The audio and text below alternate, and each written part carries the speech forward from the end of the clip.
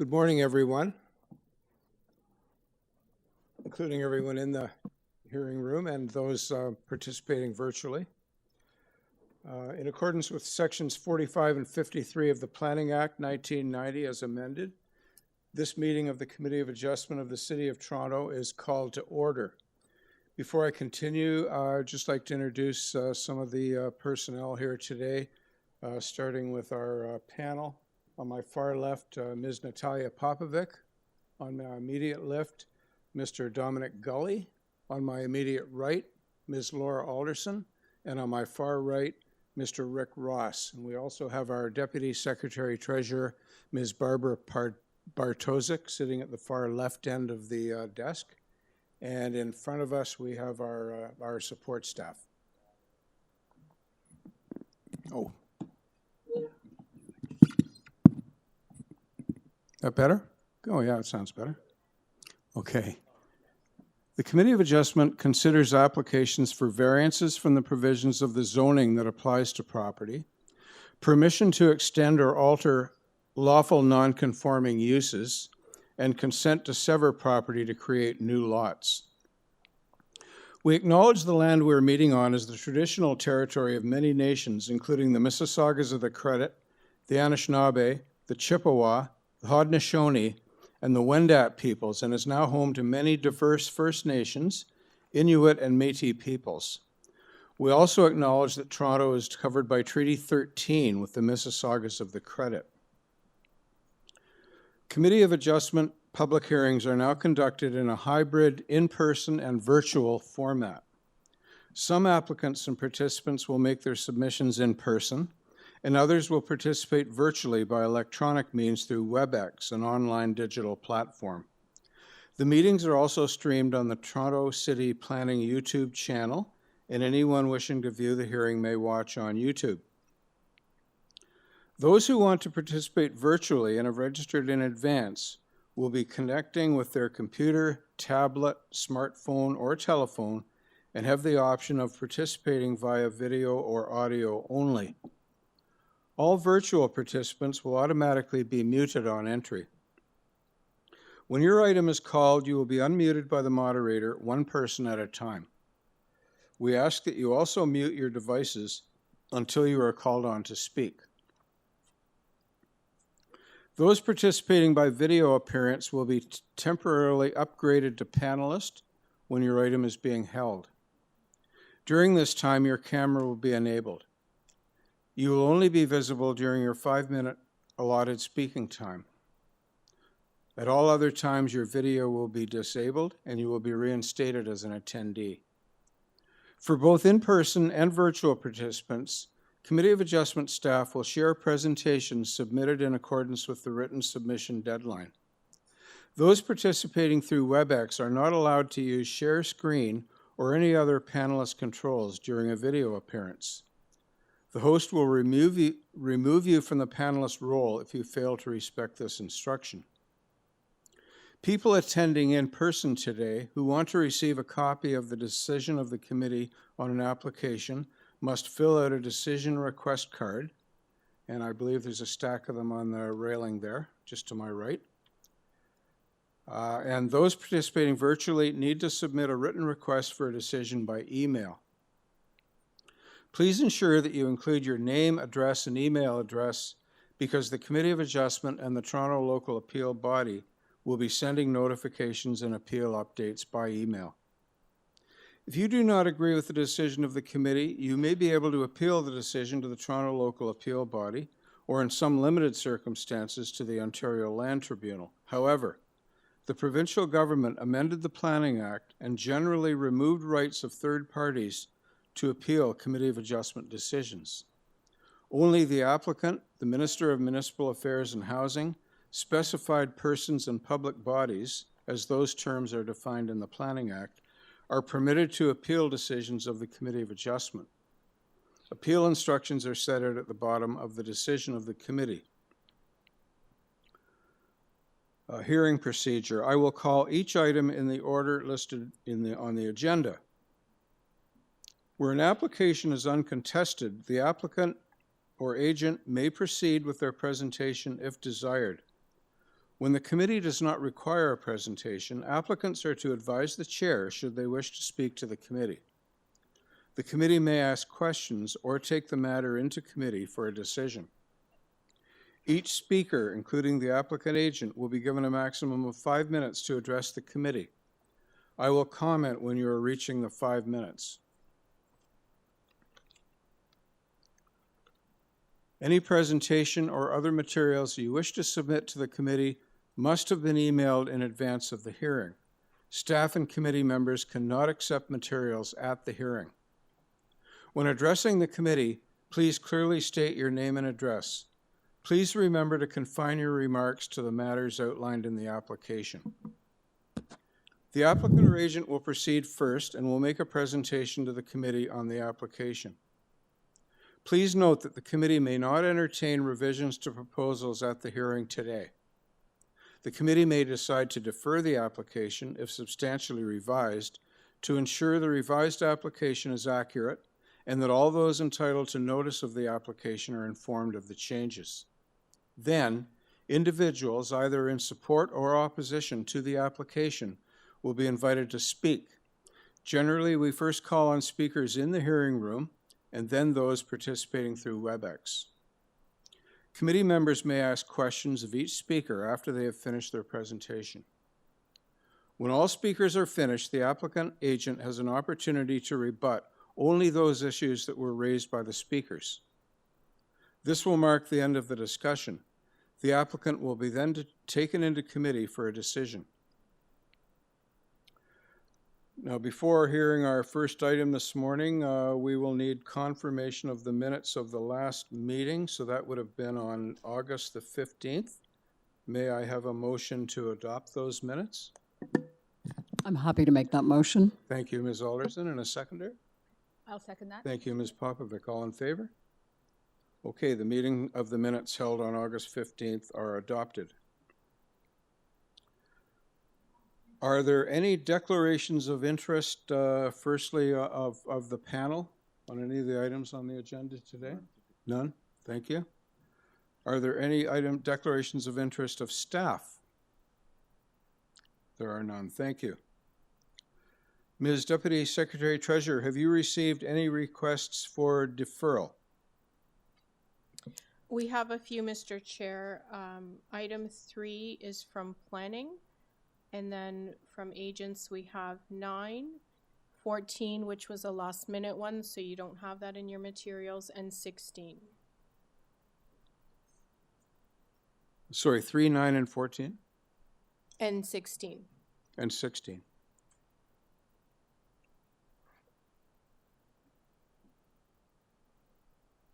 Ah, yes, okay.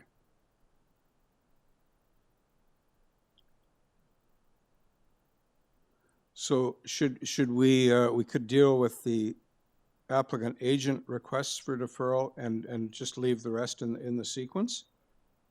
We'll do it that way. So then the first one that we, on that basis, then would be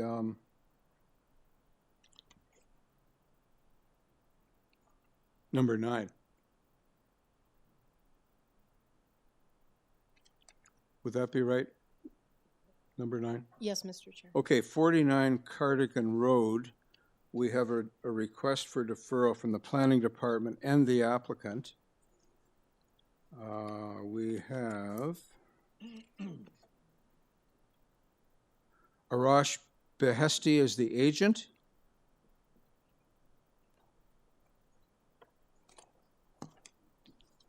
Maybe I'm just going to summarize quickly the nature of this application.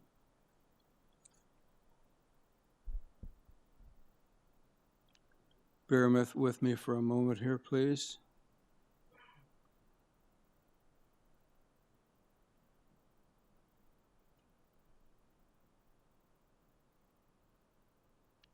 Okay, the purpose of the application is to construct a new detached dwelling with an attached garage and a deck in the rear yard. And there are 5 variances. And as I said, the Planning Department and the applicant have requested deferral. So, yes, and urban forestry as well. So, Mr. Behesti, you are the agent. Could you just please explain your reasons for requesting deferral? Name is Arash Bahashti.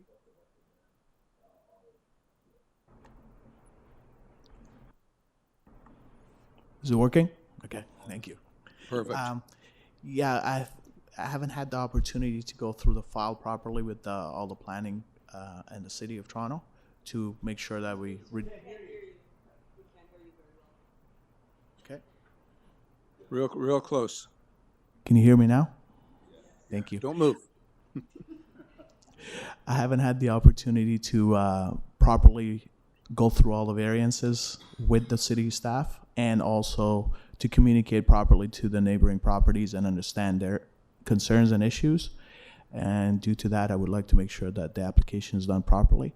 And I would like to have input from neighboring properties and do proper input, take into consideration the city staff and concerns, work through it, minimize as much as of the variances, and then come back to for minor variance. Okay. Thank you. Is there anyone in the hearing room that came to speak to this item? 49 Cardigan Road? Yes? So I can't hear you? Well, maybe, Mr. Chair, maybe we have them come up to the front, though, then, Yes. and do this properly. Yeah, if you wish to speak, please come up to the microphone. With Thank that being said, too, we do have 3 speakers on our Yes, list. I see To that. the best of my knowledge, it looks like we can ask around, but Irene is present, so she can come up. The other 2 are not present, though, Okay, according so to we'll my check list. in- we'll But we check can in. double check in case they maybe are in the chambers here, but. Yeah. My name is Irene Paco, and I reside at 43 Cardigan. So I'm not directly beside you, but we do have others attending that are next door to you. But if this gentleman kindly commits to working with the neighbors to ensure that the structure does not have any impacts on his neighbors, particularly those directly beside him, I'm quite pleased with the deferral. Okay, thank you very much, Irene. Thank you. Okay, Adam, could we try and connect, I guess, I firstly? think there was someone else in person. Oh, Hi, we're not, we didn't register to speak, but we just want to say we're We right need your name behind. and address first. Oh, sorry. We are the neighbors at 47 Cardigan Road, And your name? Lynn Wells and Joe Sikorsky. Excuse me, I'm recovering from a cold, so I'm a little hoarse here. This house is, one thing that's happened is they have switched the direction of this house. The okay, entrance, with respect, we're not here to listen to comments on the merits of this application. Right now, we're considering whether or not to grant a deferral as requested by the applicant. well, I think definitely there needs to be a deferral. These variances are impactful to our house and the house Okay, at again, 51. that's the merits. We Yeah. can hear about that when it comes back. But Okay. you're okay with the deferral? That's good. Yes, Okay, but as if long he- as they're working with us. If he would, just request that if he would come and meet with the neighbors, to discuss everything, we'd be more than happy to speak with him and, we can all work together to resolve this matter there. Perfect. Okay, thank you. Thank you very much.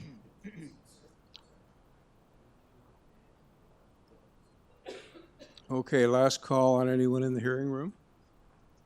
No one? So we can proceed with virtual participants, Adam. I think it's Goon Kim. Yeah, they are not present on the call at this time. Okay, so there's only one then, Elizabeth Duncan. And Elizabeth is also not present on the call at this time. So we've heard from everybody. Correct. Okay. So let's go into committee then for a motion to defer this application or not. Mr. Chair, based on the submissions we've heard this morning, I move that we defer this matter to the next. Thank you, Ms. Popovic, and a seconder. Thank you, Mr. Ross. All in favor? Okay, item 949 Cardigan Road has been deferred.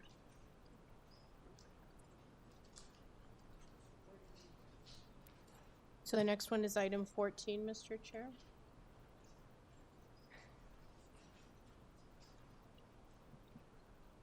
$14, yes, okay, that's 10 DELROY Road Drive.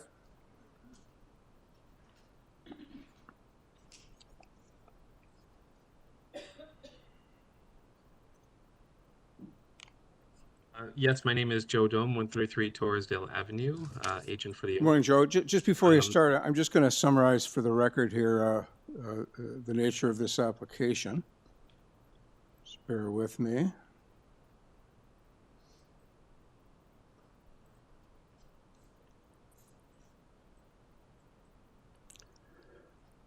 DELROY Drive. The purpose is to construct a new detached dwelling with an attached garage, and there are 7 variances.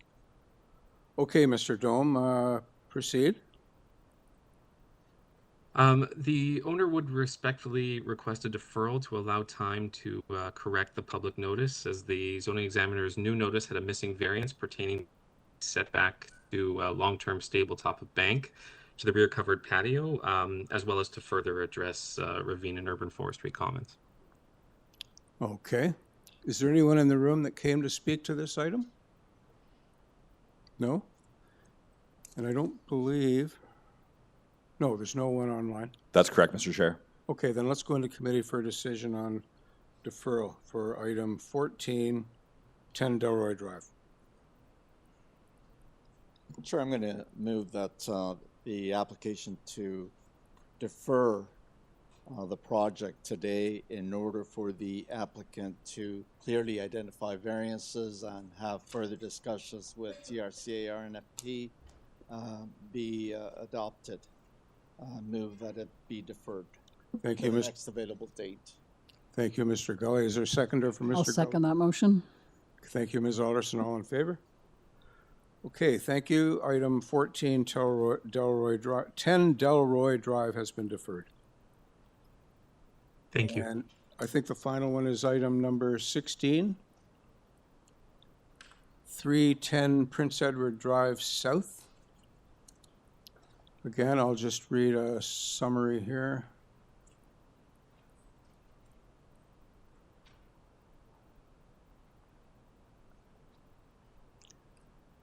The purpose of the application is to permit a hammerhead parking area. There are 3 variances. This matter was deferred on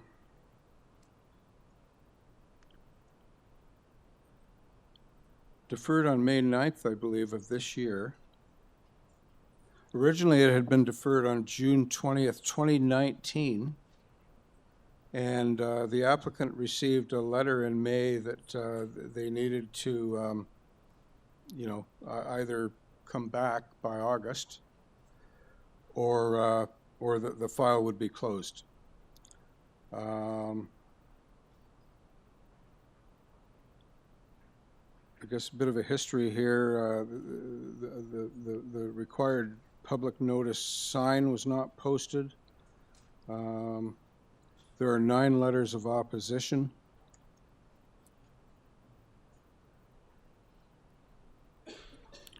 Yeah, okay, I think that's about it for the summary. Jan Petrikowski is the agent. No, it's Christopher today. Oh, I'm sorry, Christopher Tedesco. I'm sorry about that.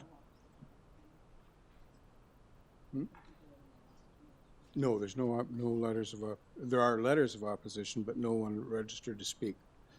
So, Mr. Tedesco, is he available? He's not listed here as being online even. Correct, Mr. Chair. He's not even online. The agent didn't register to speak, though, as well, it looks like. But no, we don't have a Christopher Tedesco on my list of attendees virtually. And if there's a Christopher Tedesco in the room, no, Mr. Chair, there is not. Okay. Madam Deputy Secretary Treasurer, is it appropriate for us to decide in the absence of hearing from the agent?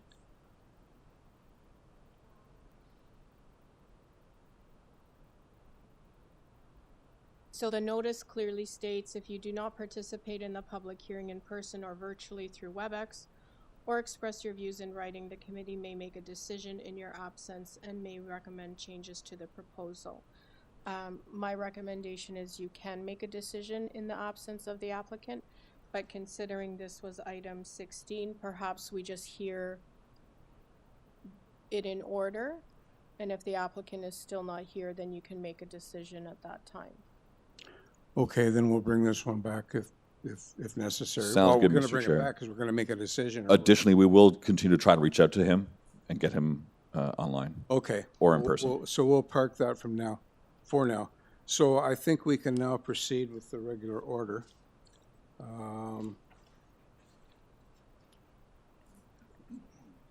Item number 1 is 9 NORCREST Drive.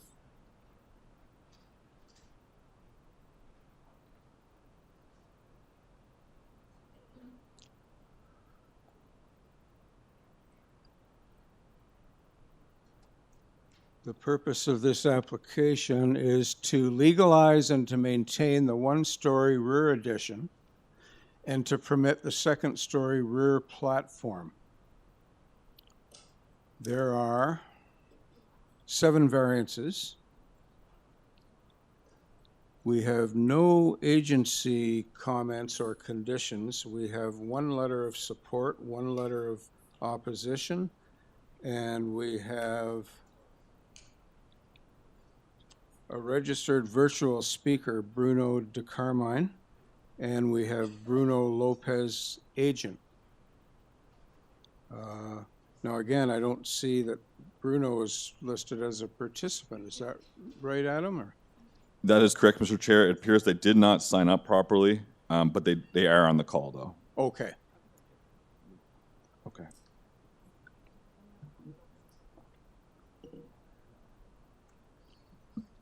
Could you check, Bruno? Morning, Mr. Chair. My name is Bruno Lopez. I'm Excel Engineering and Associates located at 1649 St. Clair Avenue West, and we are acting on behalf of the owner. Okay. This is a pretty straightforward matter. I don't think we need any clarification on any of your variances. But we do have a registered speaker, so I think it would be in your and our interest to make a brief presentation. Absolutely. Through you, Mr. Chair, this is very, very straightforward, as you mentioned. So this is an existing, let's call it balcony covered porch. Unfortunately, the owner was a little bit misled by a constructor that's saying that he would enclose the space and a permit would not be required. So this is a three season, it's not heated. And mainly the reason why he did it is because he had his patio furniture that was, getting attacked by rodents and he just decided as a little bit of storage, he would enclose these and it will be protected for the winter, so he doesn't have to clear up snow, and he will have his staff well protected. Again, we run it through community planning, no issues. We actually have a letter from our councilor Nunziata. She's aware and she's in support. The letter of support, actually, we have several neighbors from behind, from the side, from adjacent streets as well. And seems very straightforward. It's just literally enclosing something that existed since 2014. Okay, thank you. Beg your pardon?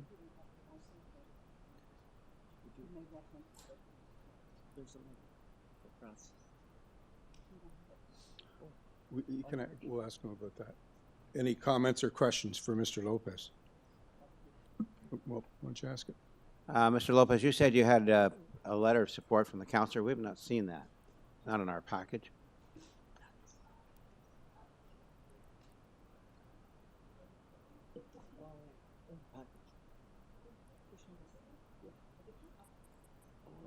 No. I didn't see that. I didn't see that either.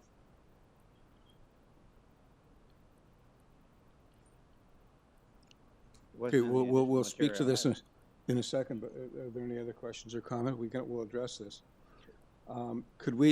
Staff, could you show Councilor Nunziata's letter?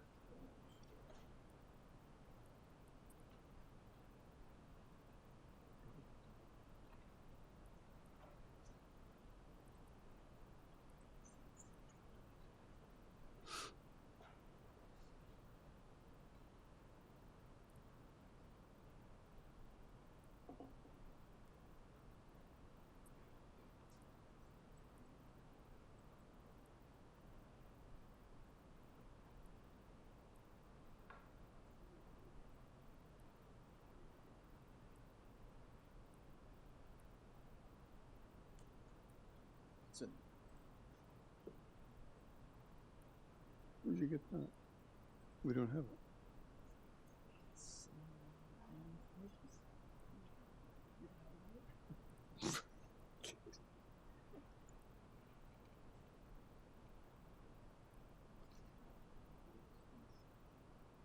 Can that be blown up for somebody with less than great eyesight?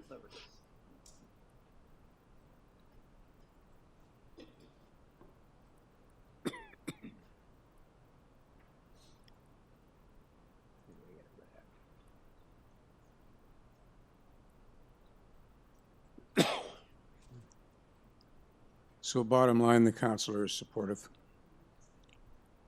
Okay. Is there anyone in the hearing room that came to speak to 9 NORCREST Drive? Okay, so the only speaker we have then is virtually, and that's Bruno de Carmine. Mr. Chair, I can confirm they are not on the call at this time. Correct, they're not on the call. Okay, my inclination then would be to proceed. It's item 1. If they're going to participate, they should be available. Do we all agree? We'll proceed? Okay. Okay, so I guess we can go right to into committee for a decision. Sure, I prefer to speak on this item. Indeed, there are 7 variances before us. The variances, in my view, are minor, they're appropriate, and they do meet the test. I'm going to move approval with no conditions. There are no UFC conditions. There was an order to comply. That's what they're doing. Move approval, no conditions. Thank you, Mr. Gully. Is there a seconder for that motion? I'll second that Ms. motion. Alderson, thank you very much. All in favor? That is unanimously approved. Thank you, Mr. Lopez.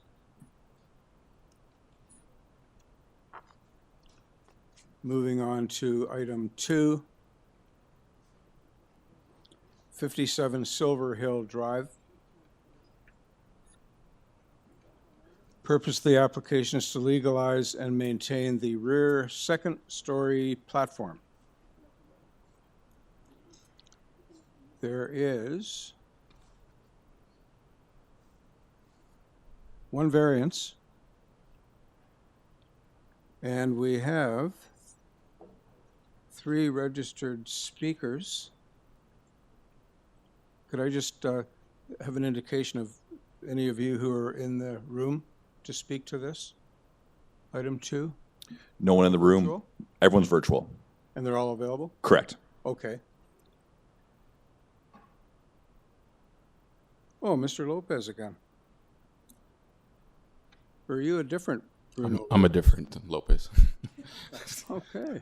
Do you know the other guy? No, I don't. All right. Okay. In light of the 3 people that wish to speak to this item, it's very straightforward, but maybe you should just explain or, justify what this is about. Sure. So good morning. And I want to start off by just apologizing to the committee and to my community for proceeding with the balcony. Unfortunately, I was misled by my contractor who said I can put up a railing on an existing structure, and he was incorrect. So I just want to apologize for that. I want to thank the community planner for recommending a solution, which is putting up a 1.8 meter high privacy fence. And I fully accept that recommendation in light of my community's objections. Okay. Great. Panel, any questions for Bruno before we proceed? Okay, good. Okay, Adam, let's bring in, I guess, Shannon Hunt first. Ms. Hunt? Good morning. Yeah. Assume you can hear and or see me. So just Sorry, what's your address, please? 59 Silverhill Drive, Okay, immediate neighbor, all right. immediate neighbor. So further to the letter, which I think is fairly self-explanatory, I think there's an element of, trust and willingness to, if we're going to have a second story balcony that directly overlooks both direct neighbors and the neighbor in behind, how that space will be used, you know, considerations for privacy and otherwise. And I think that there's, as much as it may not be bylaw related, I think the process that was used to put the railing up before it was approved, the extension of the platform that actually is larger than what is in the plans that were submitted was done, I assume, during construction of the second-story dwelling. There just seems to be a pattern of kind of stretching what is within the plans, what is within the bylaws. And as we're looking at the prospect of, you know, okay, this is now going to be usable space, what is, you know, what comes next? We anticipate it will be used regularly and often. So given that, it turns attention to, you know, noise, timing, bylaws surrounding, you know, all of those things, and how will those be followed. So everything is in the letter. I don't have anything more specific to add, and thank you for the opportunity to speak today. Okay, thank you. Panel, before we proceed, any questions for Ms. Hunt?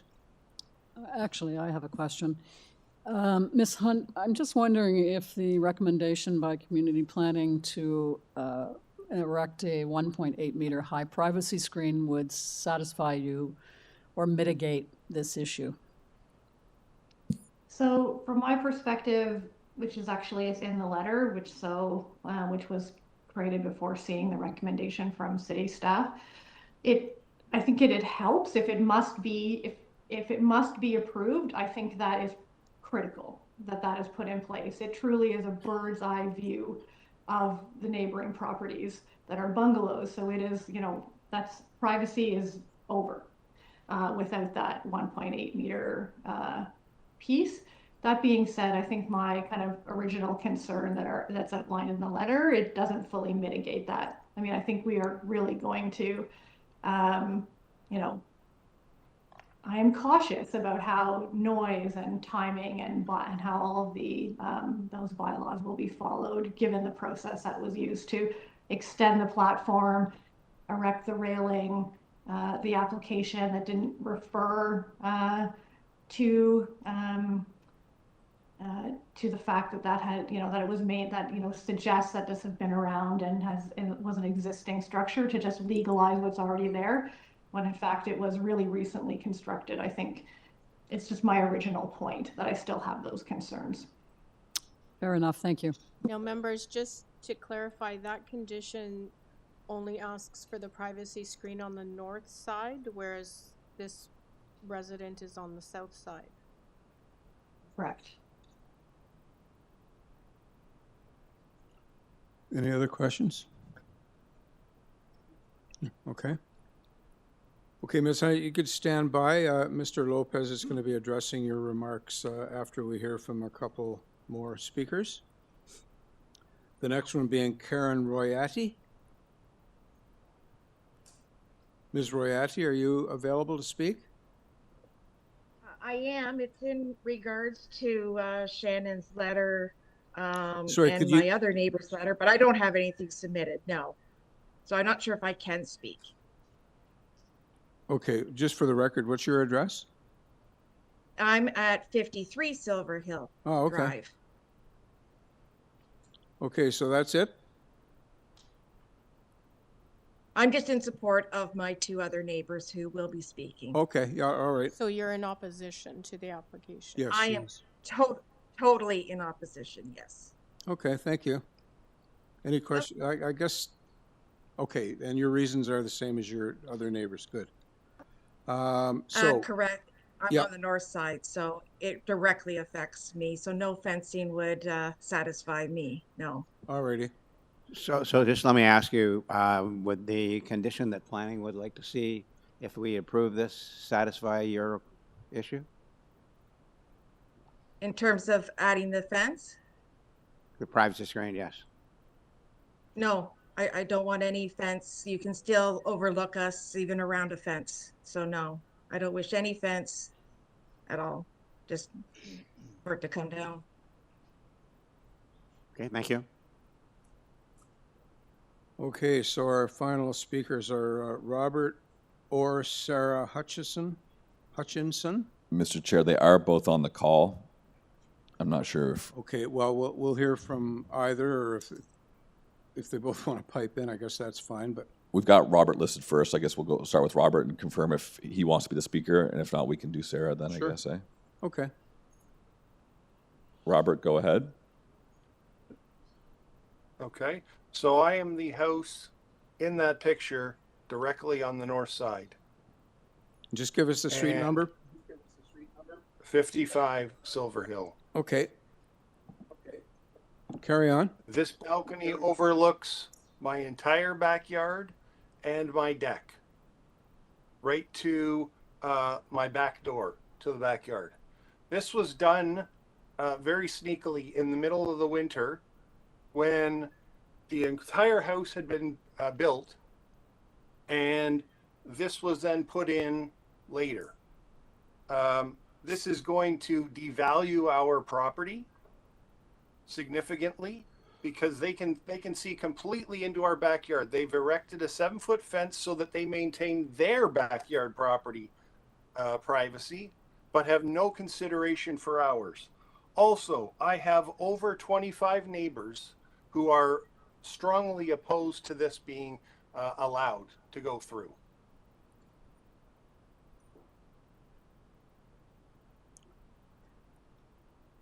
Okay, is that it, sir? I'm willing to listen to any questions that are. Okay, I was just going to offer that to the panel. Any questions or comments for Mr. Hutchinson? Anyone? Chair, I had a question for Mr. Hutchinson. My question is, there are windows on the east facade of number 57. Do they not overlook your rear yard now? No. They don't overlook your rear yard. If any of the they don't overlook the rear yard because they can only see in the one direction. The balcony allows them to see a complete 180 degrees practically. You have read the report from city planning recommending that a 1.8 meter screen be placed on the north side. Therefore, it's not 180 or 270 degree view. It'll be straight out onto their backyard and obliquely into Straight out onto their backyard, onto ours. But my question They're is, up 2 levels. They have 2 levels. Mr. Hutchinson, my question is, if your neighbors are looking out their windows on the second floor, would they not obliquely see your rear yard as well as theirs and as well as the neighbors to the south? I don't know what they can see from their second story windows. I've never been in their house. Thank you. Any other questions for Mr. Hutchinson? No. You can clearly see that they can go there and see the entire backyard and onto my deck, which has a privacy fence, which they've now overdone. They're overlooking it. Okay, thank you. Okay, Mr. Lopez, could you now rebut the remarks you've heard from Ms. Hunt and Mr. Hutchinson? So to deal with the privacy. And Ms. Royati. Okay, thank you. So regardless of the balcony, there's a pre-existing sliding window, and I can see into his backyard. So just because there's a balcony now there doesn't change my view. And if the concern is the privacy, like I said, I'm willing to comply with the community planner to put a privacy screen, and I think Mr. Hutchinson will be in a better position because I'll have a complete privacy screen. And with that screen, I won't be able to see his backyard completely. So I think he's going to be better off than if I had to remove the balcony, I can see completely into his backyard. Okay. Questions for Mr. Lopez? Comments? Sure. One question of Mr. Lopez. Mr. Lopez, the sliding doors currently, Yeah. where are they from? What room? They're from my bedroom. They're a bedroom. My bedroom, yeah. It's not from a recreation. It's not from a recreation room or a living room. No, from it's a not. bedroom. Is It's that from correct? my master bedroom, yeah. Thank you. I do have one question. The reason we're discussing this is because there's a variance in terms of the size of the balcony. Why are you asking for the balcony 4 square meters, I believe is what's... Yeah, you that's a have good... to ask anything. Yeah, good question. It's just, we like relaxing on couches, and to put a couch there in the evening, we want to be able to have enough space. That's the reason. It's for furniture that we want to put up there. As opposed to a 4, we wouldn't have the space.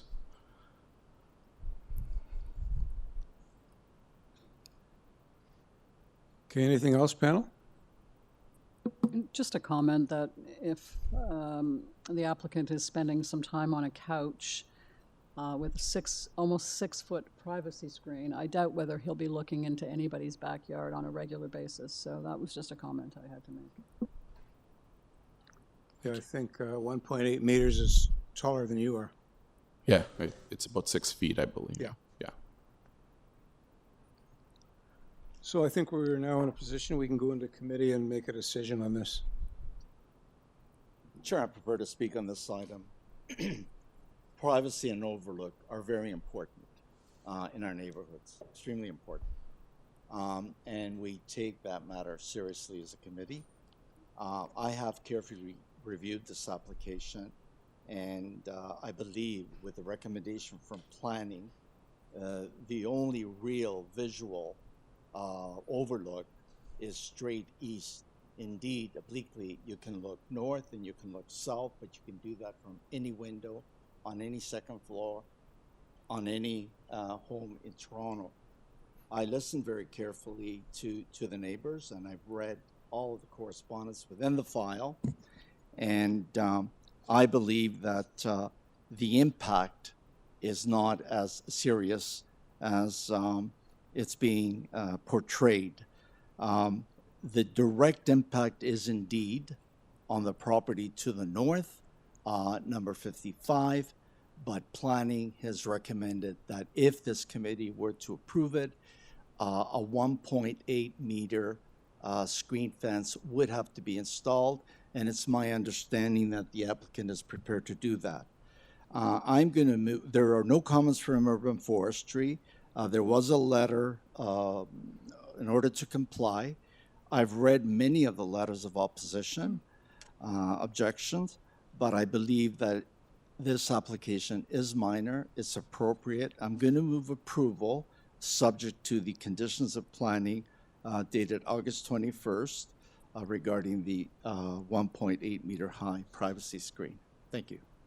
Thank you, Mr. Gully. Is there a seconder for Mr. I would like Gully's? to ask if you would be willing to accept a friendly motion to add the other side as well, so it would not just read the north side, but north and south sides. They're actually, sorry, my mistake, members, the other side is flanked by the wall, so there is no... There is no... There's a complete wall there. It's, okay. Yeah. Chair, also, given that, the size regularizes the shape of the home, and it's very narrow on one side. And again, because of the number of letters of opposition, I will extend just my comments to indicate that in terms of the size, it's not as large, because part of that is very narrow. And secondly, it's not a platform that comes out from a family room, a living room. It's from a master bedroom or a bedroom. You're not going to have your party attendees go through your bedroom to get to that balcony. Move approval with the condition of planning. Thank you, Mr. Gully. Seconder for the motion? Mr. Ross, did you want to second that motion? Yeah, I will second. I withdraw my request for a... Okay, thank you, Mr. Ross. That's seconded, then all in favor? Okay, that's approved unanimously. Thank you, Mr. Lopez. Thank you for your time. Thank you. Okay, item number 3, 186 30th Street. The application is to construct a new warehouse. There are 2 variances. We have urban forestry condition number 2. We received recently an additional information, revised plans, a cover letter, and a presentation. And we have the planning department recommending either deferral or refusal. The planning department's preference is that a site plan control application would be the appropriate next step for considering this matter, rather than a minor variance considered by this committee. We have 1 registered speaker, and I don't know if this is virtual or in person. Is anyone in the room here? You're here to speak to? That's the area resident in this case. The agent is virtual. Okay, sorry. Firstly, we need to hear from the agent. Yeah, just hang tight. So, Ishfaq Ahmed is the agent? Yes. Okay. My name is Ishfaq. Good morning, Chair and committee members. Good morning. 13th Street is a mixed use of residential and industrial land. And we are requesting a variance for the north side 0.3 meter setback, and for the driveway, the 11 meter wide driveway is allowed only up to 3 meter depth. So that's why we have decreased the overwidth from 11 meter to 8.08 meter. Our client wants to construct a warehouse, so a more driveway width depth will be convenient for them to park their heavy vehicles and medium-sized trucks. We need a driveway inside yard to access rear side of garage door to utilize it also for loading unloading. For the north side setback, the client already spoke to the neighbors and they have not raised any issue. We have kept more than 0.3 meter on south side, 3 meter. In our opinion, the variants are minor in nature, and the owner can efficiently use the land if these variants get approved. The land was this land has many other commercial buildings with less side setbacks. The industrial building opposite to our lot 199 30th Street District got approval for less side setback variance. 128 and 30th Street is 3-story office building in the same land with less than 2 feet setback. So all the variances are very minor variances. Okay, is that your presentation?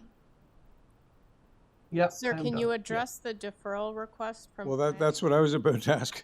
There's an elephant in the room that I think is being ignored here, sir.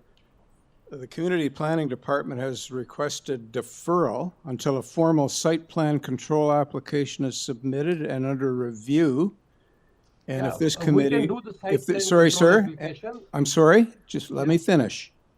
And should this committee not agree with the deferral, that this application be refused. So that's what this committee and you are confronted with on this. So what's your comments on that? So we are agree with the site plan control application. If the committee gave us the approval on the variances, we can apply for the site plan control application also, subject to site plan control. No, it's not going to work that way. Okay, so it doesn't appear that he wants a deferral, so he's made his presentation. Then we have another option. Well, the committee can make a motion. What options are? Well, let me ask the So question. we should- Why are you opposed to submitting to the planning suggestion of submitting a site plan approval application? Yeah, our client was, he wanted to do it subject to site plan approval application. He should get the variances. Anyway, if we want to put, we can defer the application if it is required. I believe the applicant has made his presentation. Yeah. It's no longer a deferral matter. It is Well, a refusal matter. Any other questions or comments for Mr. Ahmed before we invite Thomas Takavic? Chair, I do have questions. Being in a very generous sense of mood today, would you not consider a deferral since you've paid your due? You've paid to come to the Committee of Adjustment. You won't consider a deferral in order for you to meet with planning and perhaps mitigate some issues, particularly with respect to the side yards and the fact that there are currently single-family homes there, albeit legal non-conforming. You're not prepared to meet with them on a deferral? If committee is agree, we can defer this application with request. So then we will talk with the planning department for site plan approval.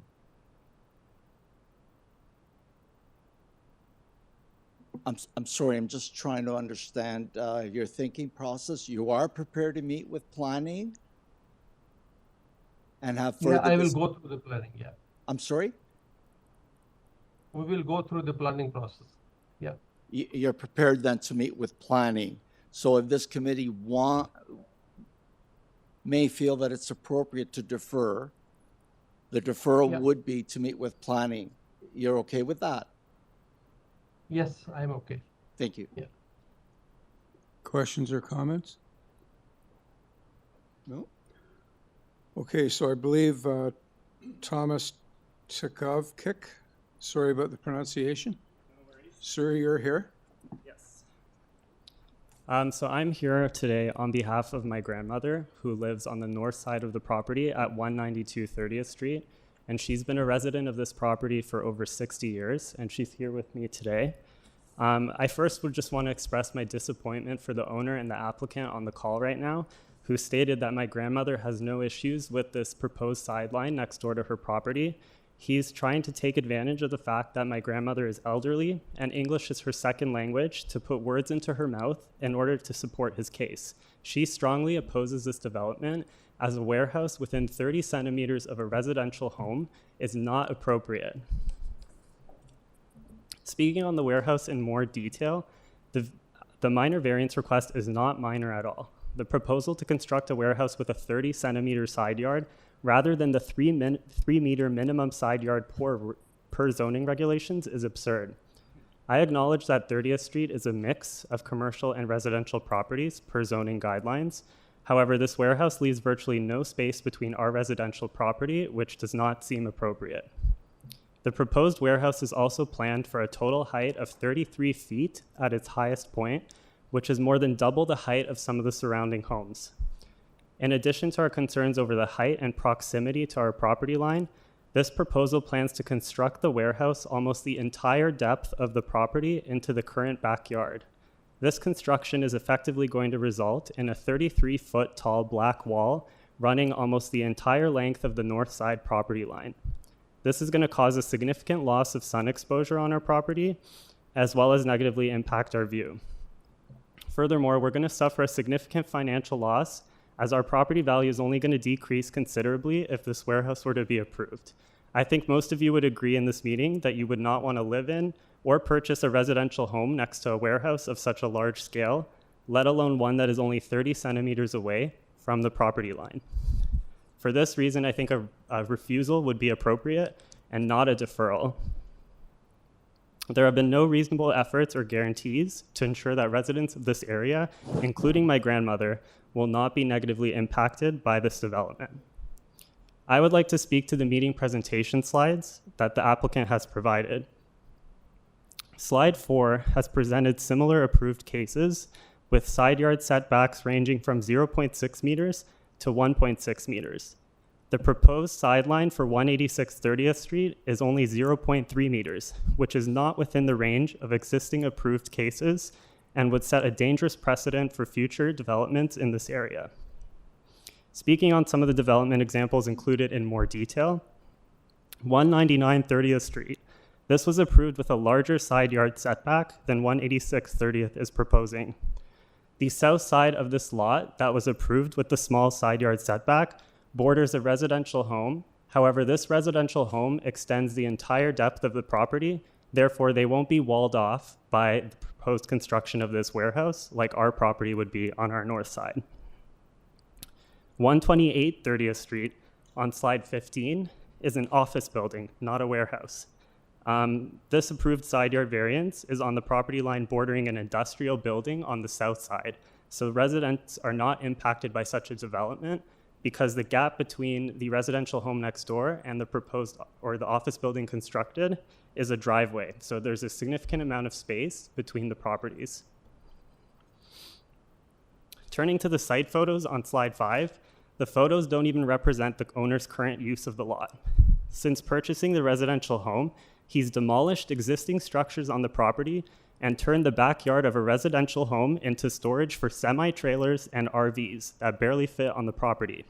Based on the proposed plans for the warehouse, which includes a garage door over 16 feet tall, it is apparent that the owner anticipates to continue utilizing this property for storage and repair of large trucks and semi-trailers, which does not seem like an appropriate use case for a property of this size. Finally, on the conclusion slide, the need for such a large variance in zoning from 3 meters to a mere 30 centimeters just highlights the fact that a warehouse of this scale is too big for the lot size. The owner acquired a residential home with the intent of building a warehouse and should have considered the zoning side yard guideline of 3 meters before purchasing it. If he had the intent of building a warehouse here, he should have purchased a property that would accommodate his plan within the city's guidelines. It is our view that the applicant should not be granted any variances to accommodate this proposed plan, which only benefits him at the detriment of my grandmother who has lived here for 60 years. And this warehouse being built is significantly going to impact her ability to continue to enjoy this property in her retirement You got years. 10 seconds, Thomas? That's it from me. Okay, you're Thank good? you. Yeah. Okay, thank you. Excellent. Comments, questions for Thomas? Sure, only one question. Yes. So it's not the issue of the side yard only, the fact that he's asking for 0.3 and the requirement is 3 meters. You're also concerned about the height? Yes. And the massing? Yes. Thank you. Anything else? And I don't think we have, I think I already asked if there's anyone in the room to speak to this, did I? You did, Mr. Chair, and these are the And only. there's no one online? Correct, just Thomas. Okay, then we will again invite Ishfaq Ahmed to rebut what he just heard from Thomas. Mr. Ahmed. Yes. Yeah, we are agree with the deferral of this application. We will go to the planning department. And for a side setback, we are proposing 0.3 meter. We can go up to 0.6 meter. We can change the variance of, we are asking for 0.6 meter. For height purpose, we have already, we went to zoning review. They did not mention anything about height of the building.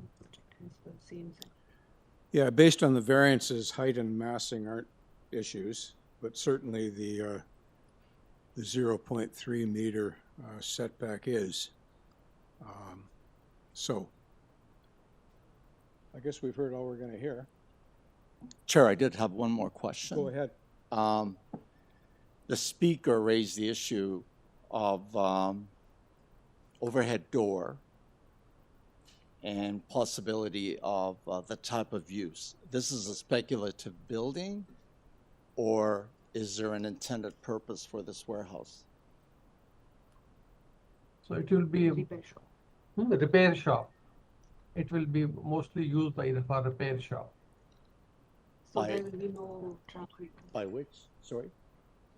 By which, sorry? What type of use? Auto repair shop. It will be used as an auto repair shop. Oh, it's automotive use. Is that correct? Yeah. Yeah. Thank you. So I think we can now go into committee. Everyone's in agreement? I guess I'll just table kind of my thinking at this point. I think we've got two options here, as set out by the planning department. We either defer, and the likelihood from deferring is the planning department is going to require a site plan control application be made and be under review.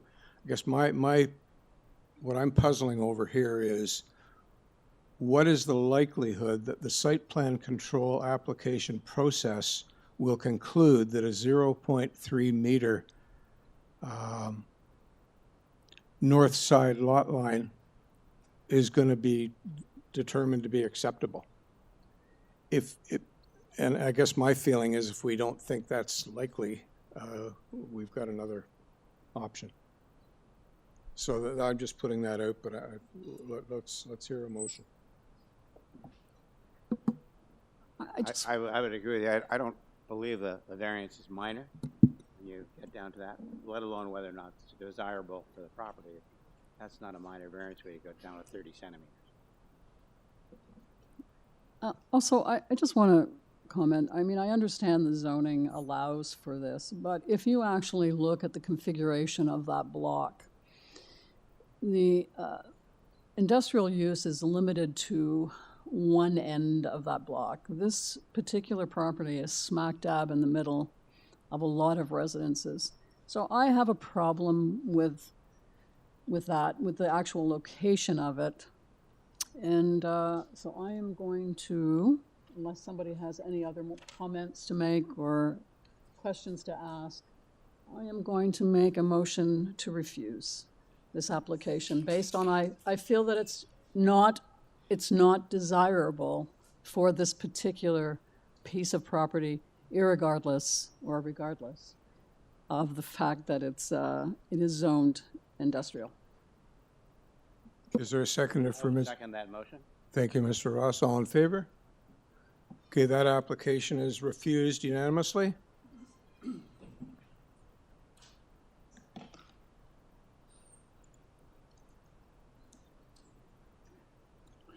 Moving on to item number 4, which is 70 Regent Street. We have a revised application. The purpose of the application is to convert the existing duplex into a fourplex and to construct a 2-story rear addition. There are 4 variances. We have urban forestry condition 1. We have a Metrolinx advisory, and we have 3 conditions requested by transportation services. We have 2 letters of opposition, and we have 1 person, Vincenzo Pietropalo, participating virtually. Is Mr. Pietropalo? In person? You're in person. Okay, sir. Okay, so firstly, we will hear from Maren Zabzuni, the agent. And just, sir, for you to consider while you're waiting, as of May 2023, you may know this, but residential zone properties throughout this entire city, fourplexes are permitted, subject only to them meeting the other zoning requirements, setbacks, height, blah, blah. So at issue are the variances rather than the nature of the use. Correct. You understand perfectly. Okay, Mr. Zabzuni. Good morning, Mr. Chair and committee members. This is Maren Zabzuni at 11 Queensway. So we're proposing this. May I? Yeah, go ahead. This is pretty straightforward, but I guess in light of the fact that we have Mr. Pietropalo here, a brief presentation would be helpful. Sure. Yes. So essentially, it's a 2-story rear addition and adding the 2 units. We did work with city planning. They did request that we improve the rear yard landscaping to 40%, which is the reason for the revisions that you see there. And other than that, they're satisfied with our proposal. I believe, I don't know if this neighbor that's speaking is the one next door, but if so, I believe he spoke to the designer a day or two ago as they are trying to address their concerns, but happy to hear from them if that's the same neighbor. And we are happy to meet transportation conditions as well. So please let me know if there's any questions. Okay, thank you. Panel, any questions or comments for the agent? No? Is there anyone in the hearing room that came today to speak to 70 Regent Street? You, yes, sir. No one else? No one online? That's correct, Mr. Chair. Okay. So, Mr. Pietro Paolo.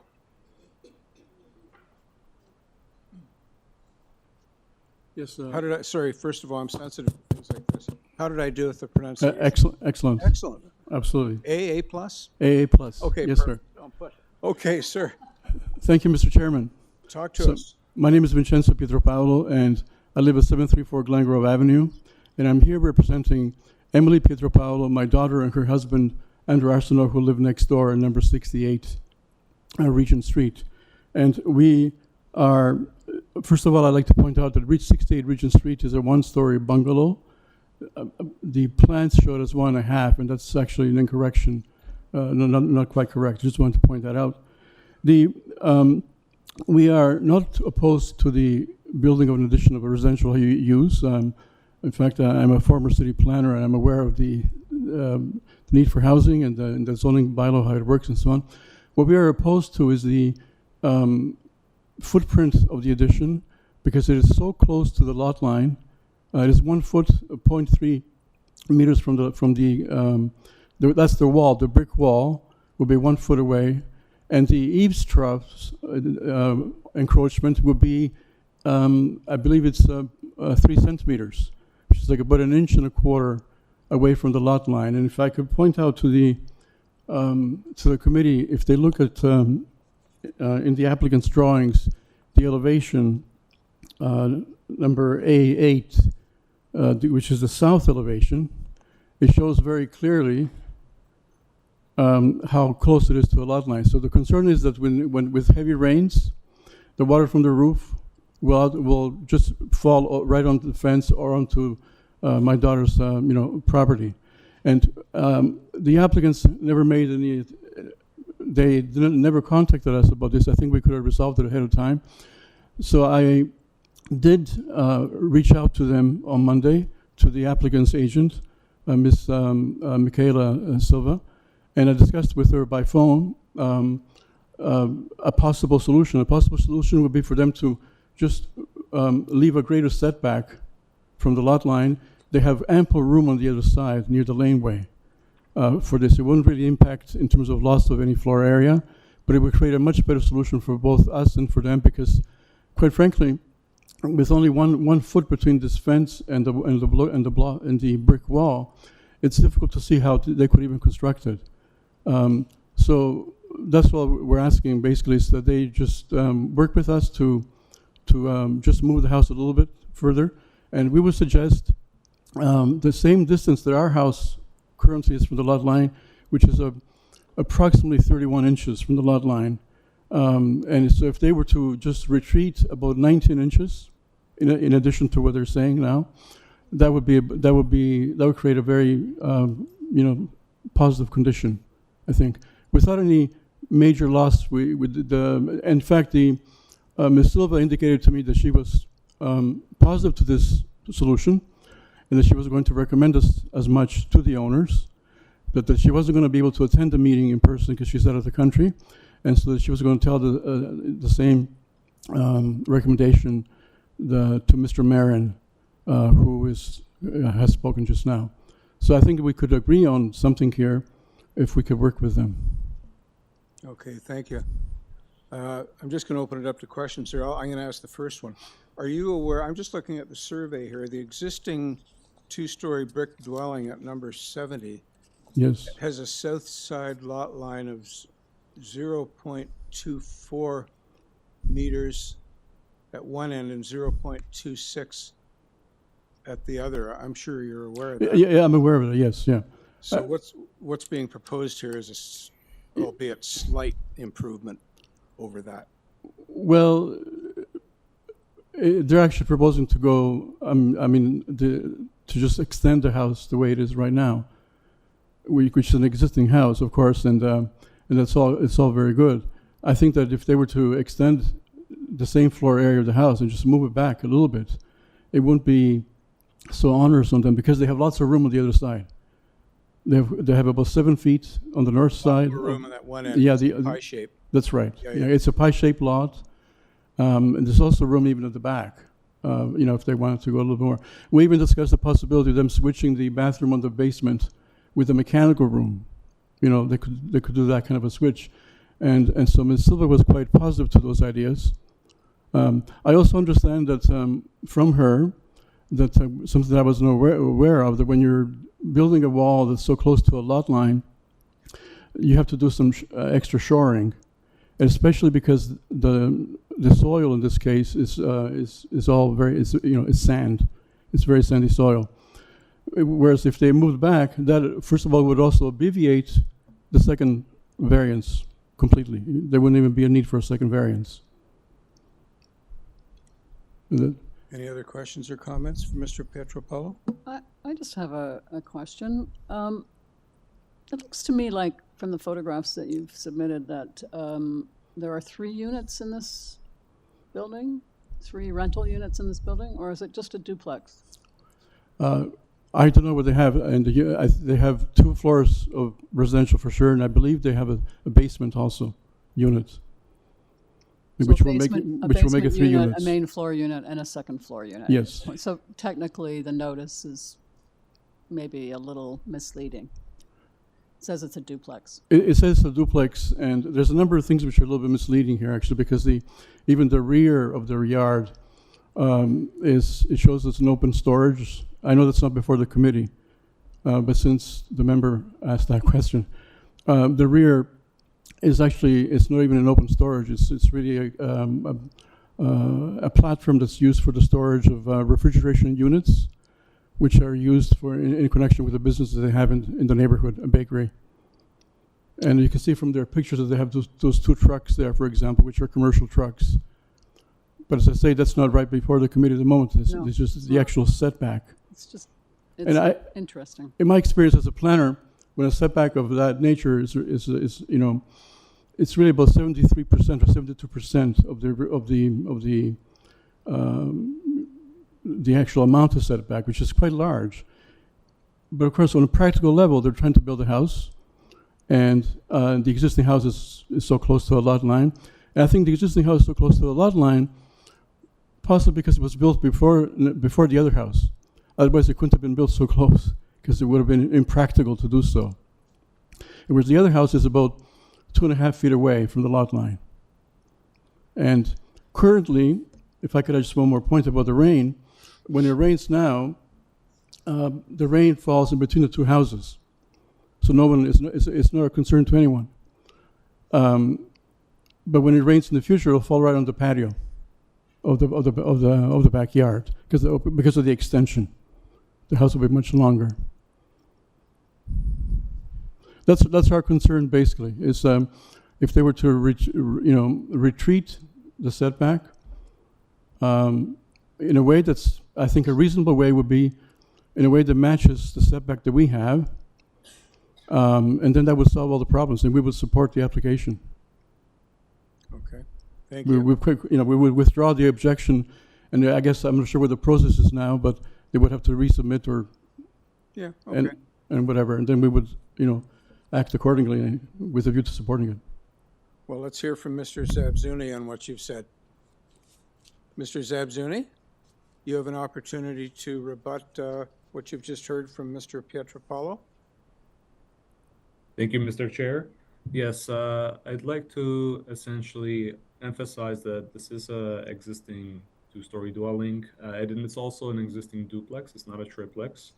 The basement and first floor are 1 unit together, and we are proposing an extra additional 2 units so that it would turn into a 4-plex. Now, with this proposed 2-story rear addition, the building length of this addition is smaller than the existing dwelling, which, as you pointed out on the survey, it's already at that minimum, at that side yard setback. It's an existing condition. So building this proposed addition in line is quite typical. It's quite common in the area. I'm sure you've seen many applications in doing so. And because this is a 4-unit dwelling, proposed 4 units, essentially space is imperative in order to facilitate the rentals. So planning had no concerns with this. Their only concern was with the rear yard landscape, which we worked with them to improve. And I believe it's minor in nature. It does meet the 4 tests. We comply with building length as well and building height. So it's just the side yard setback meeting in line with the existing dwelling, which is quite common of a scenario. Thank you. Okay, thank you. You can sit down, Peter. Oh, Thank you. thank you. Any questions for Mr. Zabzuni? Chair, I have one question. Yep. Do you want to comment on Mr. Pietrangelo's reference to the fact that the applicant is out of the country and that they may be amenable to some mitigating measures? So in regards to the eaves, we for sure are not encroaching on the neighbor's property. We're not proposing an encroachment into the neighbor's property. I understand that's one of the main concerns for them. And to my knowledge, the applicant had a phone discussion discussing the eaves on its own, and they mentioned that they'll review if maybe we can reduce the overhang a little bit or ensure we can provide clarification that there is no encroachment, but that's more related to the building division in terms of downspouts and making sure water is drained appropriately to meet building permit requirements. So there was no discussion, as far as I know, to actually improve the side yard setback further. So you wish to proceed on the basis of what we have before us? In working with planning, I believe it meets the 4 tests and it's minor in nature, correct?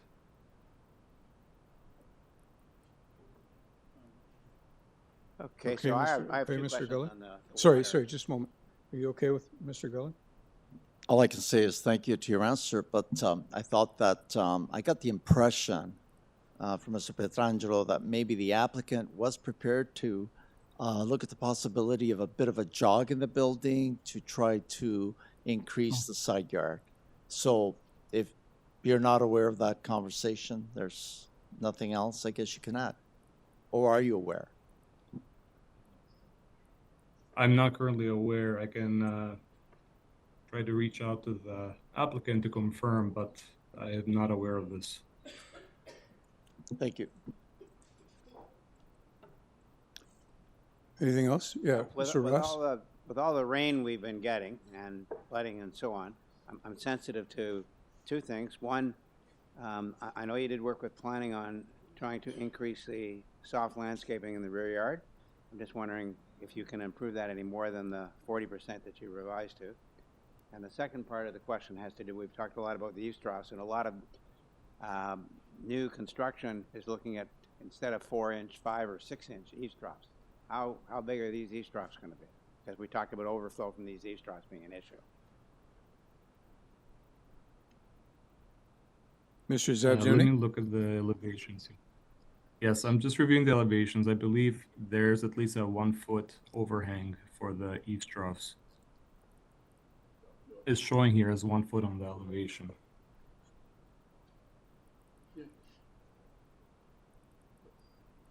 I think that Mr. Ross's So, question dealt with that's quite typical. the width of the actual trough. 4 inches used to be standard, 6 is becoming more common. Do you know that level of detail on what's proposed here? That generally is provided more on the permit drawings, but we can also propose a flat roof if you have concerns with the traditional Well, I think we're getting into the realm of substantial revisions here. I mean, we can deal with what we've got before us, or not. Right. Do you want to proceed with what there's these variances that are before us as they stand? Do you require a decision on this today, on those variances? I'm not going to deal with any speculation. We could do this, we could do that. All right. Well, Mr. Chair, I right would now like he's in to maybe- rebuttal, so he can't make any revisions. That's true too. You're in rebuttal. You can't make changes anyway. Understand. So it's a binary proposition here. We deal with what we've got or we don't. It might be beneficial to confirm with the applicant on the detailed discussion with the neighbor if the committee would so allow. And with that said, I suppose if a deferral may be in motion considering. So I do apologize for that, but I am not aware of the discussions the very recent discussions that the applicant and the neighbor had. So are you requesting that we defer this application? If the committee would oblige, then I believe. Well, we don't know just about that to yet. get clarification. We don't know about what the committee wants to do. I'm asking you what you want to do. We can make a decision on what we've got before us or defer it. Again, Mr. Chair, at this point, it should be a decision. They've made their presentation, the neighbors made their presentation. The opportunity for a deferral would have been before May I they request? presented. May I request we remove this eaves variance then and move forward with the other variances? I believe we can propose a parapet design roof in order to improve the setback, and that will not require any revisions to the addition. It will just essentially address the neighbor's concern, and it will not introduce another variance. We're comfortable taking that route so that we can address the neighbor's concerns and the committee's concerns while still moving forward with the application. What variances would you like us to consider approving? Specifically, 1, 2, 3, or 4? One moment, let me just review here. For your information, Mayor, the list of variances is up on the screen for you.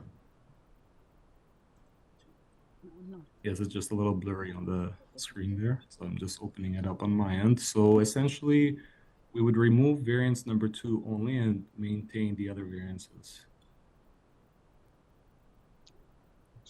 So the your roof south variance would be side lot removed. line of 0.33 meters would remain under consideration today. Correct. Only the eaves encroachment would be removed. Correct. Okay. Are we? Let me understand why the variance that the chair discussed, you don't wish to remove? Number one. He doesn't want to remove number 1. Right. As mentioned, it's in line with existing dwelling, and it's the building length of the proposed rear addition is smaller than the existing dwelling. That's the reason that this is not a new build, and planning has no concerns with that either. I believe the main concern of the neighbor is the eaves, which we're addressing currently, and I believe that's a meaningful compromise.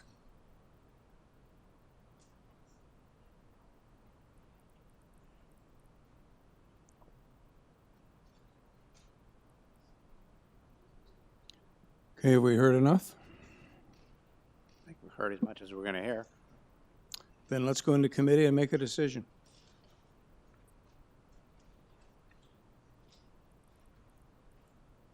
Chair, I'm prepared to speak on this item.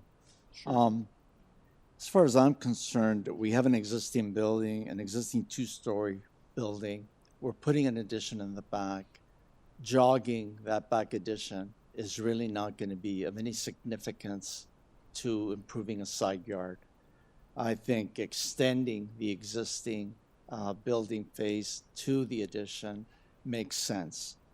The fact that the applicant is prepared to drop variance number 2, I think is generous, and he'll have to deal with the issue of drainage, and he's prepared to do that.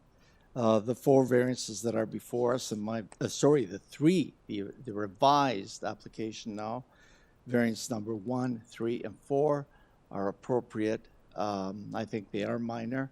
I'm going to move approval subject to urban forestry condition number 1 and transportation conditions of August the 14th. The Metrolinx comments were just advisory. Thank you, Mr. Gully. Is there a seconder for Mr. Gully's motion? There is not. That motion failed. I'll ask for another motion.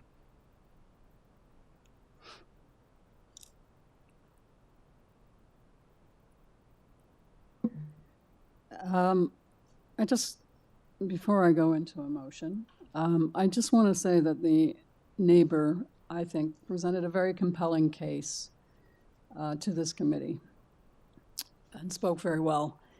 I'm just not, I know the variances are relatively minor, but I'm not sure they're desirable.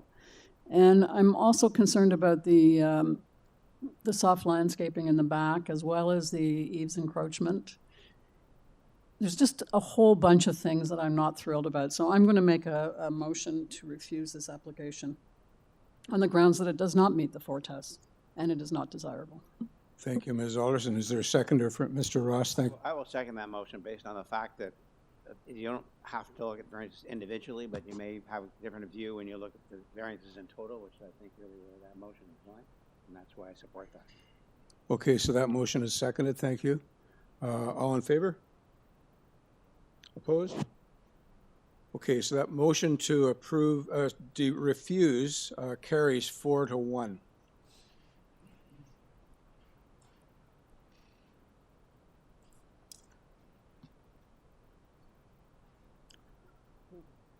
Okay, item number 5 is 14 Lloyd George's Road Avenue. 14 Lloyd George's Avenue. George Avenue, sorry about that. We have urban forestry condition 2. We have a Metrolinx advisory. We have no other agency comments or concerns. We have no registered speakers virtually, is that right? That is correct, Mr. Chair, just the agent. Okay, and is there anyone in the hearing room that came to speak about 14 Lloyd George Avenue? No? Okay, the agent is Stepan Sukiasyan. Sion? That's right, thank you. Yeah, 3 variances, very straightforward. Sorry, I didn't do my little summary here. Construct a 2-story rear addition and a 2nd story above the existing dwelling, along with interior alterations. 3 variances. Pretty straightforward, easy to understand. Committee, does anyone require a presentation? No, we're all good with that? So, Stepan, if you're okay, would you be content with just answering any questions that we may have of you? As opposed to sure. hearing a presentation? Thank you. Okay, so panel, any questions or comments? None? I just want a bit of an explanation as in variance number 3, why the side yard setback is what you're proposing. That's just we have a 4-foot addition in the back that's just continuing in line with the existing house. Okay, so it's straight in line. Okay. Thank you. Yep. Mr. Chair, I'm prepared to bring a motion forward. I believe this matter is relatively straightforward. I believe it meets the 4 tests. I move to approve with urban forestry recommendation number 2, and I believe those are the only conditions. I'll second Thank that you, Ms. motion. Falk. Thank you, Ms. Alderson. All in favor? Okay, that application is approved unanimously. Thank you. You want to take a break now? Yeah, let's take, how long do you want? Can't be 10, it's got to be 13. 11:15. We're going to break until 11:15. Sounds great, Mr. Chair. Thank you. All right, so everybody, if just to clarify quickly there, we are going to take a short recess till 11:15, at which point we will restart the meeting. Thank you. Okay, number 6.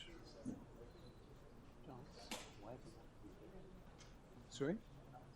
Does it have to end on a 0 or a 5? Staff. Oh, you're like an actual Vince and I work together. Vince and I work.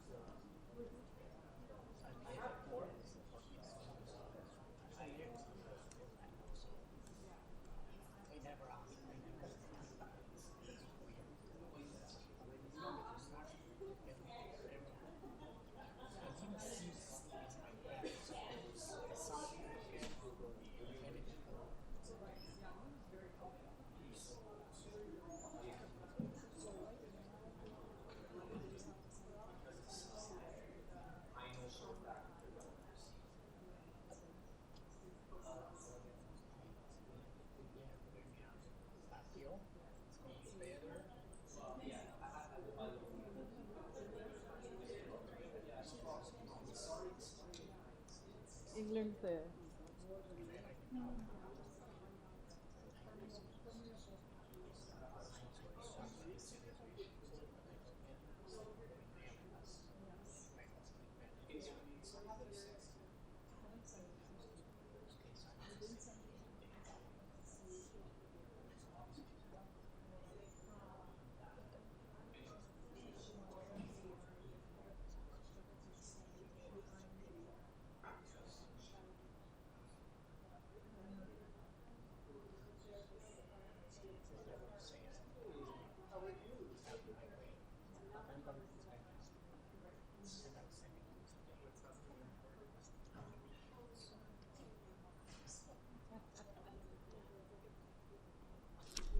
How are you? I didn't recognize. Oh.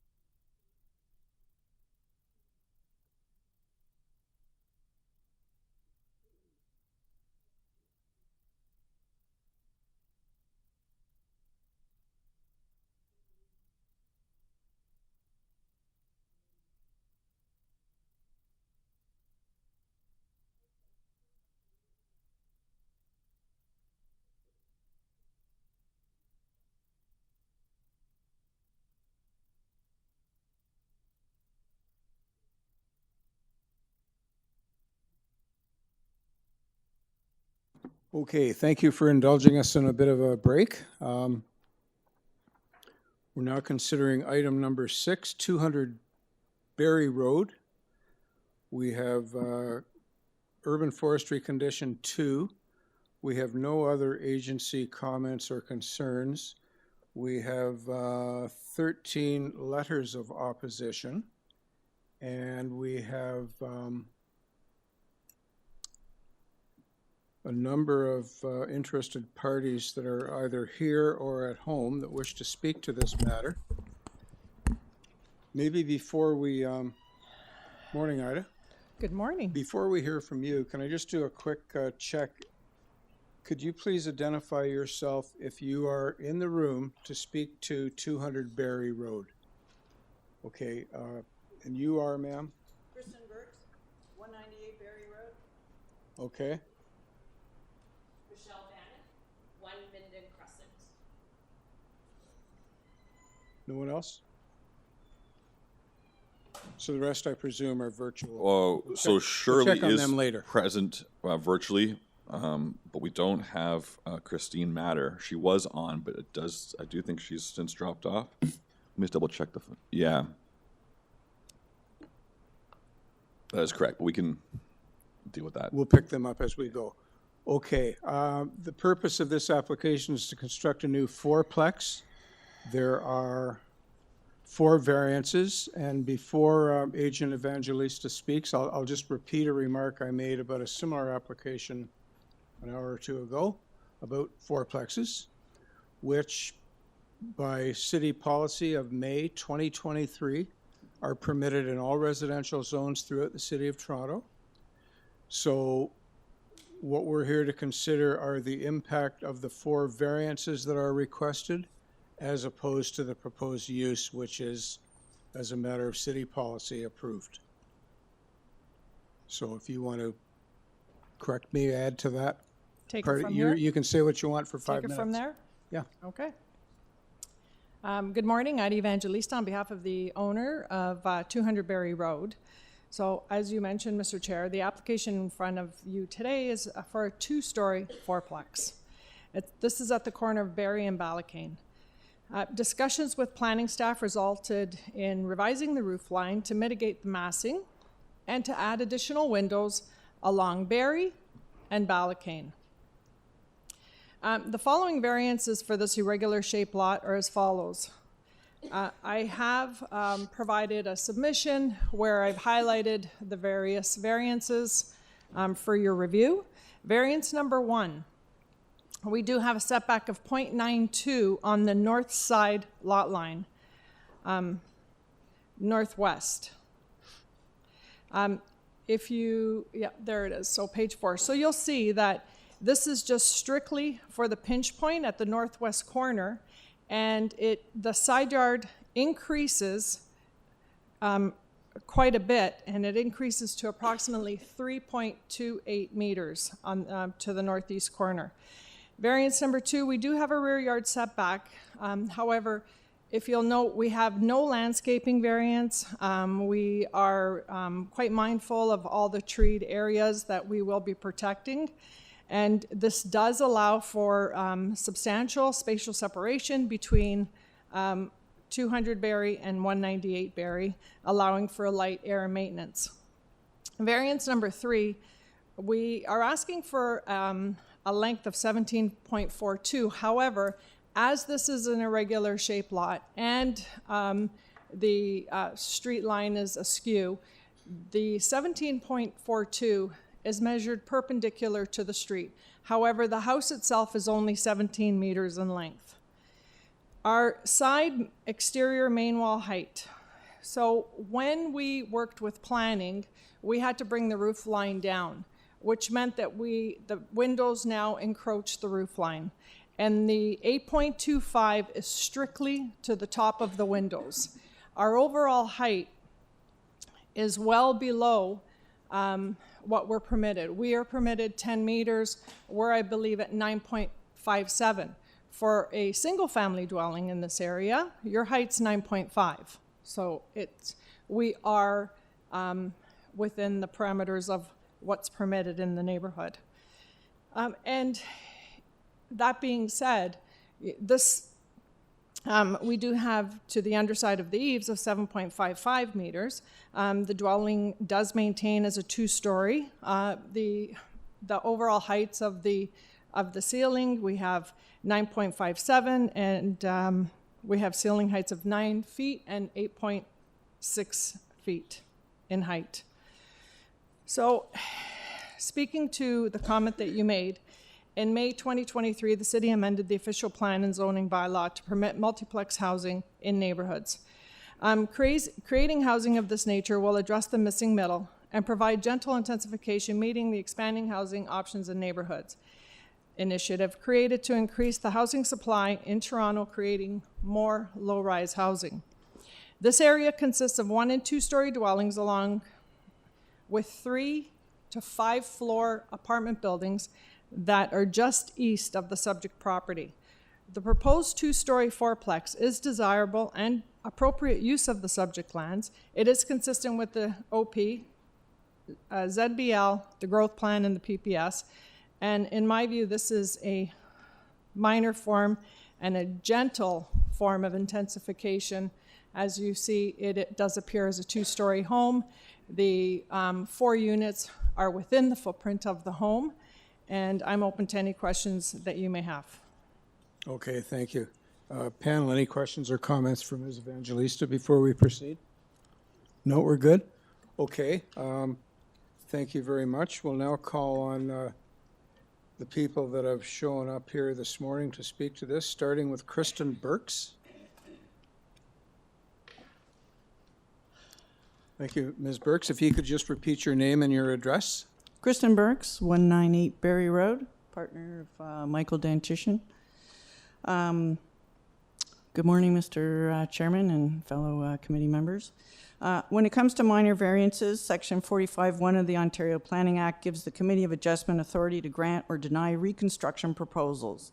The variance must meet 4 criteria to be accepted. I will argue that 200 Berry Road's proposed reconstruction does not meet these minor variances, particularly under criteria 3, the variance must be desirable for the appropriate development or use of the land, building, or structure, and criteria 4, it must be minor in nature. Mike bought his house 25 years ago. We are now both retired, and Mike enjoys spending his time watching cooking shows on TV and then testing these and other new recipes in his kitchen. Our kitchen faces west, and that's where we get most of our lovely kitchen sunlight. The proposed building will be 31 feet tall. The height seemed really tall, so I looked it up. It's generally accepted that 10 feet is 1 story. We're struggling with the fact that a 31-foot structure is effectively, it may fit within the minor variance, but it will have the impact of being a 3-story building. This will drastically decrease our privacy, sunlight, and property value and access to peaceful and quiet neighbors. The new structure will completely throw the west side of our house into darkness. The impact of this will be completely block off the precious natural sunlight coming into our kitchen, and it will completely throw our driveway into darkness, thereby making our driveway a total skating rink in the wintertime. The first is a mental health issue, but with Toronto's long, dark, hard winters, we both deserve to be able to enjoy cooking in a sunny kitchen, and it's a safety issue because nobody wants a skating rink for a driveway. The impact of the proposed changes may appear minor on paper, but their negative impact on us and our surrounding neighbors will be huge. We are not against change. We have not objected to the extensions built at 1 Minden Crescent, and we've not objected to the monster homes that have just gone up down the street 2 and 4 houses away, 194 and 190 Berry Road, respectively. That is because these are single-family residences. What has been proposed for 200 Berry Street is an apartment building, so that we feel is not in keeping with the overall structure and tone of the single-family homes in our neighborhood. And it will not provide the kind of low and moderate income housing the City of Toronto desperately needs. Again, this structure is not a minor variation. It will be the conversion of a single-story, single-family home on a nice corner with lots of green property into a 4-unit apartment building with all the noisy demands of multiple residents and all the noise, garbage, and parking hassles that go along with significant increase in population density. Again, this is not an appropriate use, we would argue, of the land, building, or structure under Section 45, subsection 1. Criteria is 3 or 4. The other major concern we have is the crosswalk. In front of our house is a bus stop, that ferries many of the condo residents down on the lakeshore and homeowners in the immediate vicinity up to Old Mill subway station. In front of 200 Berry Road is a treacherous crosswalk that families and elementary and middle school children use several times a day to get to and from the school. I have nearly been seriously struck a couple of times during the last 6 months crossing that crosswalk with our golden retriever in the morning. People frequently pass the stop bus that stops in front of our house at 198 Berry Road, where they are urgently trying to get to and from wherever they're going. Yes, it's illegal. They pass on the left of the bus anyways. In front, immediately in front of the nose of the bus, is the crosswalk located in front of 200 Berry Road. The fact that people are not stopping for the bus and they are going around the bus means that they are entering that crosswalk blind. If 200 Berry Road is allowed to build his apartment building there, this will further reduce critical sight lines and visibility at this crosswalk. The additional parking of the residents at 200 Berry Road apartment complex and their guests will only compound the problem, we believe. If 200 Berry Road is allowed to put an apartment complex on that very busy corner, I can safely predict that this crosswalk will be upgraded from treacherous to legal. I'm not being melodramatic. It is just a matter of time. And when a pedestrian is seriously injured or killed at this crosswalk, there will be a ripple effect. 8 houses up from Berry Road is the elementary middle school. It is a small population of less than 500 students. Everybody in the school basically knows by sight or name or in person the other students in the school. I believe that at the very least, the city has a responsibility to prevent this tragedy from occurring. And so I will end by notifying everyone of this dangerous situation. We simply cannot afford to put up an apartment building on the corner of Berry Road and Ballacane Drive because of the sightline issues. Thank you for your time. Thank you, Ms. Burks. Before you leave, panel, any questions or comments for Ms. Burks? Chairman, I have a very quick question. Thank you very much, Ms. Burks. That was an excellent and comprehensive presentation. I just wanted to ask you if you could please tell me directly what's the impact on your property, right? You're at 190? 98. No, we're right beside. We're right, You're 198. Yeah. Okay. Yeah. So that's why I'm saying it just throws the west side of the house completely in the shade. You're at 198. Yes. Thank you. No, nothing else for Ms. Burks? Yeah. Thank you. Okay, then let's invite Michelle Bannock.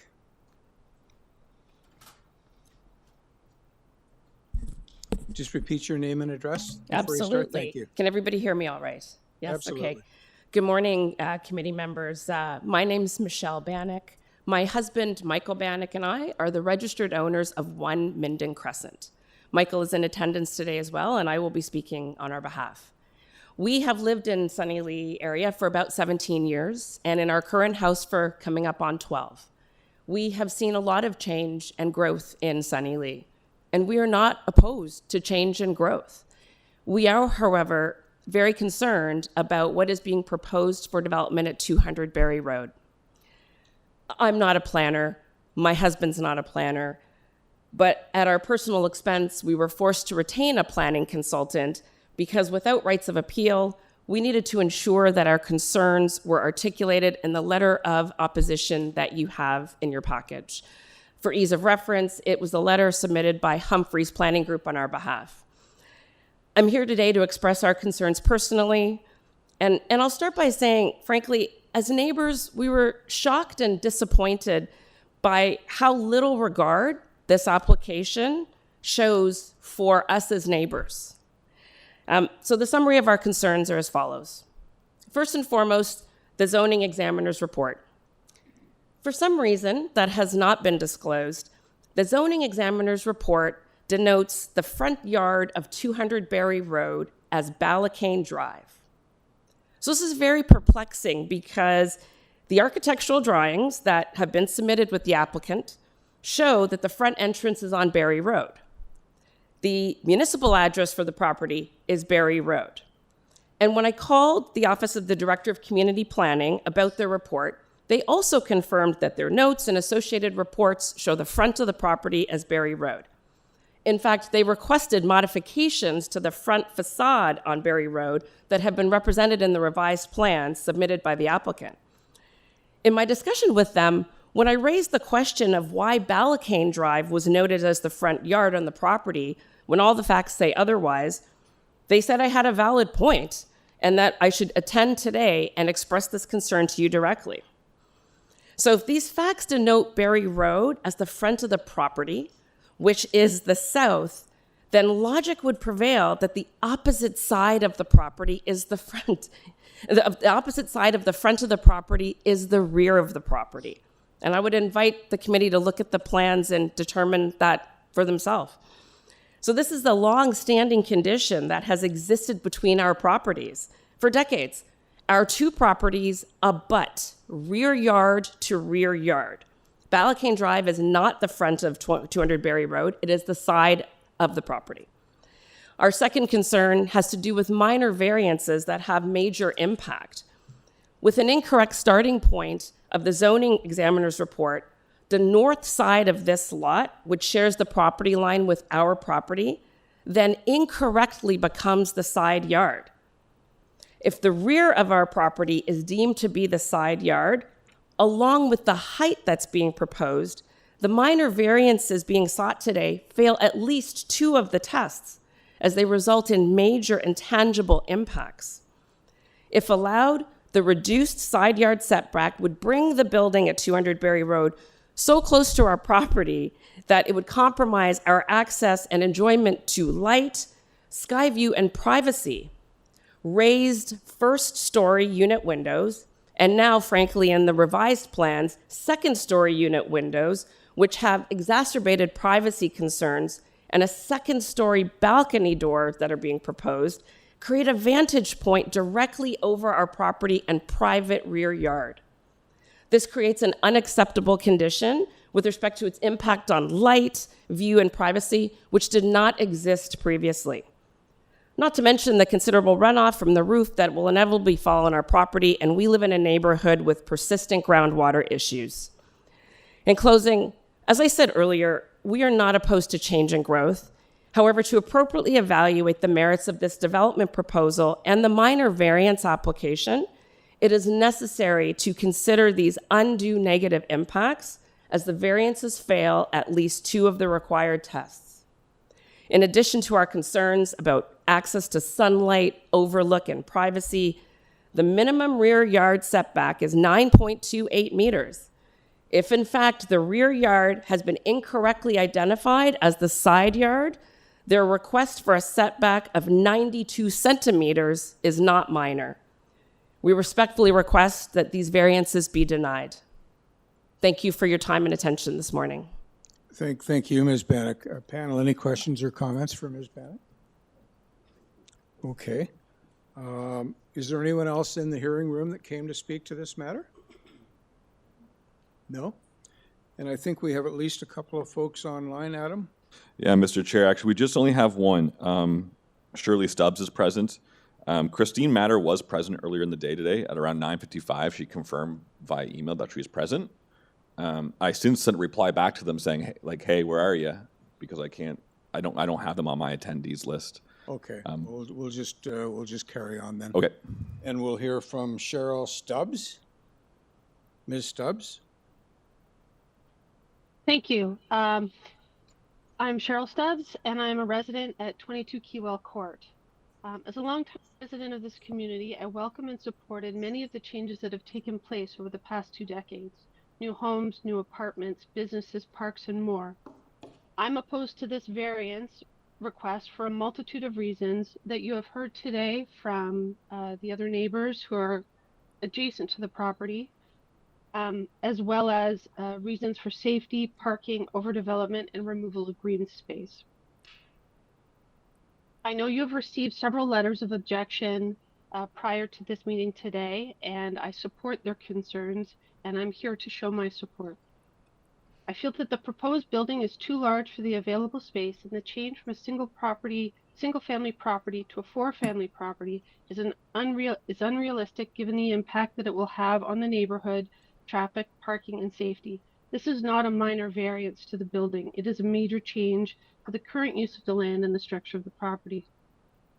The proposal of the property would mean the addition of upwards to 16 people living there when it's designated for 4, and it also means that we could see additional cars and traffic belonging to those tenants and their guests. There is no space for upwards of 8 cars on the property or the adjacent streets, especially when school is in session. As previously mentioned, the property is only a block away from school, a daycare, and a Parks and Rec facility. Parking and traffic are already a concern from 7 in the morning till 8:30 at night, at least 10 months of the year.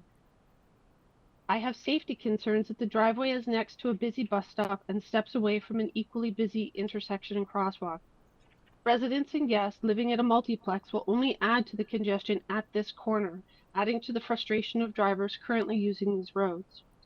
These drivers often take side streets at great speed, causing further traffic problems and safety risks to the residents where we do not have sidewalks and we are forced to walk on the streets. I'm also concerned at the size of this proposed multiplex as it will swallow up valuable green space that we have in the city and it will build right over it.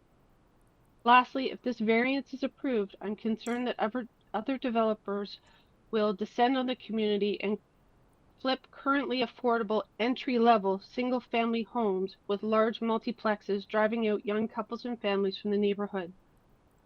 To emphasize this point, we don't have a lack of rental units in the Stonegate community area. We currently have, as of this morning, 62 available apartments for rent. We don't need more apartments. We need more affordable entry-level homes for young families to enter into. For all of these reasons, and the other ones stated by the residents, I ask that this application not be approved. And I also ask that you take a very long look at the application that Michelle had mentioned in the previous statement from Humphreys and Associates. It is an incredible job as to why this property should not go ahead at this location. Thank you. Okay, thank you, Ms. Stubbs. Panel, any questions or comments for Ms. Stubbs? No, I just wanted to make a comment, though, that 1 block away, when you get to the other side of Park Lawn, this area is full of mid-rise rental units, which is what the speaker just referred to. And what I like about it is, so it's a neighborhood that welcomes this sort of development, but it's almost, if you look at this from a planning perspective, as a precinct, this particular precinct or block has had no mid-rise development. They've all been sort of allocated to one area of this particular street. And I just wanted to say that I like that it's, if you want to divide it into precincts, this is single-family residential, and the next precinct is mixed-use mid-rise rental. So I just wanted to make that comment. Okay, anything else before we hear from Ms. Evangelista? Okay, Ms. Evangelista. Mr. Chair, I just do want to bring to your attention again that last Ms. Matter still didn't reply to my email or show back up, so good. Thank you. Not good, but safe to proceed.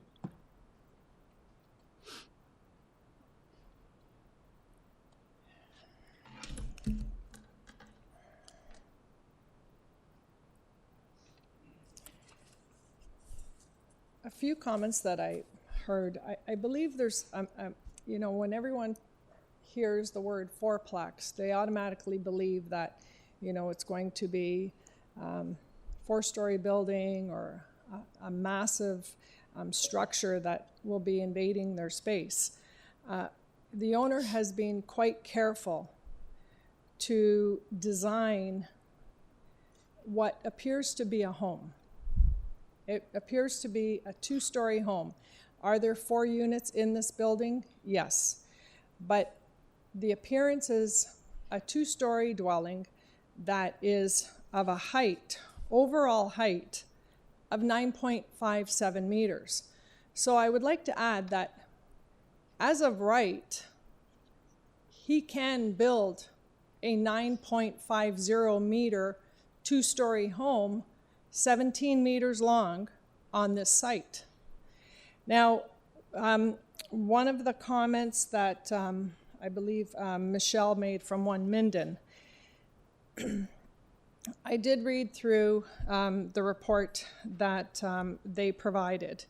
So regardless of which way the home is oriented on a corner lot, the front line is determined to be the shorter of the two lot lines which abut the two streets. And in this instant, Ballacane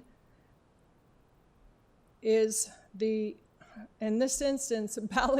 the shorter lot line. The longest frontage facing the street is Barrie. So that's why Ballacane is being considered as the front. Barrie has the longer lot line, and that's considered as the side. So the zoning examiner was correct in determining her variances. So the other comment is regarding traffic, safety, the crosswalk. So yes, we have TTC, bus stop. We have setback, and I may add that transportation has not provided any comments. They are satisfied with this application.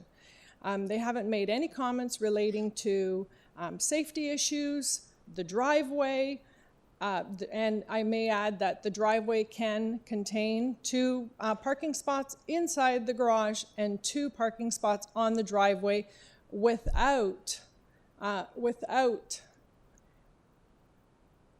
any obstruction to passerbys, because there's a sidewalk there and then there's a boulevard. So the safety issue, the crosswalk issue, to me that sounds like that perhaps could be also something that the neighbors can get together and talk to the local councillor and have him perhaps install some other safety features. I respectfully submit that what we're proposing will not add to any more harmful situation in this particular area.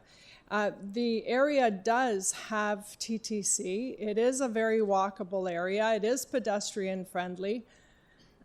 And for what I am hearing, I know that safety is a huge concern, and Barrie is quite wide, and I believe maybe there's other mitigating factors that have to be imposed along the street. However, I'm not seeing how that is something that 200 Barrie would impede in this area. This is a very gentle intensification in this neighborhood. We've tried to maintain this structure to appear as a 2-story home, which is what we've done. As we know, the city, we're going forward with multiplexes. And the other comment that they did make at One Minden, if you look at page 3 on my submission, Adam, Paul? We're trying to get it. I think we may have a bit of a freezing of the computer, but okay. It's coming. Okay, there we go. So page 3, so the top 2 pictures, where you were. There we go. The top 2 pictures, that's the rear yard, and behind, see the top picture on the right, you'll see that right behind those trees, that's 198 Barrie. So that was the first speaker that you had, Ms. Burke. So that's their view from their kitchen. Now, we will not be imposing on that. The trees will remain.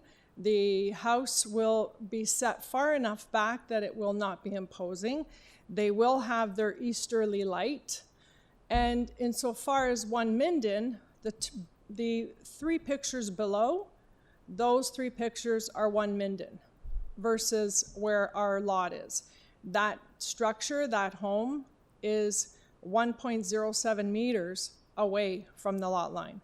We are only proposing 0.92 only on the pinch point on the northwest corner.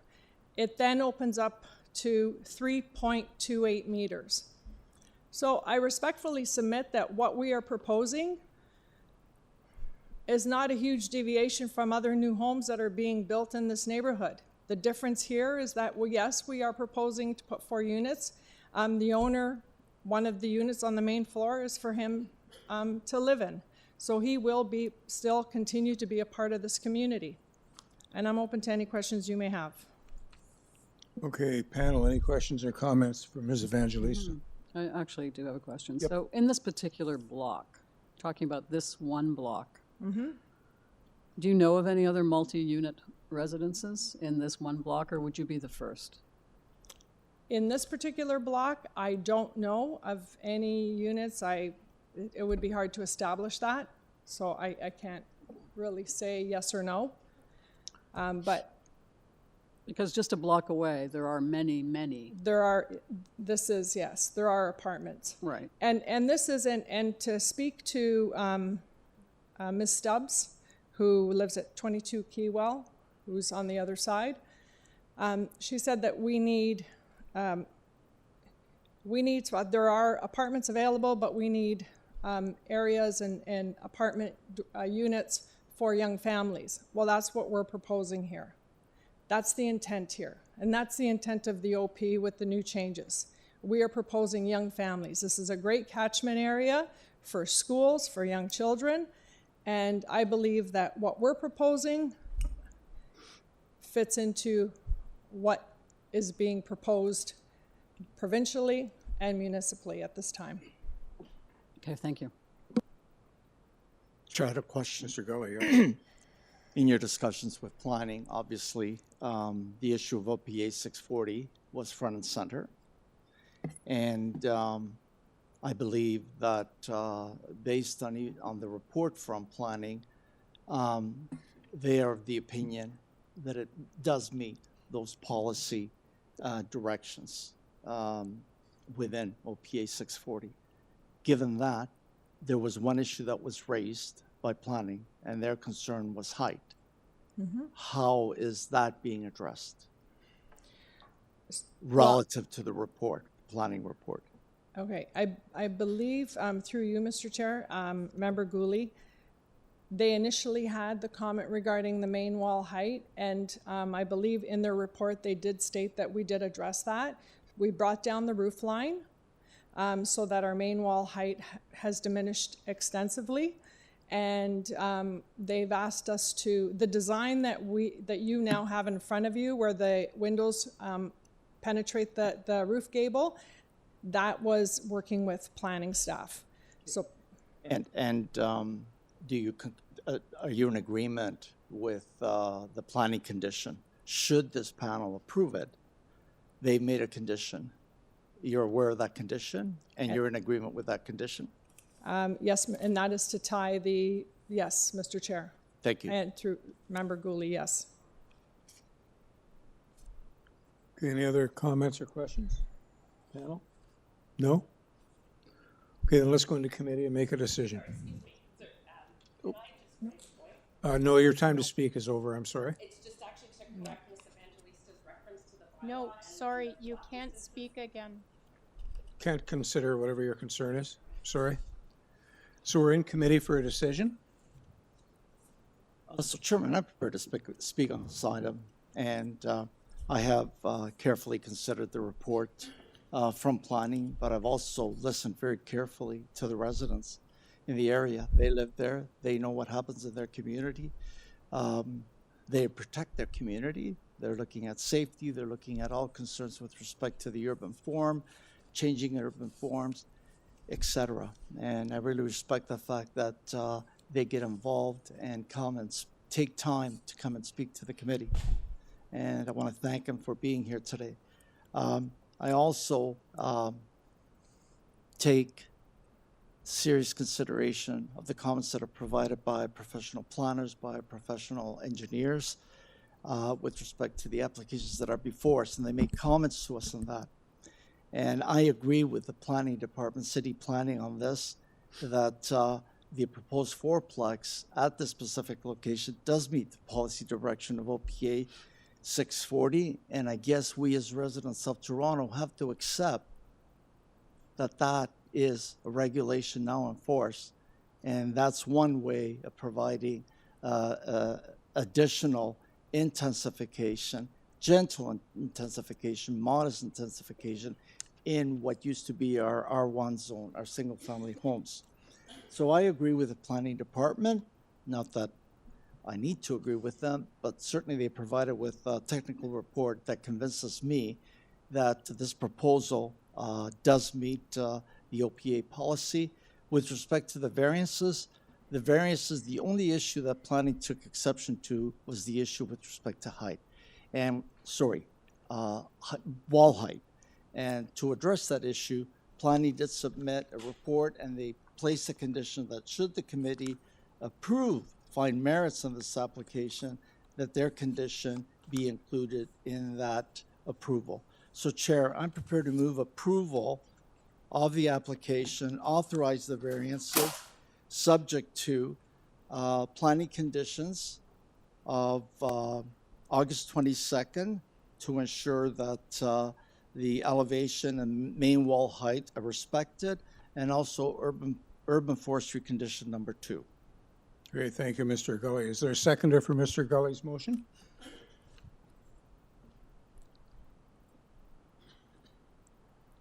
There is no seconder. That motion fails. I'll invite another motion.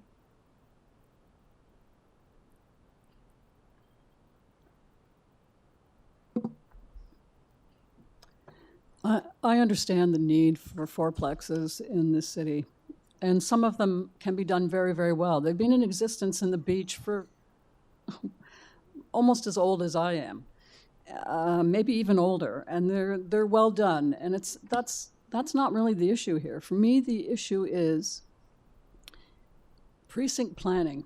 If I was going to look at this as a precinct, this block, I tend not to want to mess up a block or be the first on a block to do something that maybe the neighbors don't approve of. And because the next precinct or block is full of mid-rise, 4-story rental buildings, I just don't see the need to make this a fourplex.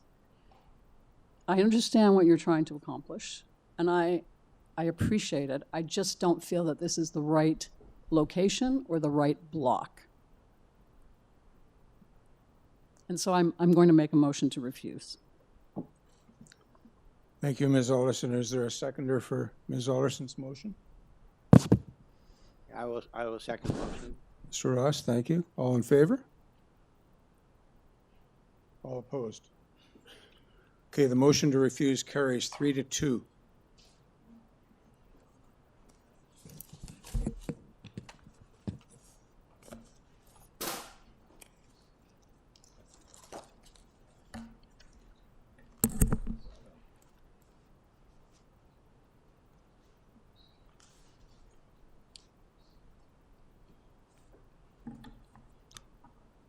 Item number 7, 1306 to 1310, the Queensway. Purpose of the application is to modify the development standards from site-specific bylaw number 199-2022.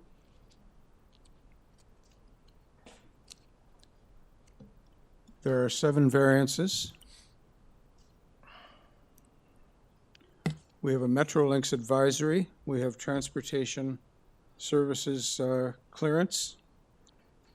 We received a revised presentation and a revised diagram 6 comparison.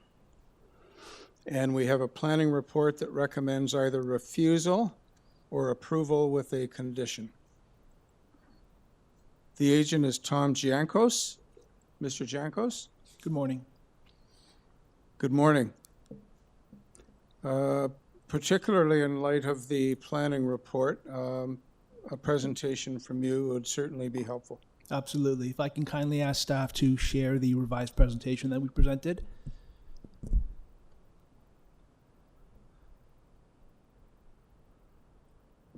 It is en route. We just, the computer's sometimes a little laggy. Thank you. While we're waiting, I just want to say that my name is Tom Jankos. I'm the Senior Vice President of King's Head Capital. And this is a very important application for us, and that is why I am here in person. I also live in Etobicoke, and it's a lot easier to get to this Chambers than it is to get to the downtown core. So it wasn't bad having a 10-minute drive this morning. What I want to start off by saying is KingSett is active in Etobicoke. A lot of our employees in our senior staff work and live in Etobicoke, and we are currently building a purpose-built affordable housing project in Etobicoke. We broke ground. It is at the East Mall and Bloor Street. We have 250 purpose-built affordable rental units. And this is another site being 1306 Queensway that is in our portfolio. So in terms of the variances, there are 7 variances. Variances 1, 4, 5, and 6 essentially deal with the same thing. We're asking for a minor increase in height and a resulting increase in GFA. Variances 2 and 3 deal with the same thing. We are just creating a break in the podiums, and I'll explain that. I'll walk you through that. And then variance 7 is a technical variance related to a loading space, and transportation has signed off on that. The councillor has expressed no issue with this application, and we understand that there are no neighbors in opposition. There is no written opposition, so our understanding is that none of the neighbors have any issue with this application. Planning did submit a letter. We've had numerous conversations with planning. I will speak to that letter at the end of my presentation. The first time I saw it was this morning when I walked into the chambers. If you can please go to the second slide. I think you've moved ahead a little bit. So we started this process in 2017, and we did everything right on this site. We hired a GPA architect, a Toronto architect, renowned architect, and we went through an approval process on this site. What this site does is delivers new housing. City staff asked us to provide a new park. We are providing a brand new on-site park. The park is located on the south end of the site, so there's no shadow from the buildings onto the park. And then the councillor came and asked us for a $4 million contribution towards a splash pad, public art, and a community center. We've agreed to that. That is secured by a Section 37 agreement. At council, the councillor asked us to provide 12 affordable housing units on this site. We agreed to that. The total contributions that this site delivers is beautiful architecture, an on-site park, and affordable housing.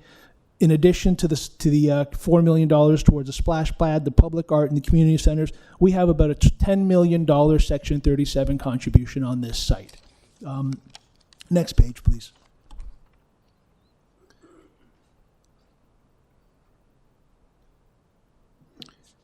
It is coming. It's just Thank you. laggy. So we went through a process where we had a positive staff report. At the time, the planner, the manager, and the director of planning have since changed. So all those people that we worked with are no longer working in the West District. However, what you see is our site to the north. You'll see we have 3 towers that are proposed. We have a large public park on the corner, and the majority of our site is open space, and that was done purposely. In that open space, in addition to the park, we've granted the public access over that open space. So this will be a transformative project for this corner when it's done. And I know this corner well. I bought my first Honda, actually it was a Volkswagen Golf at this dealership. So I know the site. And so we did everything right. We had a positive staff report, and we've been struggling to get this project out of the ground, and that is because the entire market has changed. So I am here to gently increase the height, get some more density so that this project becomes a viable project. Otherwise, this site may sit there for the next 10 years. And what you see to the south of us in blue is that site was developed by Tribute Homes. They submitted their application, they appealed their application to the Ontario Land Tribunal, and the Ontario Land Tribunal approved that application as is. There's no public park. There's no affordable housing on that site. There's no $4 million community contribution. And those heights and those towers that were approved by the OLT are currently 38 stories and 46 stories. The increases in height that I am requesting are lower than those heights that have been approved. Next slide, please. What you have in front of you is a site plan of what we currently have approved and what we are proposing. So in our meetings with planning staff, what we've done is we've gone back and forth and we've actually reduce some of the heights that we wanted to come in with. And my initial conversation with planning staff was, I need to add a little more density to the site, and I need to kind of break it up into phases so that it becomes economically viable. And I want to do that in a respectful manner that delivers on everything that this site delivered on before. So what we did was we increased the height of Tower A by 5 stories, and Tower A is in the west corner of the site, and that is beside the existing commercial industrial. It has no impact on any neighborhood. Tower B, we increased that height by 5 stories, and again, it is wedged in the back of the site by the industrial. And on the mid-rise, it was 10 stories. We increased it to 12 stories, 2 stories. And what we did to mitigate... So you're technically over time here? I'm sorry, it was just... You've gone beyond the 5 minutes? Okay. If you can wrap things up? Yep, if you can go to page number 6, please. Page number 6 illustrates that there is a precedent of approvals that committees throughout Toronto have approved for similar sites. We are asking for a height increase of 5, 5, and 2 stories. And what you'll see is a series of applications. A couple of those applications are ours, where the Committee of Adjustments have approved heights ranging from 2 stories to 6 stories. So again, the only thing that we've done is we're requesting a modest increase in height, and we haven't changed any of our obligations. I would like to speak to planning's letter, but I may be able to speak to that in question period because I've gone over time. Thank you. Thank you very much. Panel, any questions or comments for Mr. Giancos? Chair, I just had a very preliminary questions with Yes. respect to the park, not really to the variances, but with the park. Would that be a park that would be run by the city? It will be a public parkland dedication run by the City of Toronto, owned by the City of Toronto. Yes, sir. Thank you. And I guess you are going to comment on the planning's report on the item number 2. Should the committee decide to approve minor variance, staff recommend. Are you going to comment on that? Or Yes, do you sir. want to comment on Yes, that sir. later? And I'll frame my comment in this way. When we first met with planning, what I said to them was, I want to increase the height and density on the site in a very respectful manner. I don't want to go through a full-blown rezoning. We've already done that. I think we have a great design, but I need to make this project a little more economically viable so that we can proceed with it, because that's what we want to do. And this site, as it stands, with the affordable housing, the $4 million contribution, we're contributing $10 million in benefits.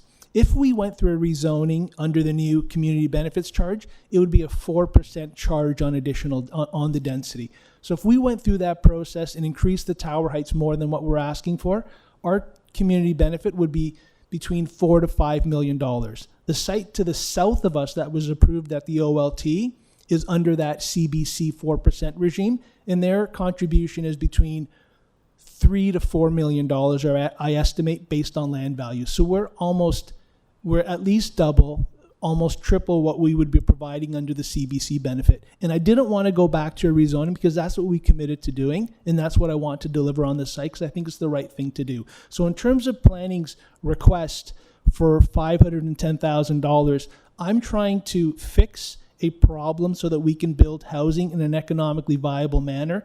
And the request for an additional $510,000 that I first saw this morning just puts another burden on this site, which will which will set this site to languish for another series of years and force me into a rezoning process that I don't want to do. So I respectfully communicate to this committee that the Section 37 contributions, in addition to the park, which anyone has to provide. We have to provide either a 10% park on site or cash in lieu. Those are more than enough to deal with the density that we are requesting. And I would ask that that condition not be imposed if the committee in its wisdom sought to approve these variances. Any other questions? I have a question. So aside from the Section 37 monies that they're requesting, the city is requesting additional Section 37 monies. Yes. Have you, I mean, it sounds like you've just seen this letter, so you weren't aware of it. I'm just wondering if you had thought that maybe by increasing from 12 affordable housing units to maybe 13 or 14, that would actually be less than what the city is asking, but would actually give more affordable housing units? It would. So we have an affordable housing fund. I'm actually, I co-chair that fund. We've raised $250 million to build purpose-built affordable housing.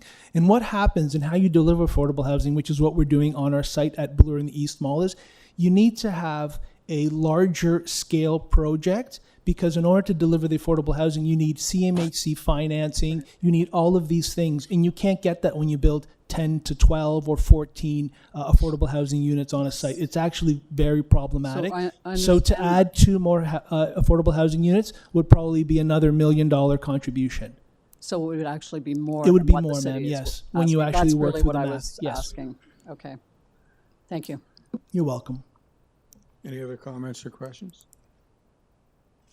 Is there anyone in the hearing room that came to speak to 1306 to 1310 the Queensway? No?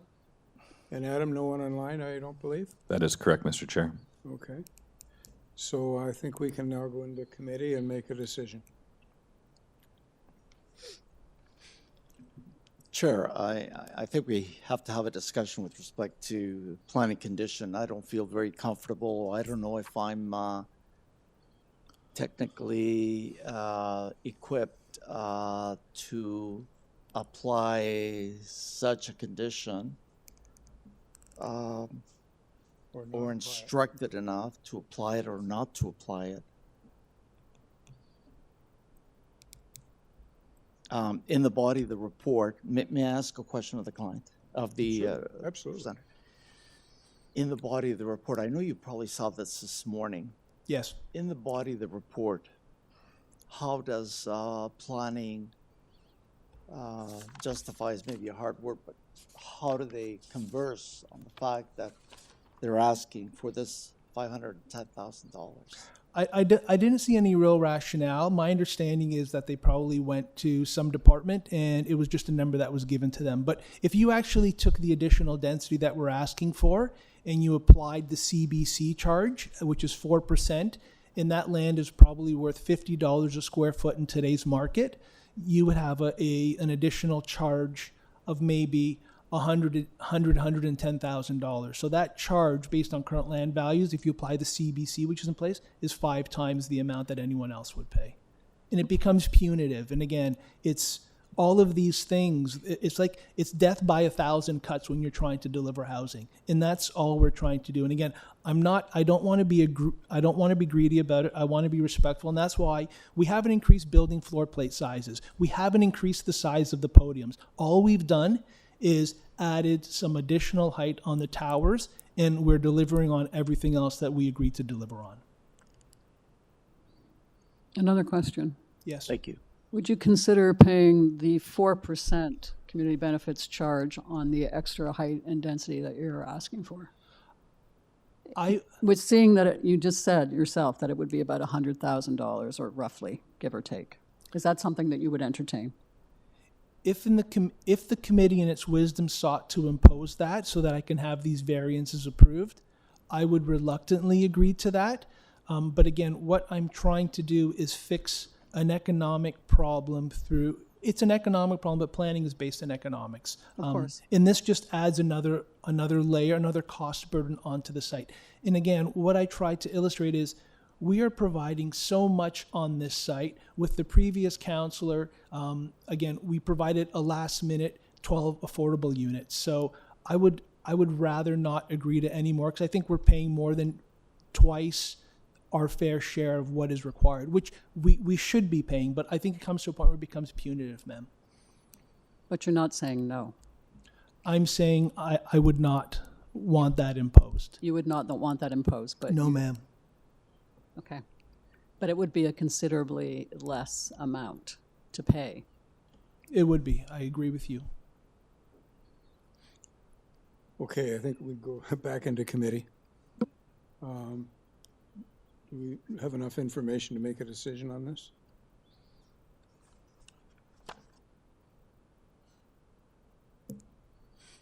Personally, I don't feel comfortable questioning, supporting, or going against the planning's requested condition here. I just don't understand the rationale for it, the basis for it. So that's just my thinking. I don't think that we're actually authorized to negotiate a lower amount anyway. Well, and I was going to ask you, on what basis are you? On the basis of a suggesting 4% community benefit charge versus the Section 37 But I monies. personally, I don't know if that's good, bad, or indifferent. Well, I just know what's it's in less, front of me. It's less money. 7 than what the variances. city's Well, I know it's asking less for. money, but I don't know, is it too much less money? Anyway, I don't think that we have that capability. No, I think Sure. we have to deal with We're having a discussion here. Obviously, we're not back into committee, Yes, but we we're are. having a We're having a discussion. We're discussion. discussion. Exactly. But as far as the project is concerned, in my view, is it desirable? Of course it's desirable. It's on a future LRT, it's on the Queensway, it's on a major road intersection. All of the Queensway is changing. You've got development already at 45 stories approved, I think, by or the OLT on the south side. Correct. So is it desirable? Yeah. Is it going to make any difference overall in terms of perception from the public that it's 40 stories instead of 35? I don't think so. Do we want additional units? We want additional units. What is the impact of the unit? I think they had a shadow study to show that there really is no impact in terms of going the additional height.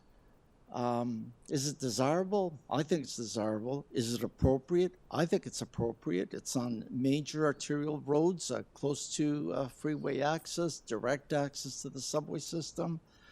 Does it meet intent and purpose of the official plan and zoning bylaw? Well, the original application did. I know that there's a bylaw in place. Now they're asking for additional floors and stories. Now the additional floor and stories and changing it around 2 doesn't make a difference from the street level. Doesn't impact the residential community to the north and to the west. Having looked at the professional submissions, to me, there's really no difference from a street level view from an individual standing at the corner or even half a kilometer away, whether it's 35 or a 40 story. Additional housing, very desirable.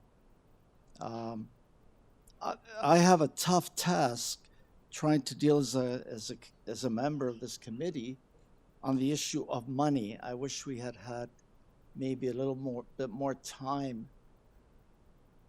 and more not a better explanation, but maybe education from planning staff in issues like that. They may say, well, if there's some doubt, then throw it back. But the fact that it's desirable, in my view, that it's appropriate is what's making me, number one, making me make a decision really difficult. I think it's a desirable project. As I said, I'm repeating myself, but the condition, I find it hard to implement something that I don't understand. And I have to be very frank and honest. I don't understand the additional $500,000, how it was derived, and the internal workings of the city at this point in time and how they come up with that figure. I'm rambling, but I think it's mathematical. I heard you. I think that, it's Section 37 monies. It's mathematical. Is it punitive? I guess is the question. I mean, is it punitive, and are we going to lose valuable Section 37 monies if he goes back for rezoning? It doesn't fall under Section 37 anymore. It falls under community benefits. It's less money for the community. It's not a good deal for the community if we lose this. But on the other hand, I'm not sure I feel comfortable telling community planning that, sorry, We're not imposing your condition. we're not imposing your condition, and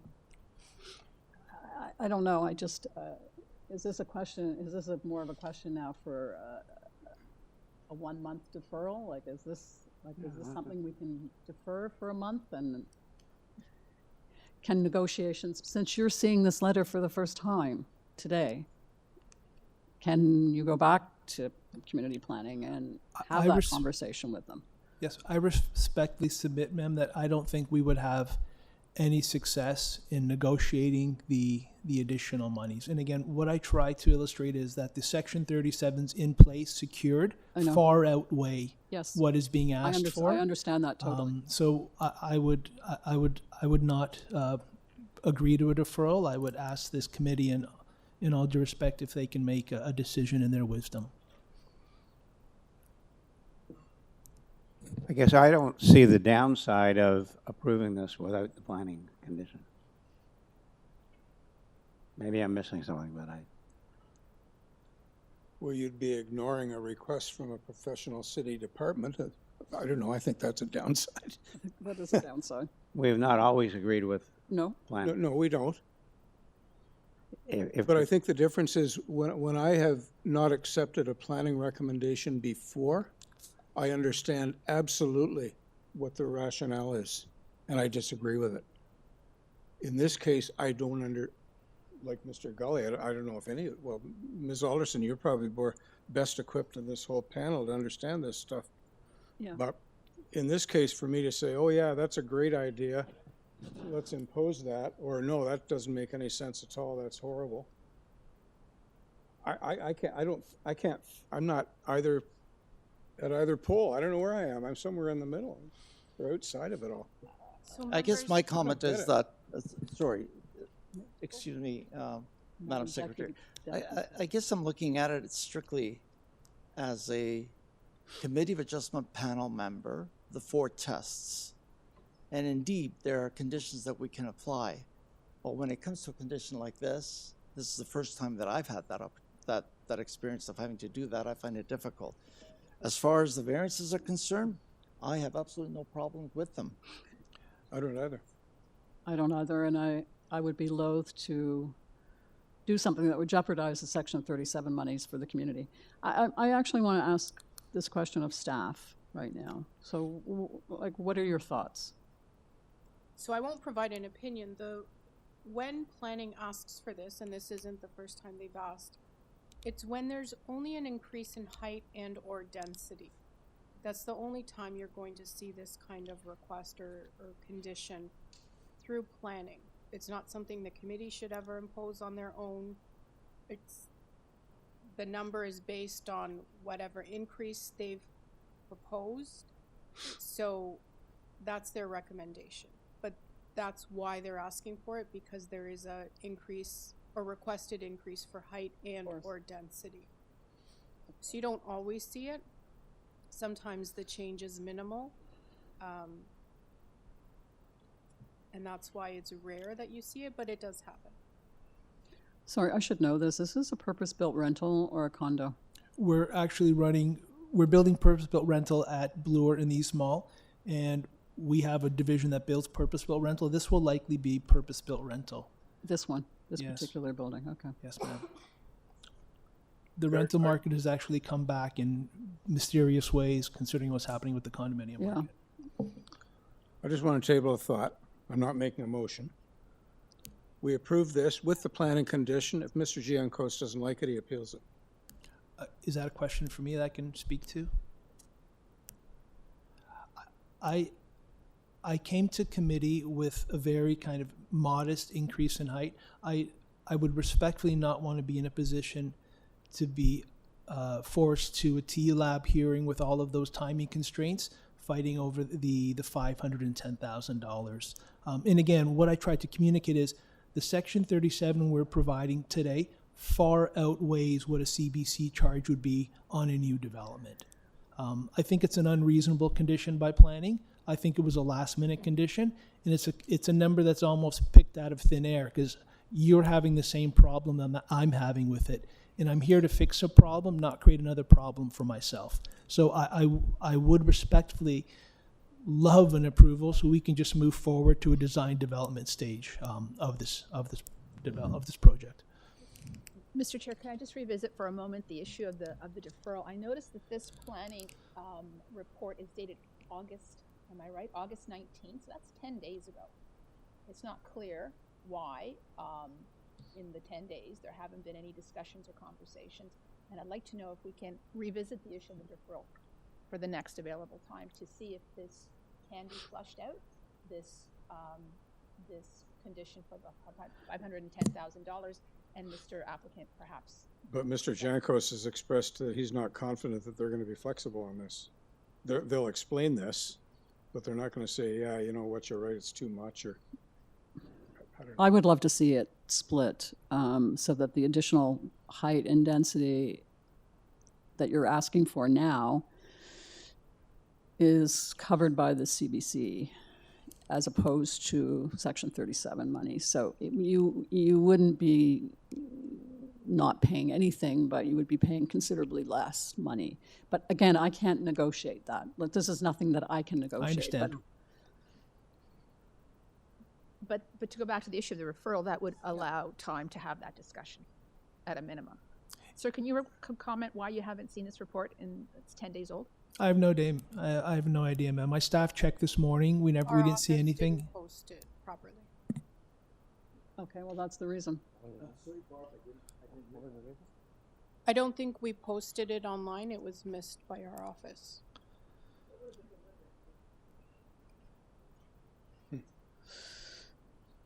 Anyway, I've said what I'm going to say. I think it should be negotiated with community planning, and I think it could be negotiated at a different level. And if there's a question put towards me, I can commit to working with, if this was approved without that condition, I could commit on the record to working with staff, and if staff was amenable to applying the community benefits charge, I would agree to that. On the extra floors? Yes, on the extra floors. I would agree to that, and I put that on the public record, which I just have, but I would ask if the committee in its wisdom can approve this, because again, it's at a point where I'm sitting here and I have two emails, one from our banking guy and one from RBC saying, how's it going? What has happened? So we are eager to get this thing moving. We've spent a lot of time to get to this point. And which is why $100,000 or thereabouts shouldn't really be affecting this decision. No, ma'am, if I said that, I'd be lying to you. It wouldn't, but $500,000 would kill it. But not 100. Not 100. Yes. Chair, to make it easier on me, I don't know how the other members are feeling. Would you repeat that again? Just think about it first and tell me and the members exactly what you just said. Give us wording that I can understand, and that obviously it's already on record, but can you repeat that in the event that some of us may want to consider what you're saying? We would agree to the application of the CBC charge on the additional density being requested and approved by committee in the event that committee approves it. Committee members, that's not something the city can enforce. This is a condition. The wording has been vetted by legal. If you choose not to impose the condition, that's your choice. But I don't think you can impose a condition or should impose a condition that the city hasn't looked at to ensure that it can be achieved. Again, we have to deal with what's before us. We can't revise on the fly, even if we want to.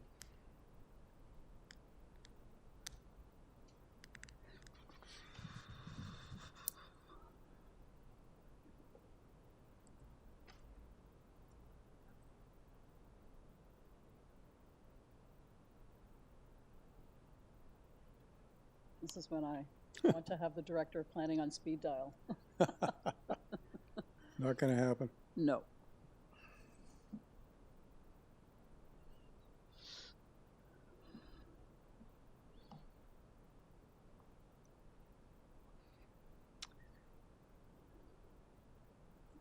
So it's improper, and I'm incapable of making that motion. So I just wanted to let you know that. Chair,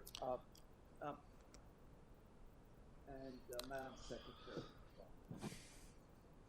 Chair and Madam Secretary, is it possible to give us, we don't leave the room, we stay here, but can you just give us 5 minutes to reflect? I really need to reflect on this. Is that possible? we're not going to go and just, we're not leaving the room, we're staying here, but I just need a few minutes to think how I may go if someone makes a motion. Do you want to hold making a decision on this? No, I just want 5 minutes of quiet. If you would give us 5 minutes of quiet, Sure. just to think about what we're doing here. Madam I'm really concerned. I don't want to do anything illegal. I don't want to do anything inappropriate. But in all my years of training, maybe I haven't come across this. And I feel strongly that this is a good application. Yeah, I do too. But I'm stuck in a corner with this $500,000, which to me is an astronomical amount. Certainly not in planning and not in development. Absolutely not. It's tiny. But imposing a condition like that, I'm having a lot of trouble with that. So all I need is 5 minutes to sort some information in my mind. I know this may be unusual, and I don't know whether the members Can you can not just accept ask for a that. 5-minute recess? Well, I don't think we should leave the room. No. We can't leave the room. But if you just give us 5 minutes to reflect. Madam DST, when you said, can we hold the matter down, what does that entail? Just to move on with other applications and then come back. But that's my issue, though. I don't want to have to deal with You another want to application. just think about, that's fine. You can't go into the room and discuss this outside. Okay. No, But if you want to sit here and think about it. I know that's an unusual request, but But is if it an we, unreasonable request? well, it's not, except I think, in fairness to the process and the people, if we have any discourse on this, we have to have mics on, and the people are sharing and are musing, Yeah. Yes. right? Okay. You can take 5 minutes to muse. I know what you're saying. I agree with you. You don't want to be confronted with a motion, and you're saying, geez, I don't know. What am I going to do? So it's an either, but it sounds like it's an either or motion.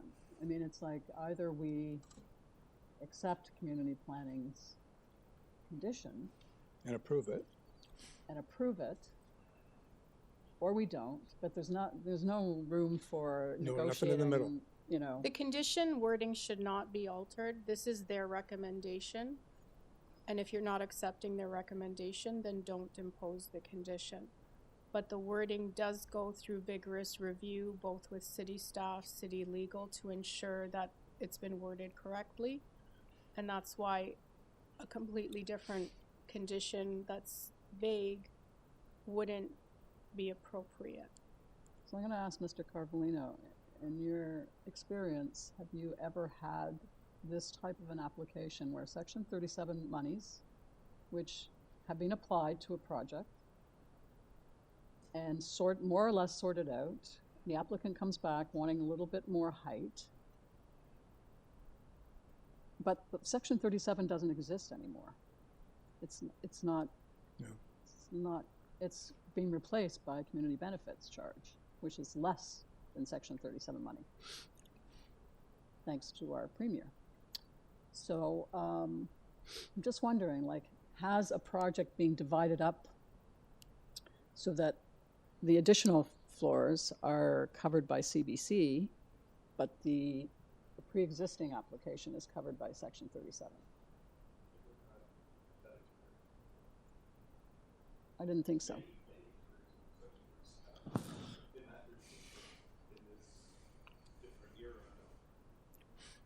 Yeah, I didn't think so.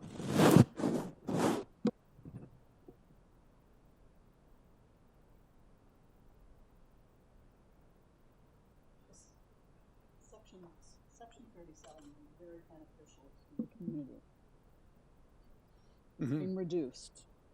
And I guess my concern is that we'll lose this opportunity for the community. That's kind of where I'm coming from. Also, in terms of, I don't want to lose this project. I'm concerned if we attach that condition, we may. So the planning report of August 19th says either refuse or impose the condition. Yeah. Well, they're clear. They're very clear. Very yeah. clear. Yeah. I know that.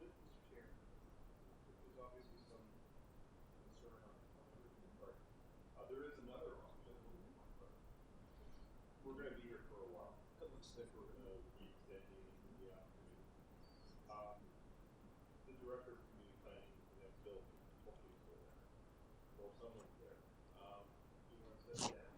Yes, I do. So is Mr. Mizzy in? But somebody might. Okay.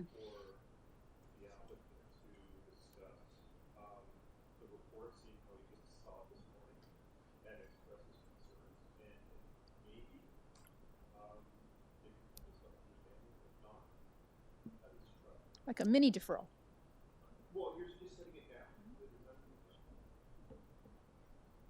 I just can't guarantee that someone's available to come and address the committee. Especially since it's lunchtime.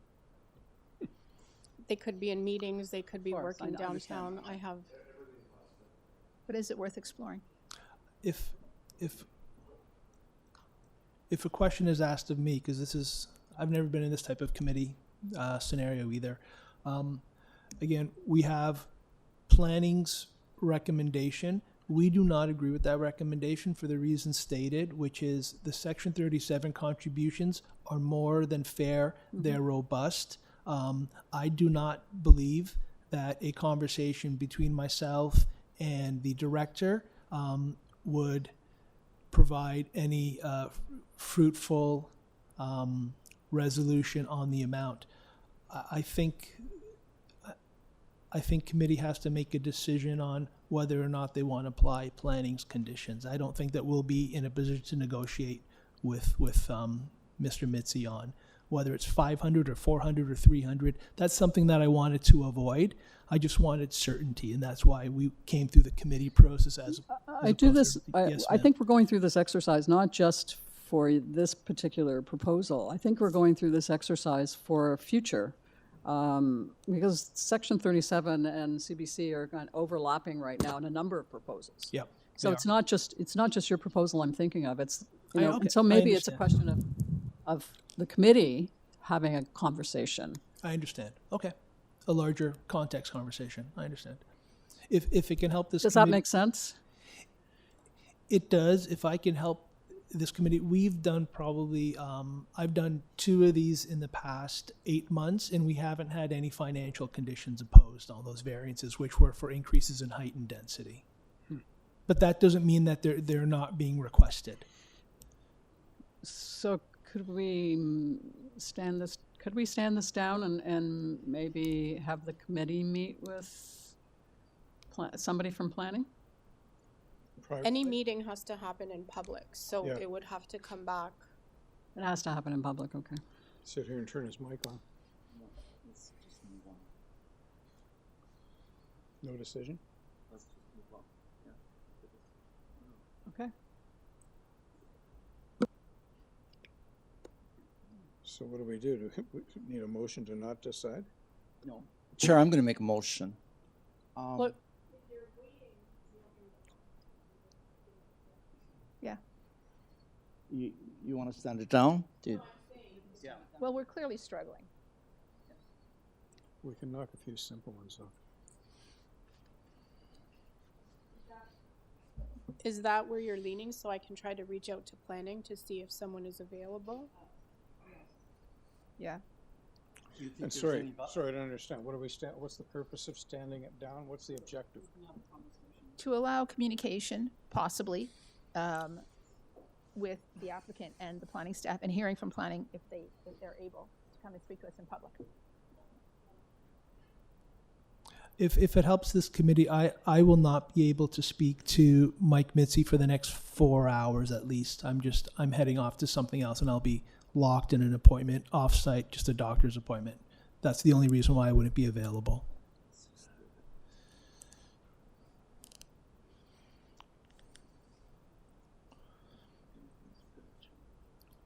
No, I don't know. We had said a couple of times that we didn't really understand planning's rationale for their proposal, well, the amount or whatever. So maybe we could, as a committee in public, hear from planning as to how they came up with this proposed condition. And whether it could be split, the difference could be split. Well, that's a legitimate question to ask as they come up with.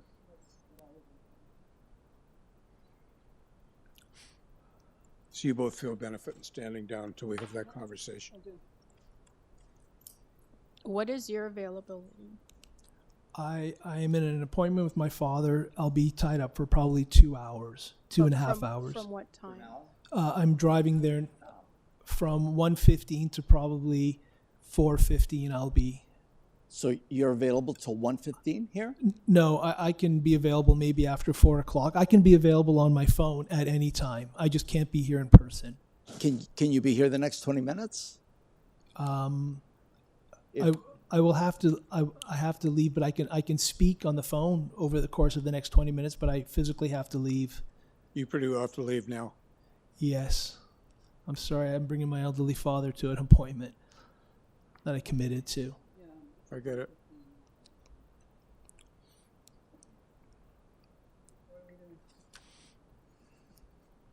So members, I'm waiting to hear back from planning. I don't know that 4 o'clock or after 4 is doable because the hearing might be over. Can the applicant join virtually on his phone in a public setting, the way our? Yes, ma'am. I can. Yes, you can. I just don't know if you'll be in the middle of an appointment.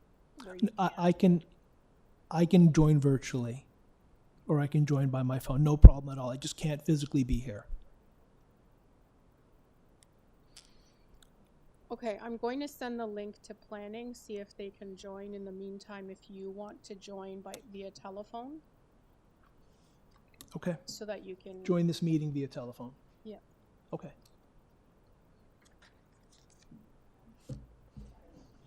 Tom, if you could just use the number that you provided with us when you call in, and I'll be able to find you then that way. Okay. And I apologize for being a bit of a nuisance.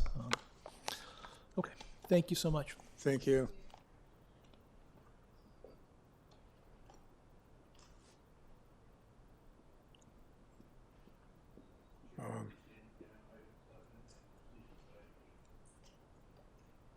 Yes, we will. Item 8, 57 Elder Avenue.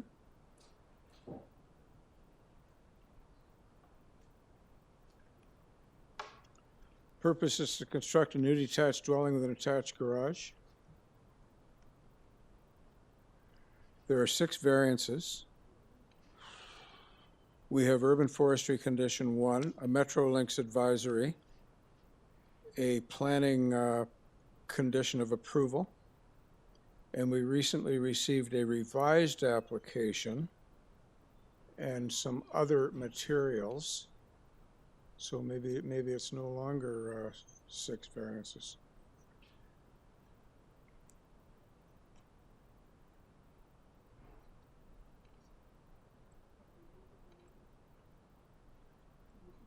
No, it's still 6 variances. Variance 5 was changed very slightly. Colleagues, my view is pretty simple and straightforward. I don't believe there's, is there anyone in the room to speak to 57 Elder Avenue? No? No one at home, Adam? That is correct, Mr. Chair. Just the agent, Nifish. Yeah, okay. I'm the applicant. Yes, of course, the applicant.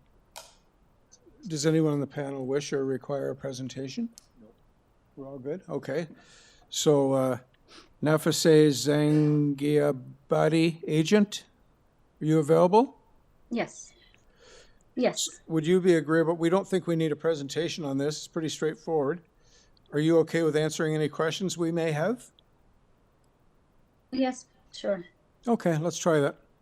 So, panel, questions, comments? Barring none, we're in committee. Let's make a decision. Mr. Chair. Yeah. Ms. Popovic. Thank you. On the basis of the materials, the fact that planning has requested 1 condition only, there appears to be a minor change in the additional materials, all of which I believe meets the 4 tests. I move to approve on the basis of the planning condition, and Metrolinx would like an environmental easement. And this is based on the revised. On the revised, yes, the revised. And you mentioned urban forestry 1. And urban forestry has 1 Yep. on the basis of that package. Yep. I'd like to move. Okay, is there a seconder for Ms. Popovic's motion? Mr. Gully, thank you. All in favor? That is unanimously approved. Thank you very much. Sorry, just to confirm, subject to planning and forestry 1. Yes, thank you. And planning.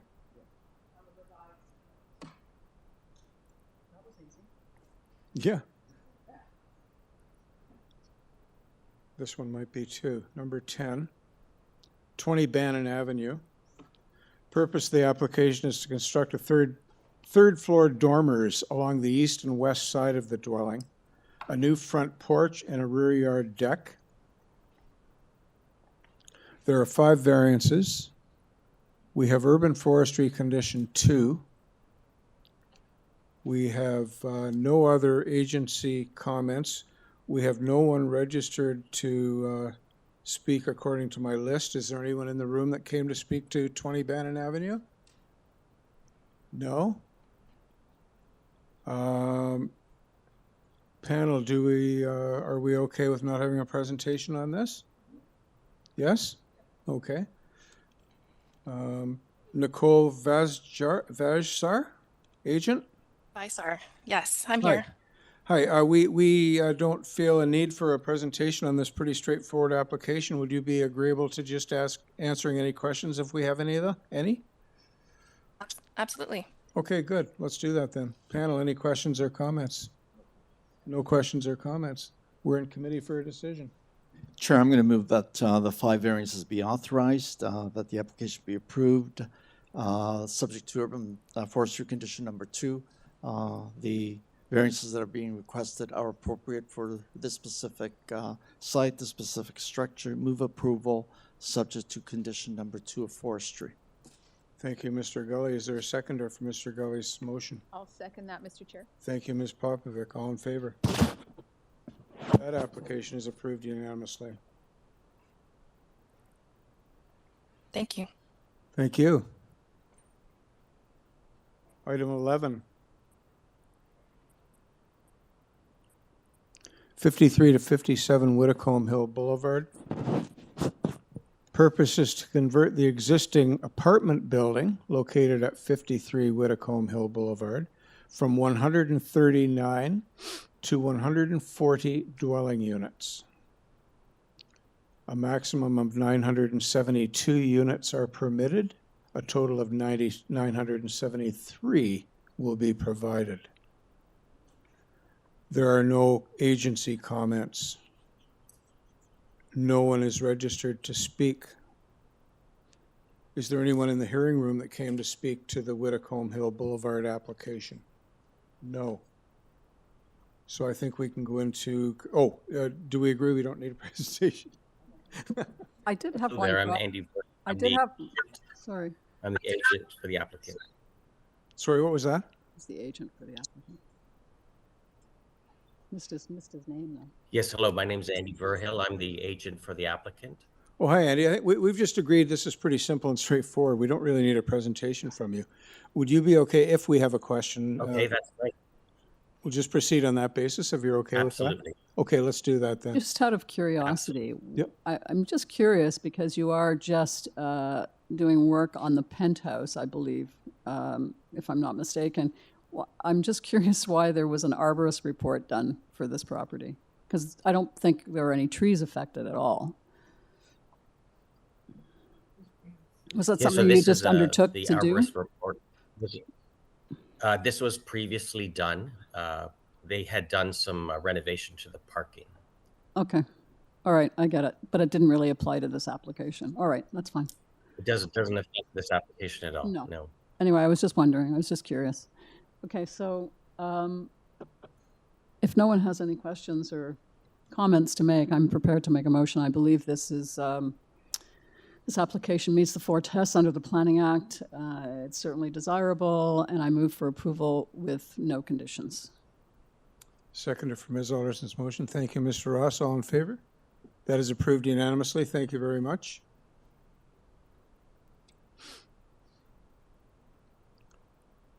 Moving on to item number 12, 9 Cardigan Road. This is going to be a long one. Well, I know. The purpose is to construct a partial 2-story west side addition, a complete second-story addition above the existing dwelling, a covered front porch, and a covered rear deck in the rear yard. The altered building will be a duplex. There is one variance to reduce the required west side lot line setback to be 1.04 meters as opposed to 1.2 required by the zoning bylaw.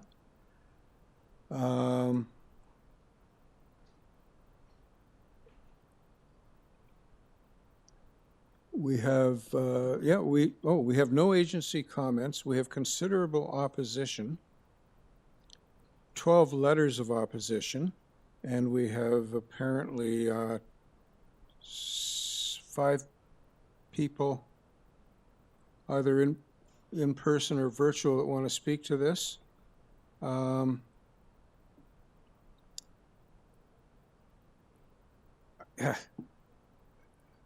I don't think we need a presentation. We're going to hear from people, but I don't think we need to hear from anybody, do we?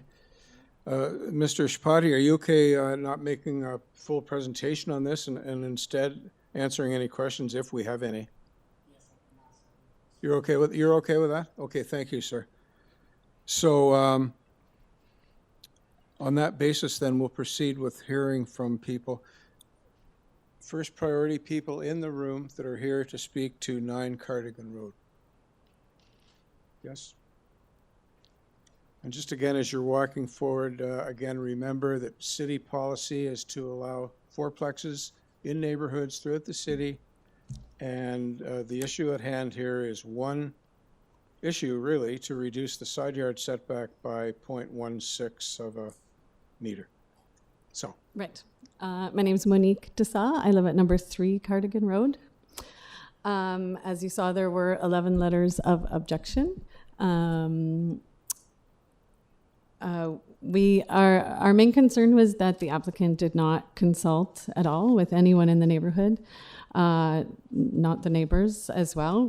We've spoken to a lot of people on the street about this. Not everyone could be here today. Some people also had to leave. I know you are allowed duplexes, but this is definitely setting a precedent for this area. In this part of the neighborhood, it is primarily bungalows, and we do have 2-story homes, which we fully understand is going to happen. Already with homes that offer rentals in their basements, we have illegal and unsafe parking at the corner of Islington and Cardigan. So we also aren't sure about how is it a duplex instead of just a larger house? How will that affect parking and other things that are in the letters of objection? And the neighbor, or the person building the house, has already damaged some of the landscaping to the east of the home, as there was no consultation. They did not speak to anyone to say what they were doing. So our concerns are with the applicant and the lack of community consultation. Okay, thank you. Any questions for the lady before we go on? Yeah, just one question. Are there any duplexes in this particular block that you know of? No, there are none. No. Single family homes of 2 stories, yes, absolutely. We still have a lot of bungalows, which we firmly believe are important to maintain, as our senior population will need homes with 1 story. We have managed to fit 5 people in a bungalow. So we would like to also maintain a bit of that culture and aesthetics in our neighborhood. Okay, thank you. Anything else? Okay, ma'am, Yes. your name and address, please. Christine Smorberg, and I'm at 15 Cardigan. I want to apologize in advance because we weren't really prepared to speak today, but as we see how this process goes, it's probably good for us to speak up. And as Monique said, there are 11 objections. We know development is coming, we have to be prepared for it, and we just want further consultation on the design of the structure. We understand there's some concerns from some other neighbors that were here about, I think there were walkouts and balconies, and they want to know the layout, and they don't fully understand the design. So we're hoping for further consultation about the design of this property. Also, as Monique said, it's mainly been bungalows in this area. And we are hoping, and it would be the first duplex in the area, and we know once one comes, it'll all be duplexes, and when we believe that this will further deteriorate the neighborhood, the neighborhood's been great, I should say. We've been here for over 20 years. Monique and I actually saved a park from development, Fairfield Park, and it's a beautiful area for all the families, and it's a wonderful addition to the neighborhood, and we just take pride in our neighborhood, and that's why we're here today, and we're really hoping that you consider what we're saying and all the objections, and hopefully we can have further consultation on this site. Okay, So thank just you. to add that we're not sure if we're allowed to ask for a deferral or either not accept the. So I guess we would object to the variance. We understand Well, it's I minor. think what we need to do is hear from Mr. Shpati in rebuttal, and he can address your concerns to the best of his ability. And I know it's not elaborate post-meeting, post-hearing consultation, but I think, I mean, it's unfortunate you feel you've been shortchanged on that aspect of this. But the fact is, this is a bona fide application. The timelines are correct. Consultation is always recommended, but if it doesn't happen to your satisfaction, there's very little we can do about that. I'd be reluctant to entertain a motion to defer this on those grounds. But Mr. Shpati's heard you and can certainly, hopefully, alleviate some of your concerns about. Do you have a presentation, sir? Not right now, but just. May I ask if he's read the letters of objection? You have, okay. So I think the way we're going to leave this is, once we've heard from other folks, Mr. Shpati will have a chance to come up and speak to what you've said and potentially additional comments made by others. Okay? So we'll just, thank you very much. Just, yeah, you can leave the podium for now. I'm going to ask, so no one else in the physical room here to speak to this application? No? Okay, then, so I guess, Adam, we're going online and looking for up to 4 people, I guess. Yes, the first one we can do is Carlos Mindens. Okay. Carlos, go ahead. Hi, this is Carlos Medanse. I'm here with my spouse, Emily Sangyu. We're the residents at 7 Cardigan Road. So we are immediately next door to this property, and we are the property most affected by this setback variance. We've been in this neighborhood since 2019. We have 2 small children, and our kids are 2 of 17 kids on our short block. So to say we love the neighborhood is an understatement. We love how open it is in the community and the space that we have and the ability for our kids to walk. We have presented several of our concerns in the letter, and we haven't had a chance to discuss these with the owner. They have been landlords in the community for 2 years now. They haven't reached out, introduced themselves, so we have no idea what their actual plans are. But we just know this is the first we really heard of the construction. So we understand that the variance is minor, but it has significant impacts on our property. And the fact that it's a duplex actually increases the impact of the variance, particularly on us. So we have 4 kind of issues that we've outlined in the letter. They are on privacy, on safety, on water, and on a tree that needs to be protected. So on privacy and safety, we actually can't understand what the impact is on our privacy because the drawings are inconsistent online. The variance is asking to put the building closer. It'll be within 1 meter of our property line. And some drawings show a door, some do not. The entrance to the second unit. That second unit, if you look at the drawings, it's laid out with 3 separate en-suites in the basement, which is reminiscent of student housing, which would be totally out of character for our neighborhood. If that door is allowed, kind of where we are, it'll have an impact on our privacy, our safety, the comfort for our kids, foot traffic in and out on our side yard. We would just like to understand kind of what that plan is. One, if there is a door, and two, if they have plans to put up some kind of privacy fence to protect our property from that. On the safety side, it has to do with parking. I mean, this neighborhood is walkable, but most families do have cars. You need cars to get around here. If they're expecting to have multiple people in that basement unit, where are they going to park? That driveway on that property is a single car parking, and the street, our neighborhood doesn't have sidewalks. We're one of those historical neighborhoods without sidewalks. The streets are narrow. We cannot have, as Monique mentioned, we have cars already illegally parked. What's going to be the impact here? Has somebody looked at that? Has somebody studied what the impact might be here? And so while I understand we're talking only about the variance, right? Allowing this variance allows for this larger footprint, allows for more people to live in this house, which is going to have these impacts on safety and walking. Drainage is very important. During the last 2 storms this summer, many of our neighbors got flooded. We did not, but it's not a matter of if, but when we will get flooded, our basement flooded.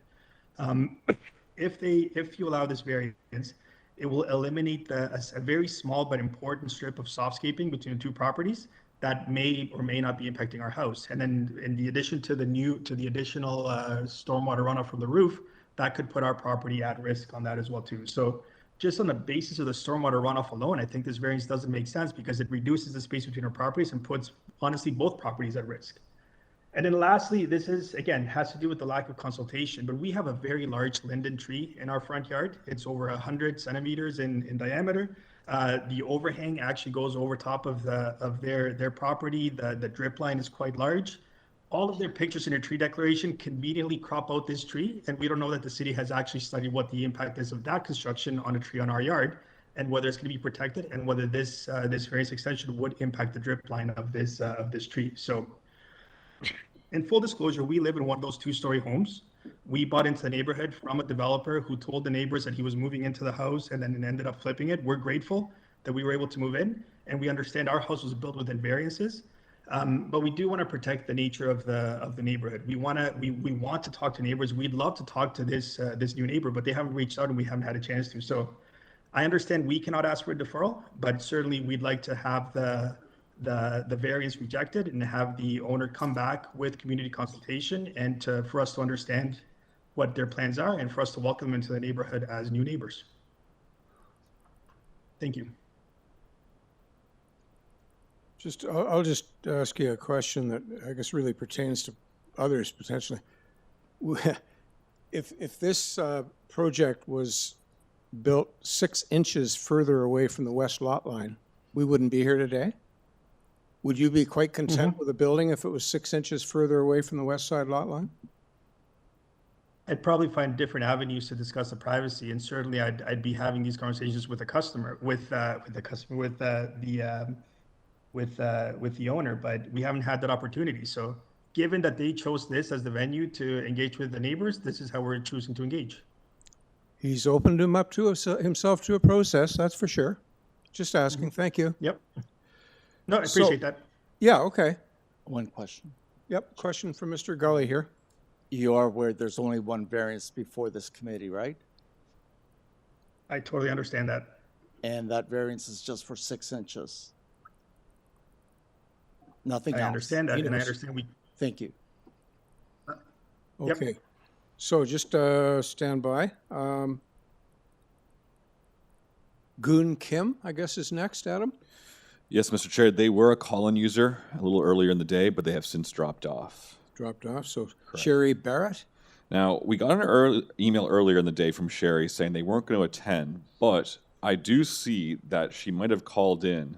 And so I'm going to go on to the phone number here. There's a call-in user, 416-705. So I'm going to just do a quick mic check to make sure that's them. It's us. Oh, hi, it is us. Can you hear us? Yes. Is this Sherry? This is Sherry, yes. Perfect, thank you. Thank you. Okay, Sherry, go ahead. We need you to state your full name and address, please. Sherry, your full name and address, please, before you speak. It's gone. Mr. Chair, they are still present on the call and they are unmuted. Maybe they muted themselves on their phone by accident. I don't know, but they are, they have dropped off. We can come back. Once they call and reconnect, we can try and go with them again, but we do have other people we can work through in the We'll meantime. move down to Elizabeth Duncan. Correct. We can do Elizabeth Duncan. They are also a call-in user, so I will unmute them now. Elizabeth? So, can you hear me okay? Yeah, could you give us your name and address, please? Yes, Elizabeth Duncan at 39 Cardigan Road. Okay, thank you. Go ahead. I'm going to ask, I'm all in the interest of the committee's time. I won't go into the same detail that Carlos just went into. I echo all of his concerns, but I will underscore I'll take you off. I echo underscore the concern about the nature of the duplex. This is unprecedented in this neighborhood. I'm one of the dozens of homes that had a flooded basement, and there's significant damage to my basement. I have an insurance claim, and I'm one of, again, dozens of neighbors that I know of that had a flooded basement recently and repeatedly.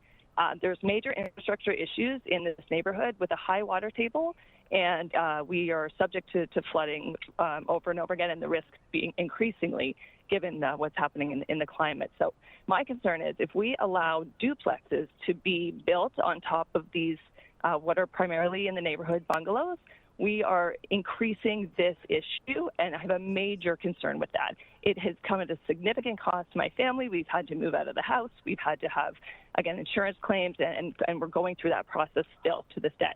So that's really the point that I would like to echo as the major concern with this bill. It's not about the variance. The variance is nothing. It's just allowing duplexes in this neighborhood would be a major concern. They do not exist.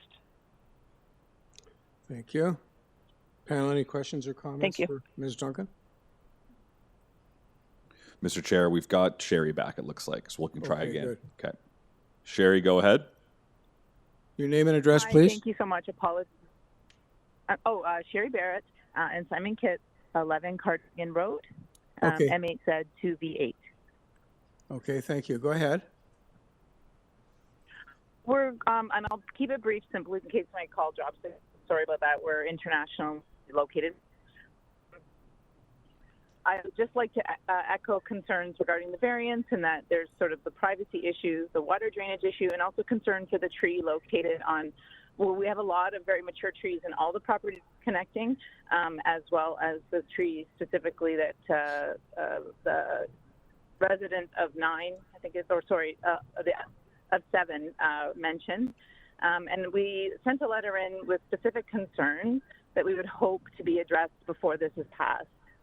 So I'm not sure if my letter is there, but that's a summary of what our opposition is. Okay. Thank you. Panel, any questions for Ms. Duncan before we proceed?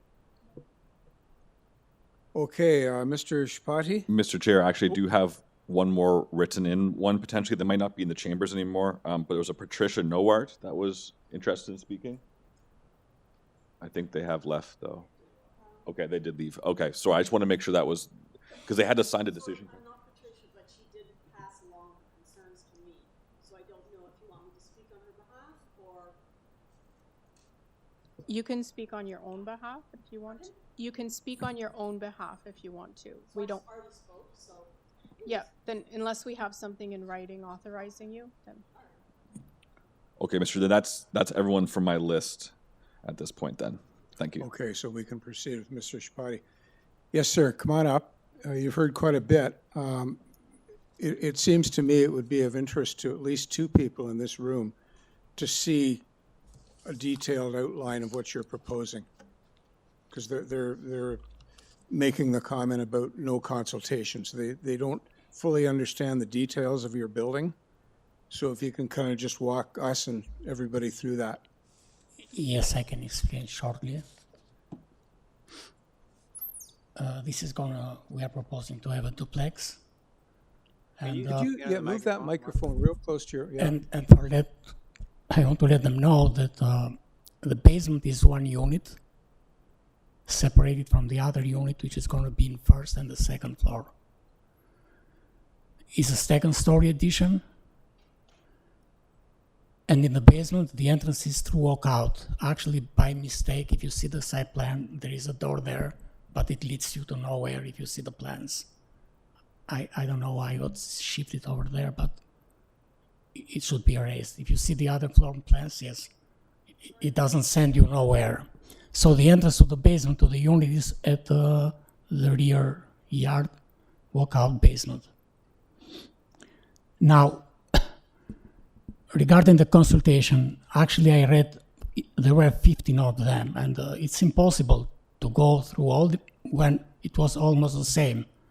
And to tell the truth, really, here and there, I don't like to have confrontation when I don't see any reason for what they are asking. It's just a duplex, and I'm in front of Committee of Adjustment only for a duplex. Now, their complaint is, I have them in front of me, why duplex, problem with traffic, mental health, taxes, flooding, financial impact, tree protection, character of neighborhood, and privacy. I would prefer better to refer to Carlos, who is number 7, and number 11, which are the neighbors. As I know, the owner met number 11. I'm not sure for that. But referring to number 7, he has a 2-story house there. And if you see, I'm pretty sure he had been through Committee of Adjustment for approval. His side yard setback is 1.15 meters. So he got approved. He was supposed to be 1.2 meter. Now, this gentleman is asking why I should not be 1.2 meter, and I'm asking for 1.04 meter. I think this is minor. If I go to the other side, number 11, I comply with zoning by law, is 1.22 meter. On the other house, it's only 1.09 meter. So I don't know too much to say. Regarding the tree protection, I didn't do any application because at the rear yard is a fruit tree, but they are very far from the construction site. And even for the neighbor number 7, it's too far. It may be maybe 20 meters, maybe. So it has nothing to do with the construction of the 2nd-story addition. This is what I can say. If you have any question, I'm ready to. Okay, panel, any questions or comments for Mr. Shpati? Ms. Alderson? I do. So number 7, you mentioned number 7. It's right beside the your property at number 9. Do you happen to know, in terms of height, how does it compare with the height of number 7? How will your new building or your addition compare with the height? And do you know what the FSI is of number 7? Do you happen to know what the FSI is? Would be curious. I know you don't have a variance with respect to FSI, but I'm just curious. I didn't look at that because when it's a duplex, there is no condition for FSI. No, I know that. Now, for the neighbor, I don't know their height. They have a new house, number 7. I don't know their height, but I comply with zoning by law for my height. No, number 9. I know that. I'm just wondering how it would compare with that next door neighbor's house. Anyway, I just thought you might have a clue. That's all. No, I don't. Okay, thank you. Any other questions or comments for Mr. Shpati? No? So then I think we can go in camera and make a decision. Not in camera, into committee. In committee, that's my provincial government days. I think I've made that mistake a few times. In committee is the technical term, to make a decision. Chair, I'm prepared to speak on this item. There's one variance before us. The variance is with respect to a side yard. We're looking at a request for 1.04, a variance of 0.16 meters, 6 inches. It's minor, it's appropriate, it conforms to the official plan and zoning bylaw. Move approval, and I understand there are no forestry conditions, so move approval, no conditions. Thank you, Mr. Gully. Is there a seconder for Mr. Gully's motion? I'm happy to second that motion. Thank you, Ms. Alderson. Thank you. All in favor? Opposed? Okay, you're obviously in favor because you made the motion. Yeah. Okay. That application is approved by a vote of 4 to 1. Okay, thank you. Members, we have someone from planning online, so we're just going to check if we can hear Al Rozowski. This is for item Thank you. 7. Thank you. Item 7. Well, let's do a quick microphone check for Al Rozowski. Al, go ahead. Good afternoon, Al Thank- Rozowski. I'm the manager of the South Section of Community Planning. Thanks, Al. And let me just do, Mr. Chair, if you don't mind, I want to do a quick microphone check with Tom, too. That, since he's called in remotely. Absolutely. Microphone check for Tom. Tom, go ahead. Hi, it's working. Thank you. Thank you. Okay, so members, please ask your question of Al Rozowski. He's kindly joined us, but he is late for a meeting, so his time is limited with us.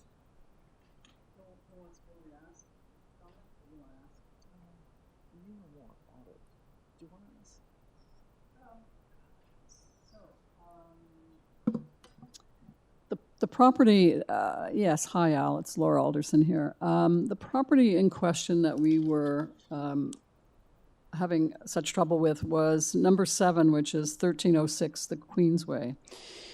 And the reason we're having an issue with it is because of the community planning condition that we add on, because they are asking for additional height and density that we add on. I don't think it's an arbitrary number. I think it's probably a mathematical number, and I'm not sure how it's actually figured out, but it was over $500,000, was it not?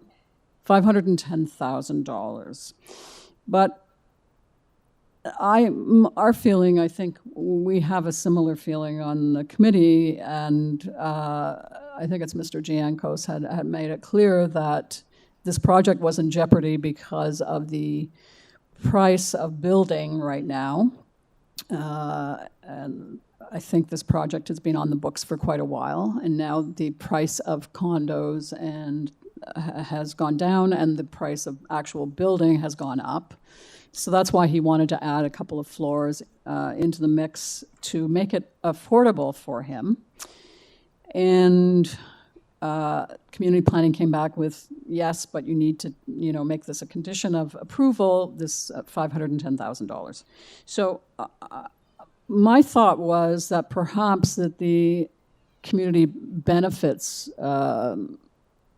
envelope, which would be less money, which would be about 4% of the cost, should be applied to this revised application or new application for this additional height, rather than going back to Section 30, using the old Section 37 formula. So I'm just wondering if that's something that could be done. I think that Mr. Gianco said that the $510,000 would be punitive, and it would likely result in the project being stalled or even not built at all. So I'm just wondering what your thoughts are on that. Can we make a deal? That's what I'm looking for, something a little bit less punitive for the applicant, or I'm looking for your rationale as to why it needs to be that much money, first of all, and secondly, if it doesn't need to be that much money, can we use the CBC to apply to the additional height? Do you understand what I'm saying? Thank you. Yes, thank you for your question. The original Section 37 was $4 million for 69 floors of development. Right. And I think we've had a history of Section 45(9) being applied. So certainly under the Planning Act, we're fully within our allowances to ask to recommend a 45(9). The question is, would we support community 4% community benefits calculation on this? It would result in a considerably a lower amount than it would what be lower. could be achieved under the 45(9) calculation.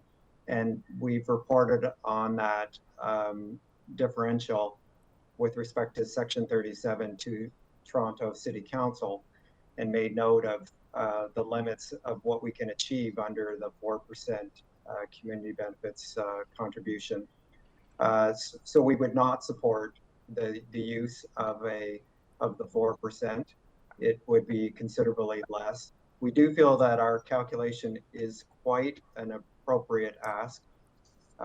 You could look at it. I don't want to go into detailed calculations of the valuation that we used, and you are correct. It is a mathematical calculation. We're looking at a 17% increase in the number of floors. We can do a 45.9 based on height and or density. And we do feel that that ask is very reasonable.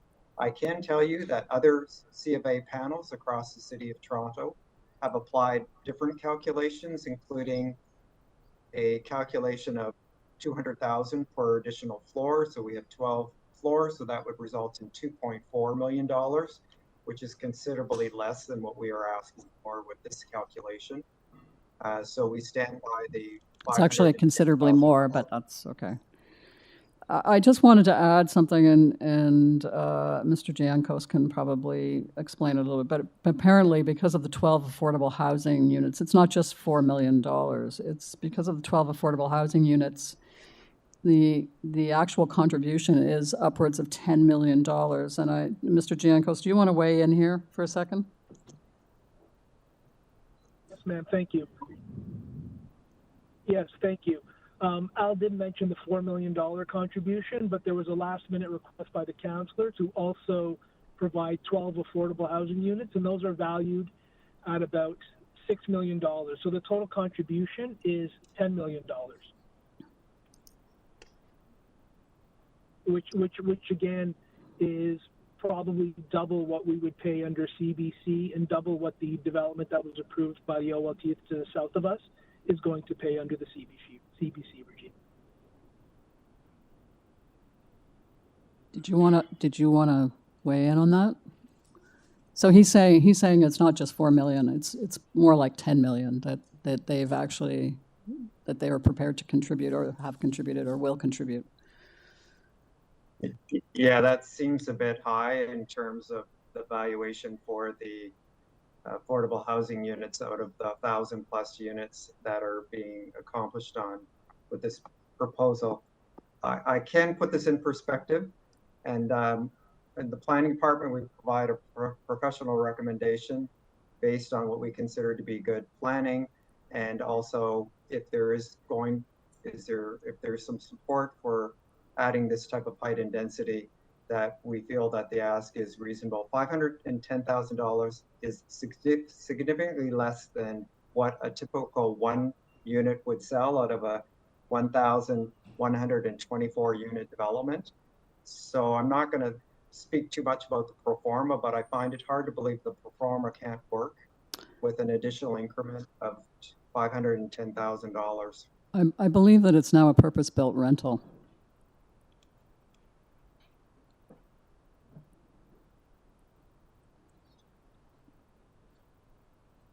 Anyone want to comment on that? Does that make it? Does that make? What we were told when we asked. Yeah. The valuation is not going to change whether it's condo or rental building.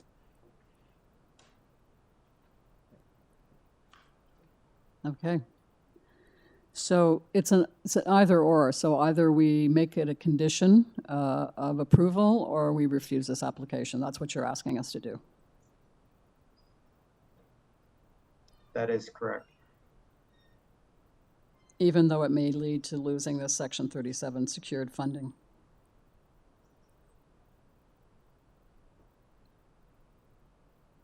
I think you were referring to 45.9 recommendation. It's not, we can't use Section 37 anymore, but under the Planning Act, we can still do 45.9. But it did apply to this particular project because it's been on the books for a while now. Anyway, does anyone else have any other questions to ask? No, Madam Chair. Well, it seems to me we have not two choices, but three. We have to refuse, to attach the condition, or to approve without the condition attached. We can do that, yes. We what? We can do that, yes. Right. It could We have the three choices. Yep.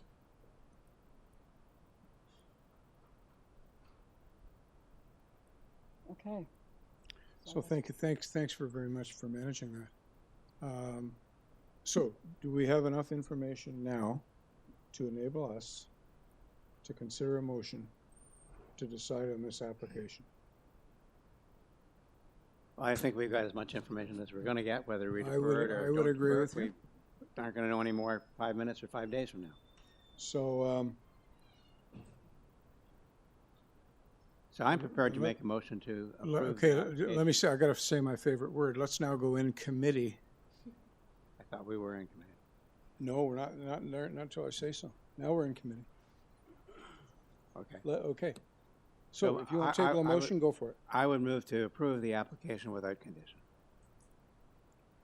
So you would approve it without the community planning condition? Correct. Okay. Is there a seconder for Mr. Ross's motion? Right, and yes, I think if we don't, we're going to lose lose. Yes, we've got a motion tabled to approve without the community planning condition. And we have a You've- seconder. And Mr. Gully has seconded that motion. All in favor? Opposed? Oh, unanimously approved. Approved with no community planning condition.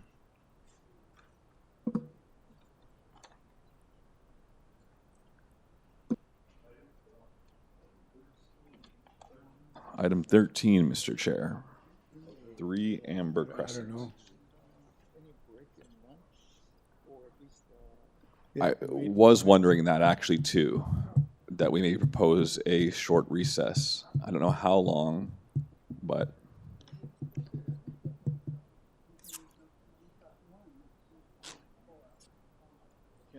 We have 6 to go. There's 6 to go. there's 6 to go, and every one of them but one has neighbors that want to speak. Yeah.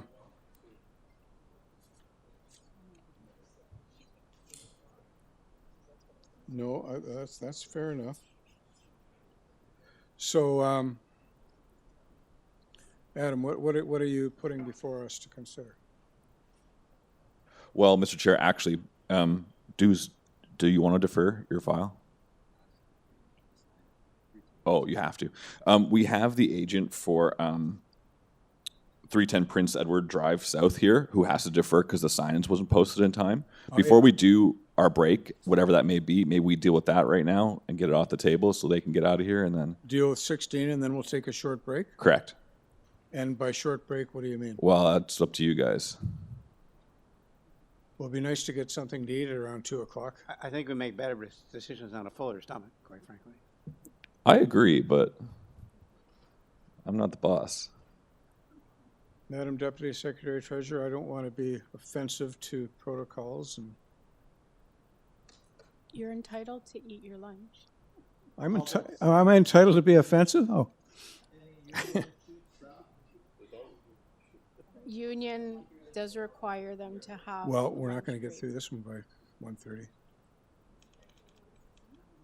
Well, Deal 16 right now, and then we can take our break. But we got to figure out how long. So we'll proceed with 16 and then maybe take a 50-minute break. Sure, if you like 1-5, yeah. Okay, 1 hour. Okay, we're going to do number 16, and then we're going to. Okay. I didn't bring a lunch either. Hi, my name is Chris Tedesco. I'm from 310 Prince Edward Drive South.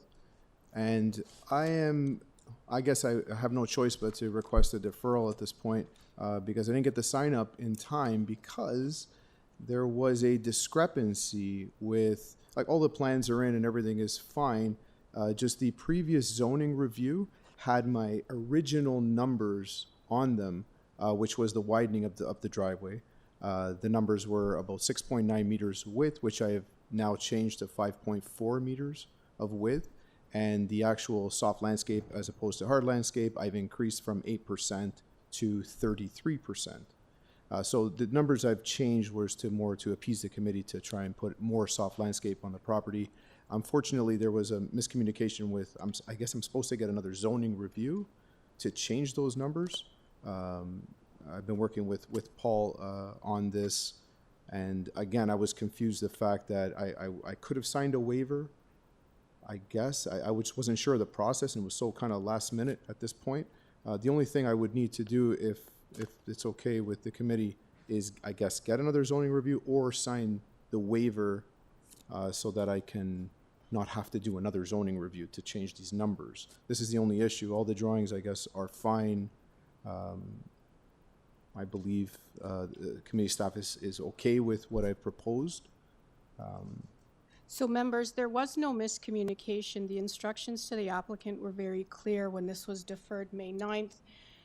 He was provided 3 months, so August 9th, to provide the required material to the committee. He decided to proceed with the same numbers that he submitted in 2018. This is how long this application has been sitting here, and this is why we sent a letter to be scheduled for May 9th to not have the application sitting around so that it could be dealt with. So it was the applicant's responsibility to provide us with the necessary information to schedule.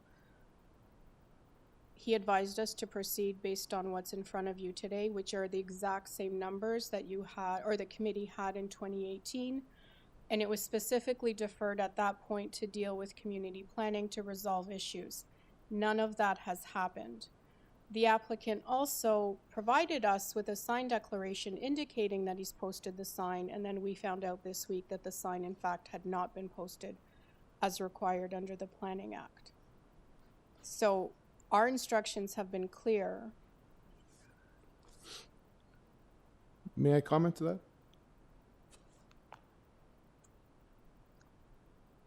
Sure, go ahead. But you're faced with a planning department recommendation to refuse this. Correct. So that's current. actually inaccurate. What was said, I submitted a new drawing set with new numbers and a change from the original. The only thing that was the misconception or what I misunderstood was I was asked in an email, are we going with the same zoning review? And I don't do this every day. I don't even know what that means. The zoning review, which would be the 3 variants that I'm applying for. And I said, yes, we shall continue with the same 3 variants. Not that the numbers were the same. I changed the plan, I submitted it during that second deferral, which was up until this point now.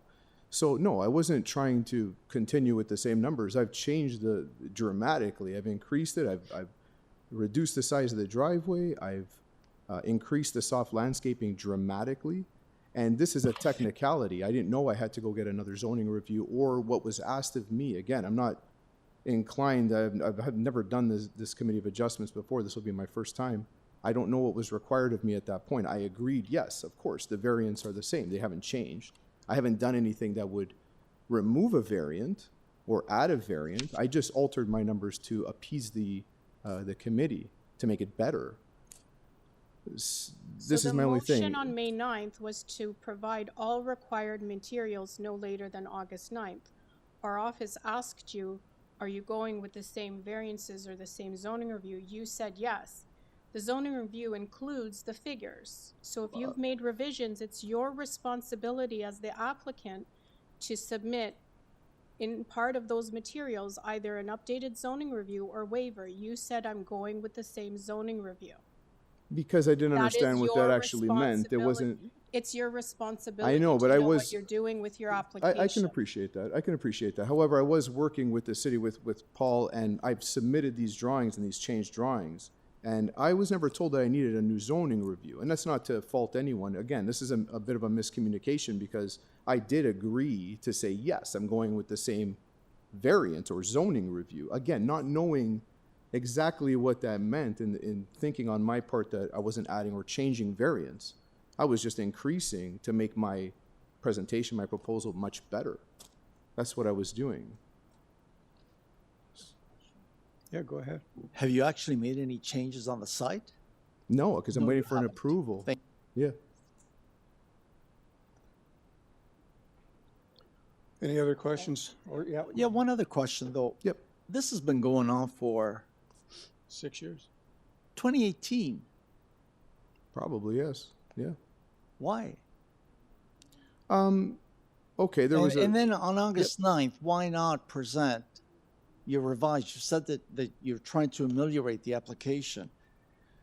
The reason why we didn't present and I got a deferral instead was because I didn't have enough time to consult or with, like I was saying, I was working with Paul to consult with transportation or any of the other ministries, trees, things like that that had to be addressed. There wasn't enough time at that point since I submitted my drawing. I'm not a CAD guy. I'm relying on a person that I use to make these many So I changes.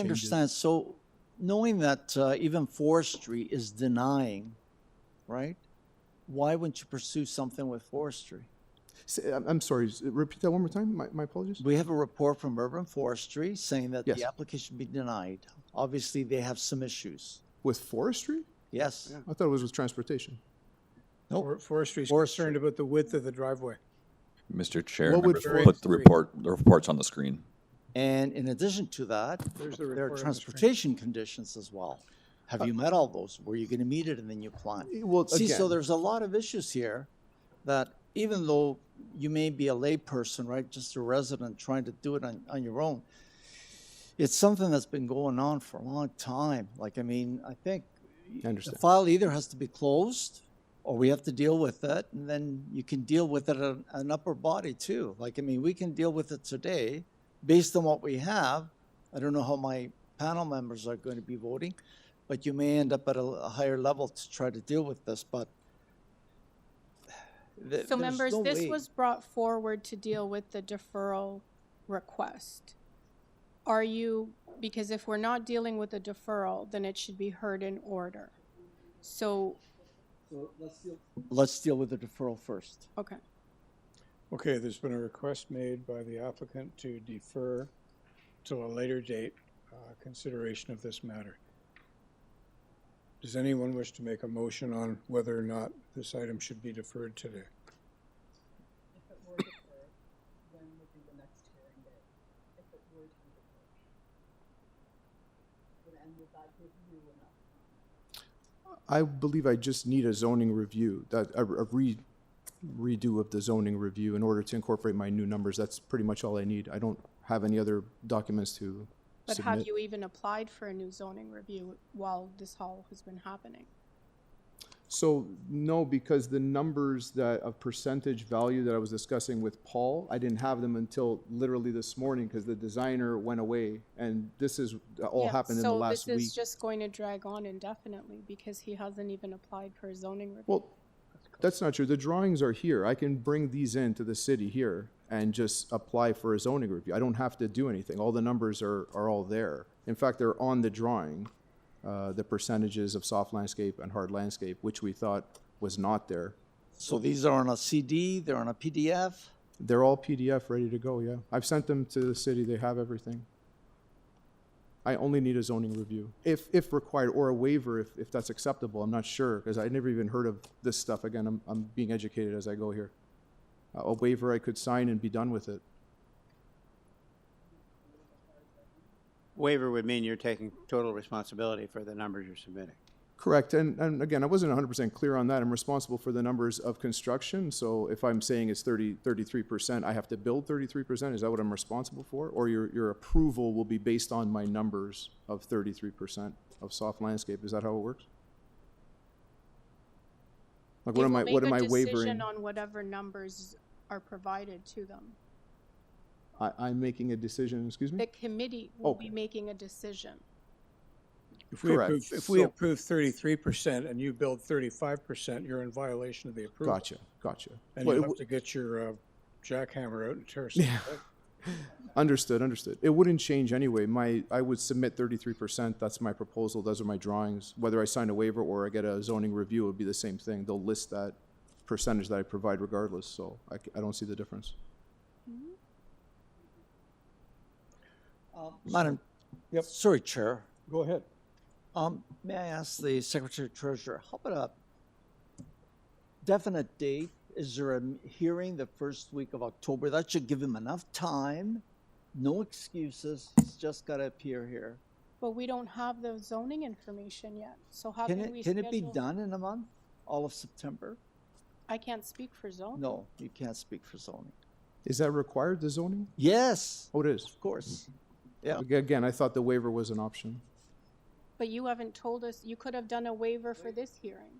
Again, I didn't find out about the waiver until the morning that the sign was supposed to be posted.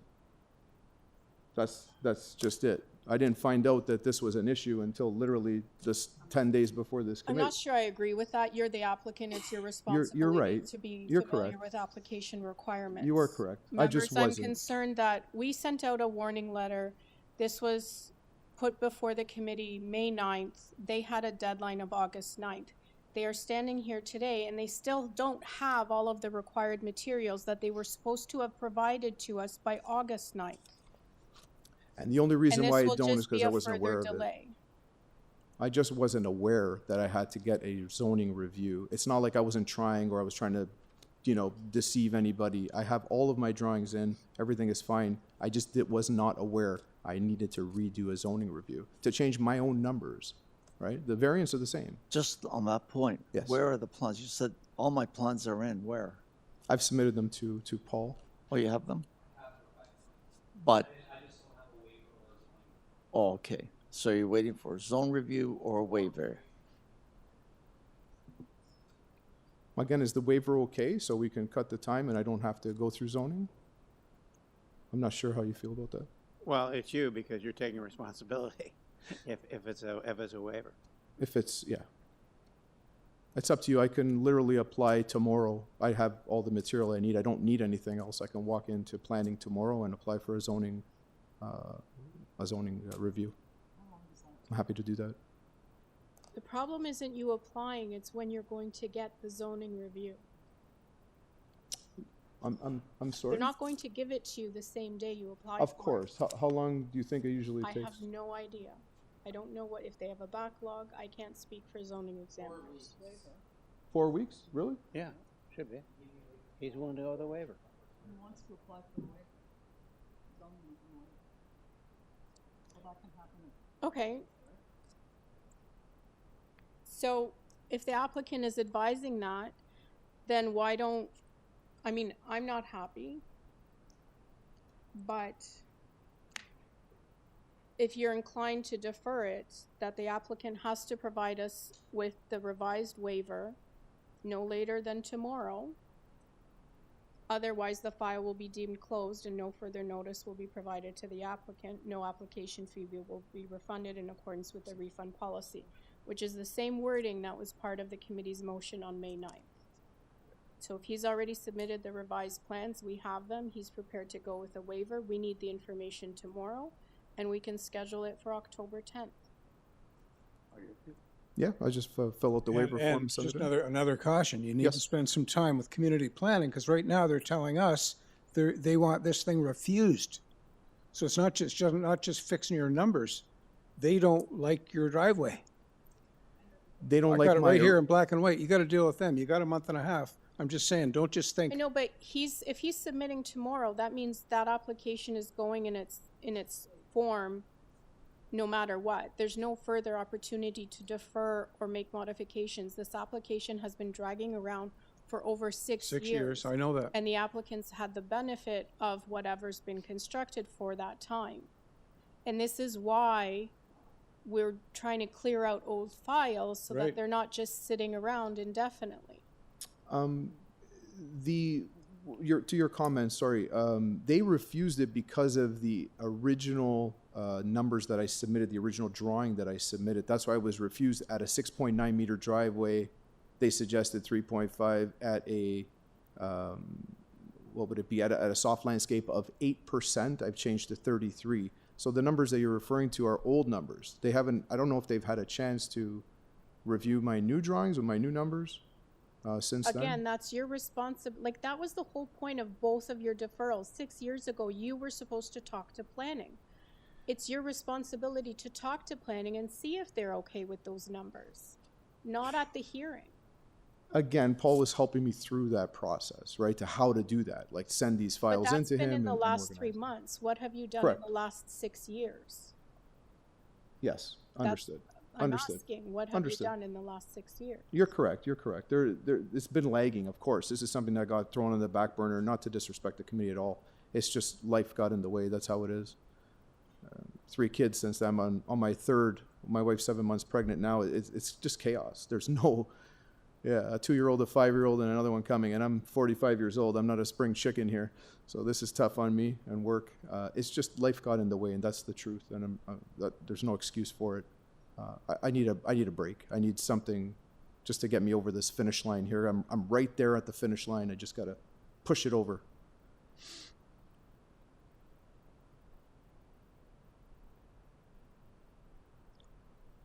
Okay, so we need a motion. And what happens if the applicant doesn't post the sign again? We close the file. Okay. I definitely, I've already posted the sign the first time for the first time I came to committee, so it's not like I'm opposed to doing it. There was no complaints or questions from anybody. I'm next to a fire station on my right, one neighbor, a good friend of mine on the left, and the cemetery across the street, so I don't really have too many people complaining.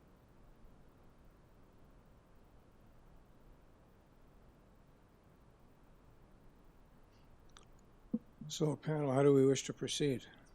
Could we make a motion that to defer to a specific date, but if the required materials are not presented at the hearing on that date, that the file will be closed?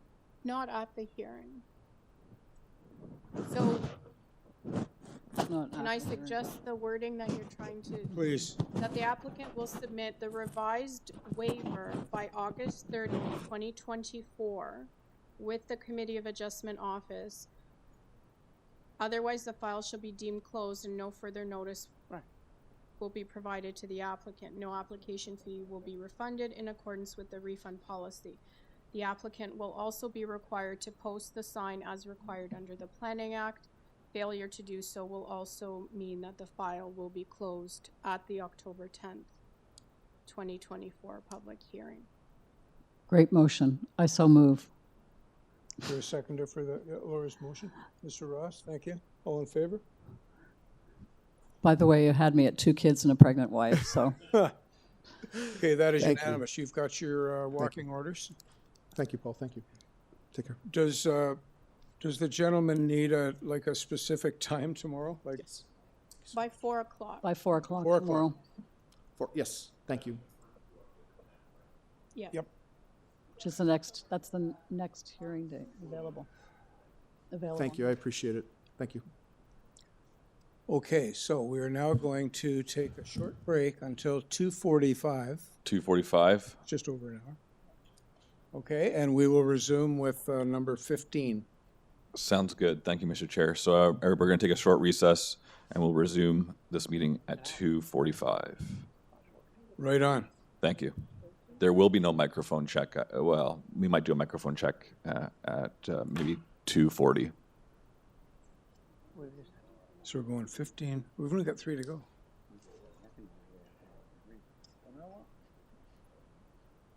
Oh, we haven't done 13, have we?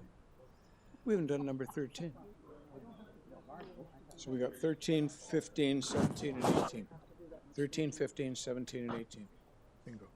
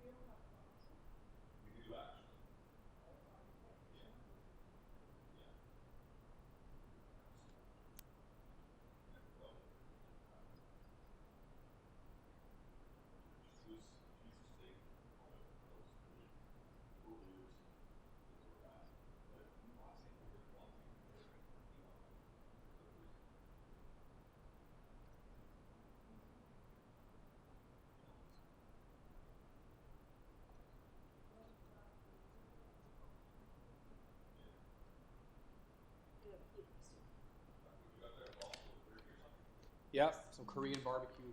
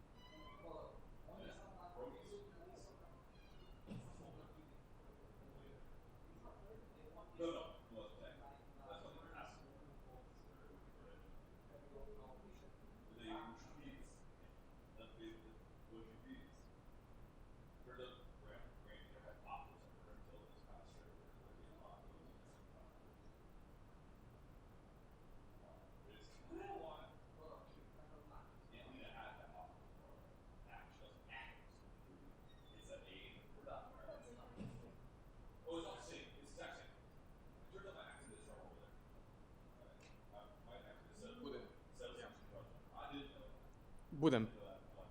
Jest, he's always on.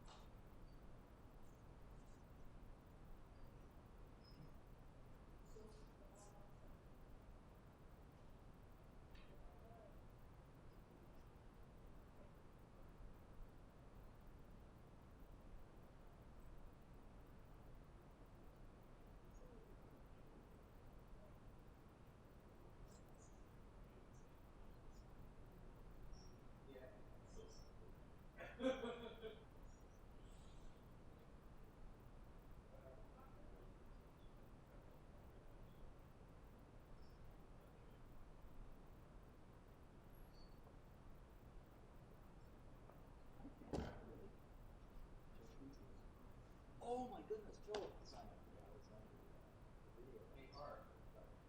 I don't know if it's good.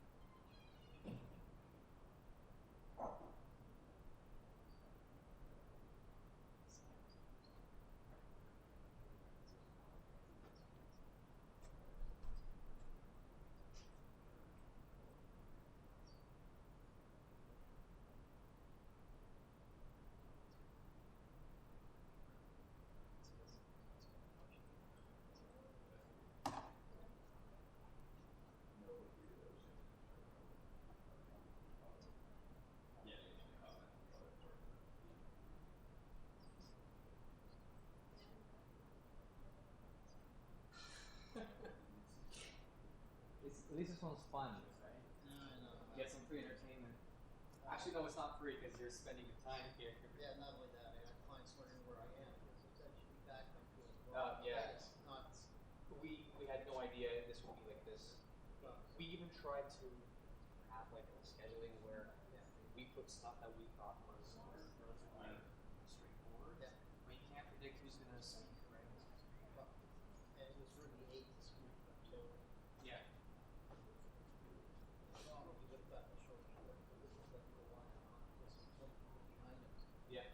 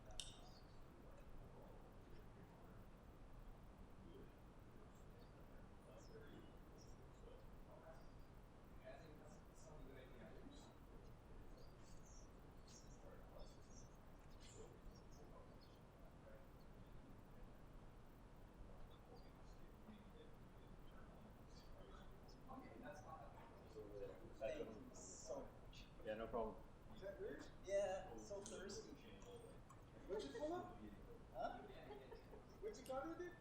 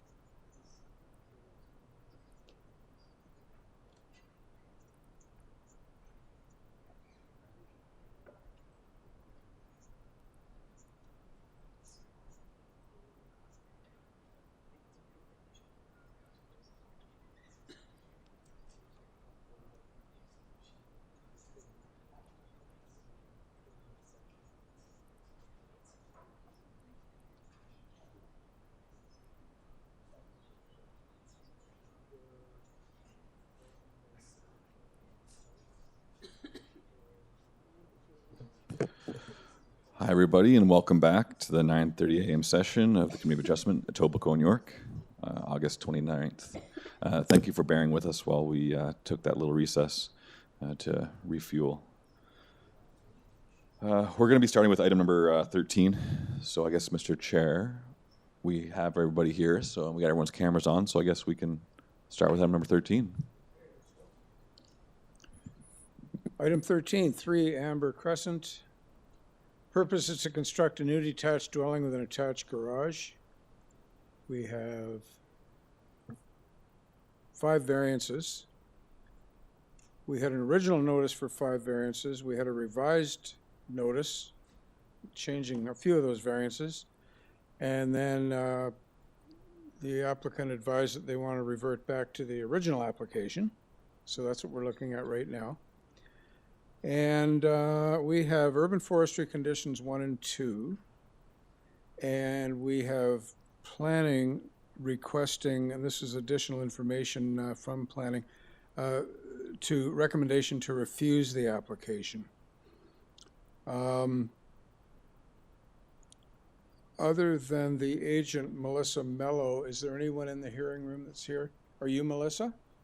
You're somebody else that wishes to speak to this application. Okay, good. Is there anyone at home? There's nothing on my list here. Okay, so we'll be calling on you shortly. So, Melissa Mello, are you, available virtually? Melissa, go ahead. Hello, Melissa? Hi there. Could you, I don't know, sit closer to the speaker, turn your volume up? I could barely hear that. Can you hear me now? Let's see if we can get you talking a bit more, and then we can see if it worked out better. Okay. I've informed Adam Borsella that Matthew Rebo would be the one to be speaking on behalf of this application. I'm not sure if there was some disconnect of that. That's okay. We'll get So Matthew on is now then. present. Perfect. Thank you.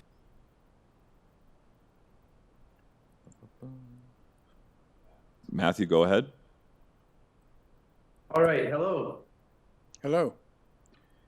Yes. Hey, good afternoon.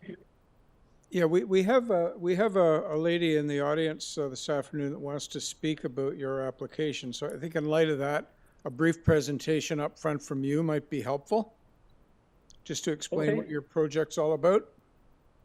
Will do.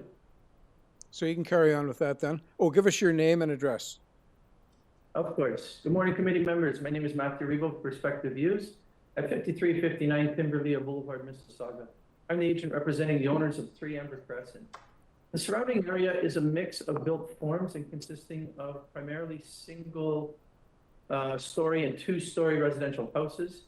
The neighboring property to the south, 5 Amber Crescent, is also a recently built house.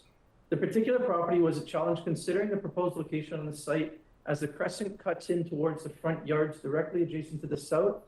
And although most of the dwellings are pushed closer towards the front yard, we also had to consider the north property, which is set back 9.29 meters from the front property line.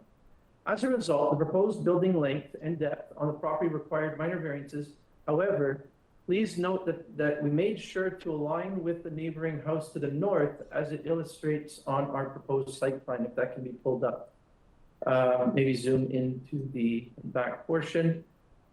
The City of Toronto official plan has requirements for development in neighborhoods in section 4.1 and specifies section 4.15 that, similar to the planning report, development is established neighborhoods will respect and reinforce the existing physical character of each geographical neighborhood, including in particular, C, prevailing heights, mass and scale, density, and dwelling type of nearby residential properties, D, prevailing building types, E, prevailing location, design, and elevations relative to the grade of driveways and garages, and G, prevailing patterns of rear and side yard setbacks and landscape open space.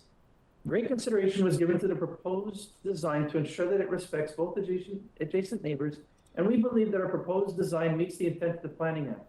Regarding the intent of the zoning bylaws, we could have proposed moving the dwelling closer to the front property line. We believe this would have had less desirable for the streetscape and certainly adjacent dwelling to the south. This then caused a greater depth as defined by the bylaw. Bylaw 10, 20, 40, 30 building depth. 1, maximum building depth for required lot frontage in the specified range.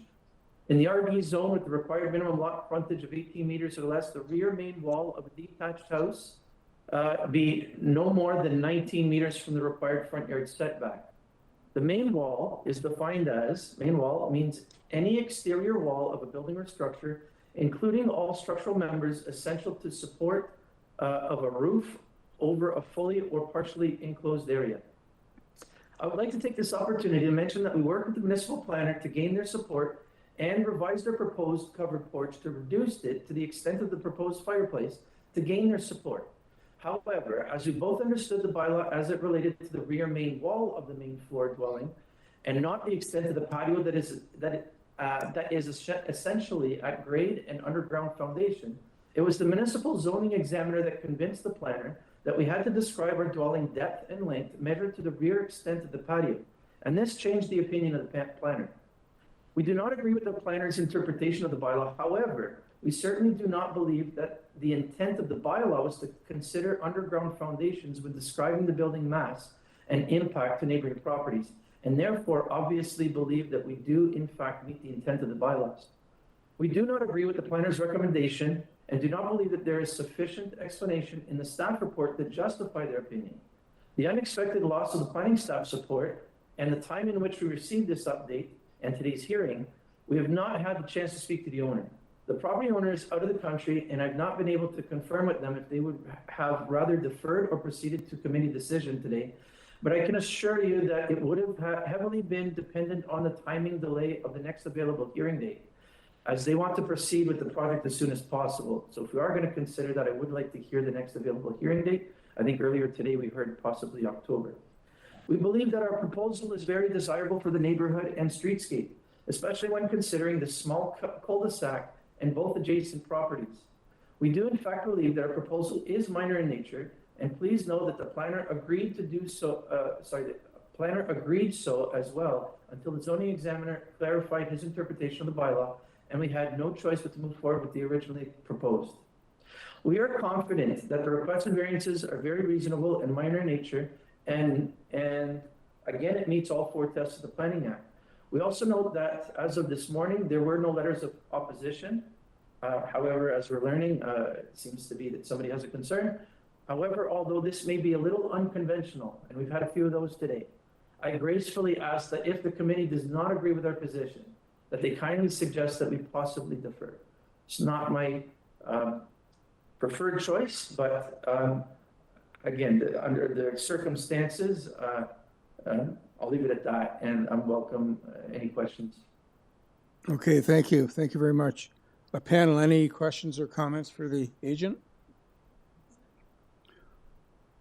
So I'm just a little bit confused. There were some revisions, and then we got a note yesterday saying that they wanted to revert back to the original, and is that why planning is no longer supporting it? Planning submitted a very recent report recommending refusal, right, which is based on lot coverage, building length, building left, and rear yard setback. That's what we got last night. Yeah. Okay. Got it. Okay. Yep. I understand. So, ma'am, could you approach the podium?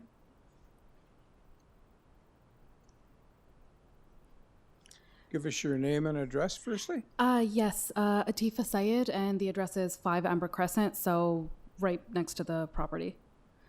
All right, good afternoon, committee members. So my family and I are not actually opposed to this property being rebuilt. As mentioned before, ours was done as well. There's others in the cul-de-sac that are also in the midst of it.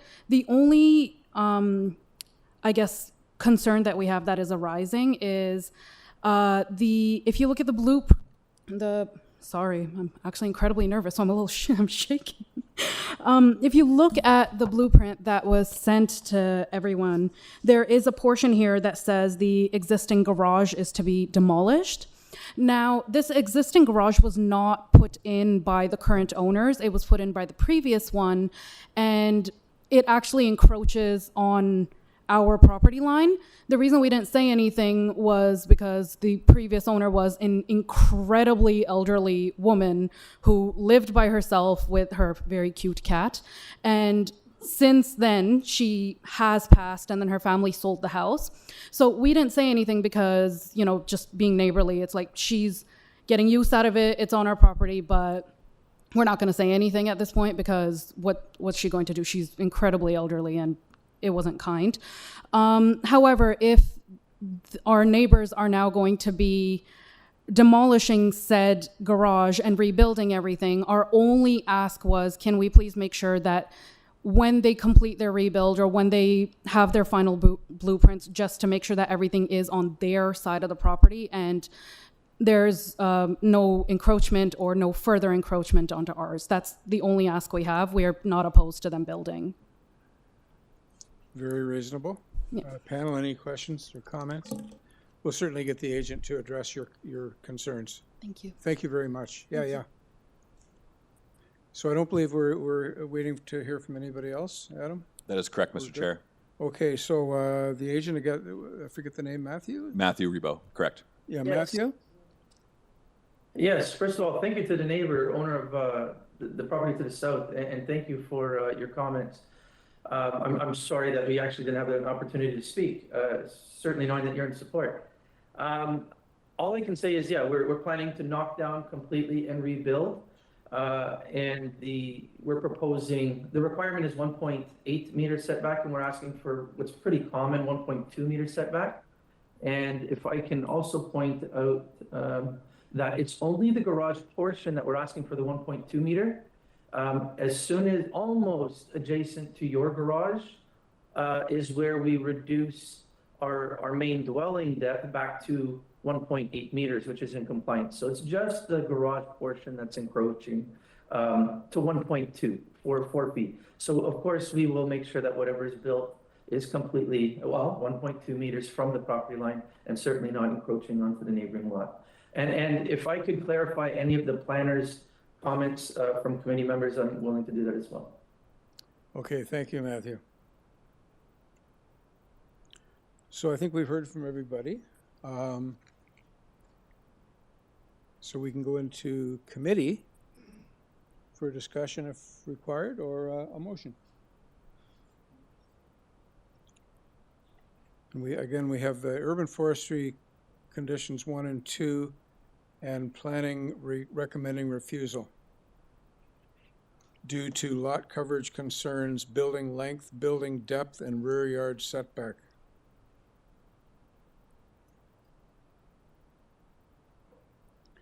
And we're dealing with the original notice, not the revised one.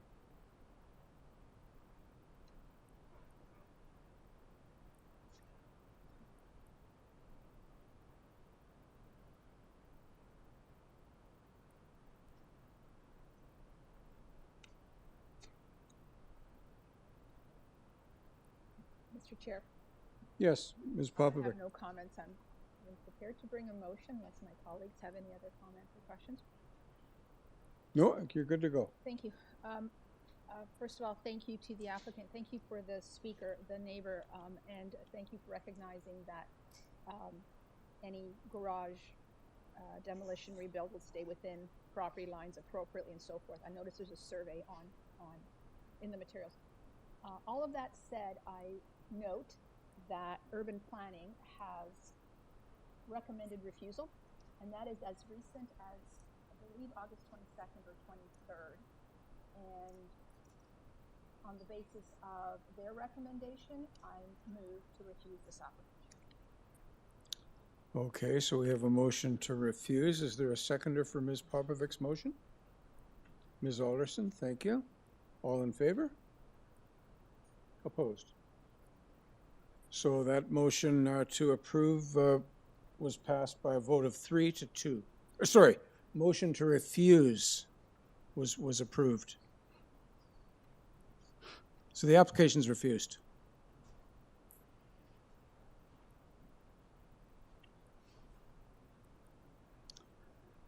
Item 15, 64 Farningham Crescent.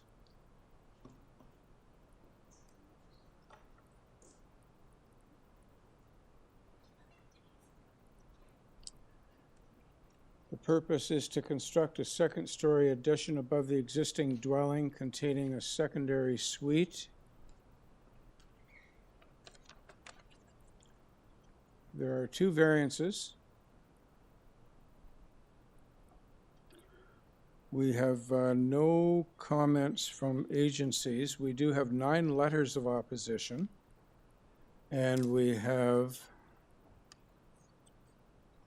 a number of people either here or at home that wish to speak to this matter. Mr. Chair, on that note, I can confirm that Craig and Jeffrey are present and Angel is not.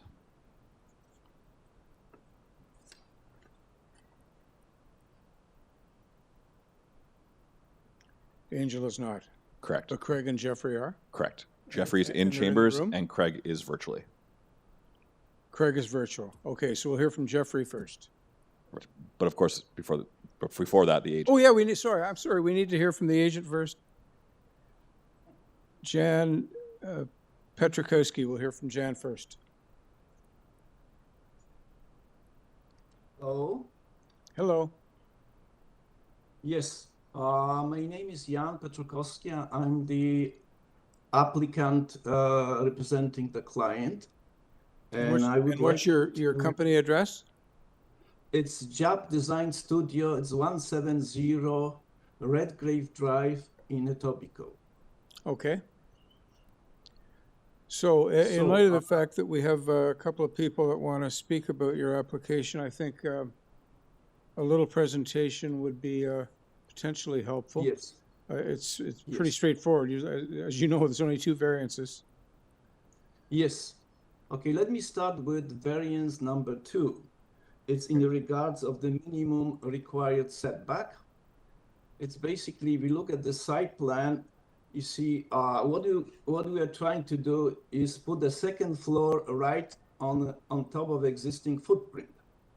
And if you see the house to the north of us is about lining up with our property, but the house to the north is recessed back.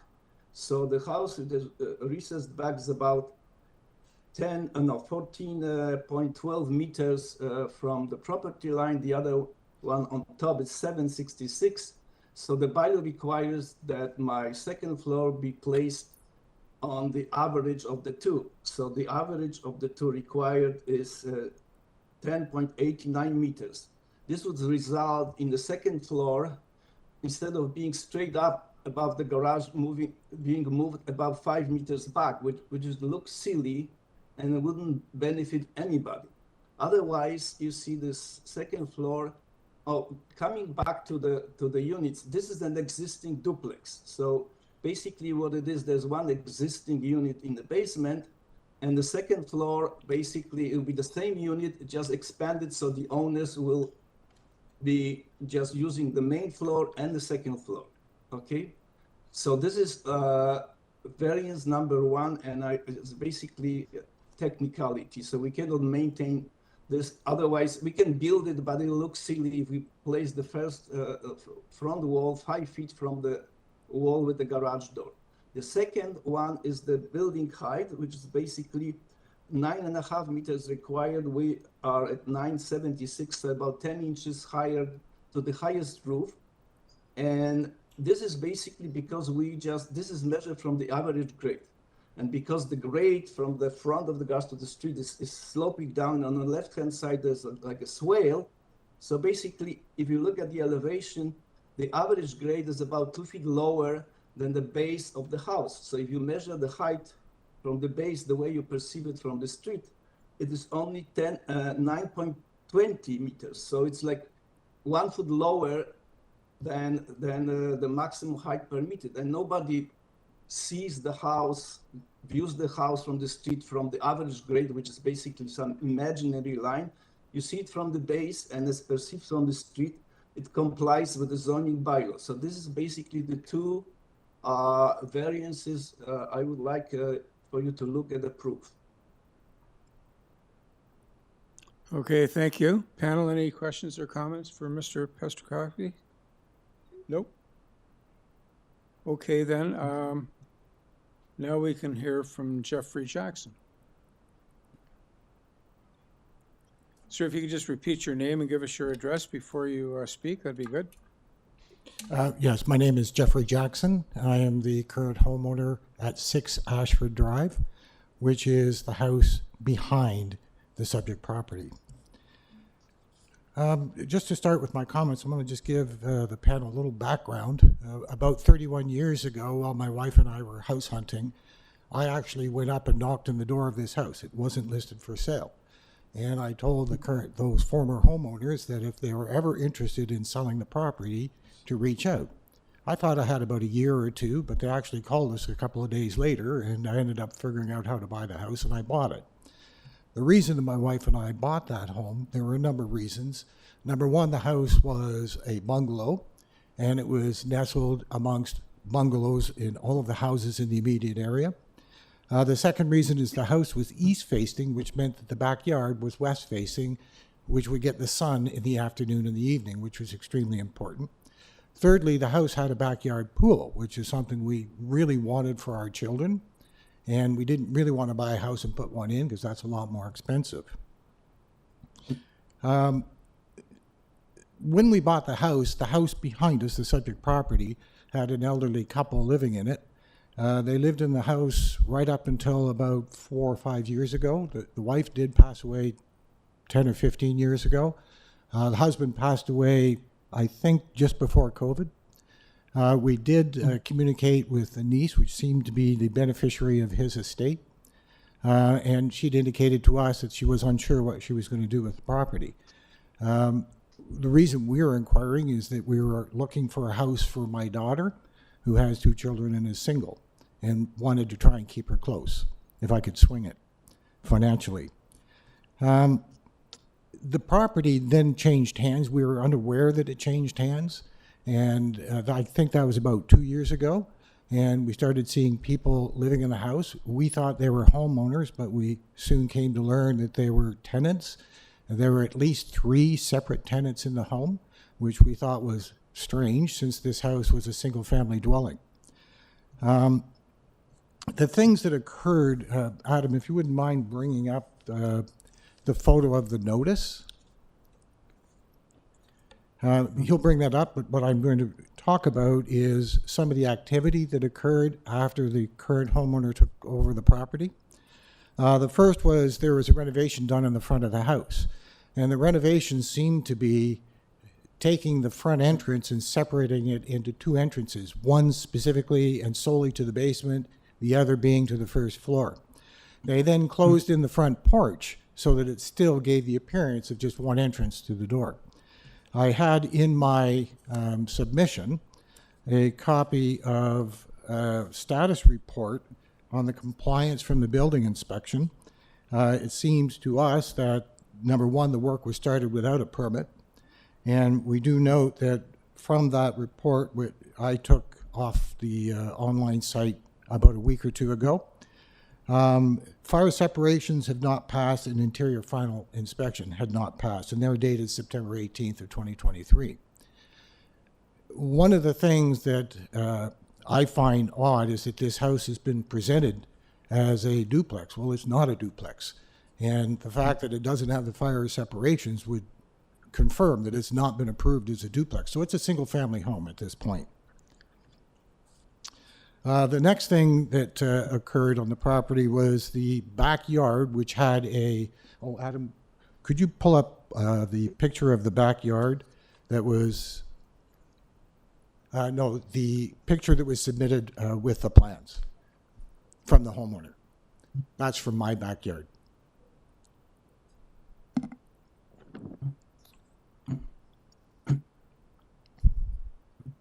Yes, the top one, I believe, is the one that's the best. Yeah. The backyard had a fairly large, I don't know what kind of tree it was, but it had a tree that was about 30 feet tall that was right in the middle of the backyard. That tree disappeared, and all of the branches of the trees that were on the property, there were very large oak trees, about 50 feet or so in height, up to about 20 feet had been removed. That was a surprise to us.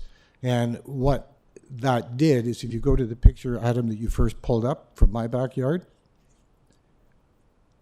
is it basically removed any obscuring of my backyard from the back of that house, which is not a problem right now. It's a single story.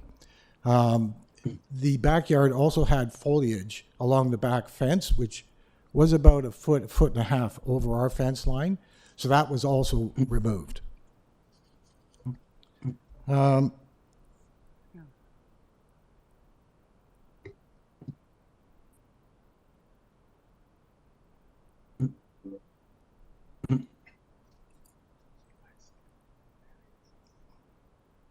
So these changes include a fence that was put up by the current homeowner between 62 and 64. Those are the two neighbors. My backyard is offset from their backyard, so the property line between those two properties is about 15 feet from the property line of my property. The fence that I had in my backyard when I put it up was the legal height, according to the current zoning bylaws. The fence that they've put up is about a foot or more higher than my fence. So when I walk out my back door, I look at my fence and I see a post above my fence that extends about a foot up. I tried to communicate with the current homeowner about addressing that. What I was going to suggest is step it up from my fence, making it legal height. You could step it up to whatever you and your neighbor have agreed to. But I've never been able to communicate with them because the tenants don't speak English. The fact that they've been operating this house as a multi-tenant house is of concern to us. And when we looked at the application, notwithstanding the fact that it is a small variance on height, but from my perspective, every foot of height is a foot of sunlight that I don't get. It's a sight line that I don't get. The fact of the matter is that the property, how am I doing on time? I got about a minute. I'm sorry, I should have been watching. You're over time, sir. Oh. Please wrap up. Okay, so my wrap up is that our real estate agent that assisted us in buying the house 31 years ago has operated in the neighborhood for the last 31 years. She's indicated to me that the impact on the value of my home is somewhere between 10 and 15%. That is an issue for me. I don't think that I should have somebody making an alteration to their house that will end up costing me $200,000 to $300,000. I also want to point out that the drawings that were submitted are incorrect. Not only is the house not a duplex, but the existing placement of the kitchen in the drawings, which is drawing A3 that they submitted, it's not where they show it in the drawing. The kitchen is in the middle of the house, not on the northeast corner. That makes it, from my perspective, is I don't trust anything that's been put forward. I don't believe anything that's been put forward. So in wrapping up, if the committee does grant the variance on height, I would want a condition that the current homeowner has to, at the minimum, follow the plans that they've submitted. Okay, thank you. Do we have, so we don't have Angel, do we have? That is correct. Craig No Kennedy? Angel, but we do have Craig. Yes, they are virtual. Is Craig in the room or at home? Virtual. Virtual. Mr. Kennedy? Mr. Kennedy? Addressing the committee. Craig Kennedy, I'm at 87 Farningham Crescent, almost directly across from 64 Farningham. And my wife, Deborah, and I have been long-term owners and residents at 87 Farningham. And we wish to express our deep concern regarding the proposed renovation plans converting our neighbor's property into a multi-residential rental property. The introduction of as indicated in our letter, the introduction of a multi-residential property stands in sharp contrast to the character of the neighborhood, which is not designed or intended to support such developments. Our greatest concerns about this proposal center on safety and environmental impacts. The owner at 64 Farningham has already been operating the property like a multi-residential rental, and the impact has been notably disruptive. The tenants have been running a mechanic garage from the house, leading to an overflow of cars on the street, both during the day and night. This activity has created considerable inconvenience and safety concerns for residents, significantly degrading the family community that has existed for decades. We personally have had the unfortunate experience of the tenants treating a potentially hazardous car fluid into our ditch and also staining our driveway while they were working on a car on the street. We've also observed the renters to at times test drive the cars on the street at a speed that is unsafe for small children that are in the surrounding properties. We have 5 young children within a few homes of this property. And the number of cars parked on the street also interfere with children walking to and from the school. We have a senior elementary school at the bottom of our street. And we also do not have any sidewalks. Given that the property in its current form and the number of tenant vehicles and car repair practices, given that exceeds the current capacity, our concern is that by adding another level of this house, increasing the number of tenants will only exacerbate the aforementioned challenges and will further strain the neighborhood's infrastructure and harmony. Despite previous disruptions, the owner and tenants have shown limited inclination to manage the property more responsibly. And an example of this is the fact that the owner has made no attempt to, as far as we know, the owner has made no attempt to communicate the proposed changes with the neighbors. The lack of regard for the community's well-being raises serious doubts about the owner's ability to maintain a larger 2-story multi-residential property without causing additional disruption. Further concern with us is the increased height above the approved bylaw and the reduced setback from the road would in turn block sunlight from the surrounding properties and will most certainly increase the stress on the number of mature trees nearby. So given all these considerations, we respectfully request the support of the committee in disallowing this proposed application. So thank you for your time and consideration. Thank you. Panel, any questions or comments for Mr. Kennedy? Okay, so I think we can now call back Jan Petrikowski, the agent, for rebuttal. Yes. If you could, you got an opportunity now to rebut what you just heard from Mr. Jackson and Mr. Kennedy. And you have 5 minutes to do that if you require that time. Okay, well, listen, most of what the speaker said is dealing with some fact which I'm not aware of. I'm an architect and I'm designing a addition. And coming back to the legality, yes, this house, we approved to the building department, we approved all the changes. So yes, it's true that the basement layout exists now. It will be different. There's different plans we submitted last year to the building permit, and they were approved. And then the work was stopped because then the owners who are actually planning to live on the second, they live in a different place. They want to live in this building, so they will control all these problems which you obviously have with too many tenants, because they're going to live on the first and the second floor, so there'll be only one tenant in the basement. And just by the fact that they're going to be on site, they'll be able to control all these activities, okay? So now, when it comes to the height, well, you see the first speaker's distance, if you take a look at the site plan and you analyze this sun, from the west, even if I raise this thing up and the roofs are very, very like a low slope, there will be absolutely no overshadowing of the property to the east. Now coming to the west, it's just basically, I see what most speakers say is dealing with the tenants and the fact that they didn't like. However, I'm looking from the zoning point of view, and the zoning allows doubles or triple, or even I can even put legal quadruplex on this side. So from the zoning point of view, I'm fine.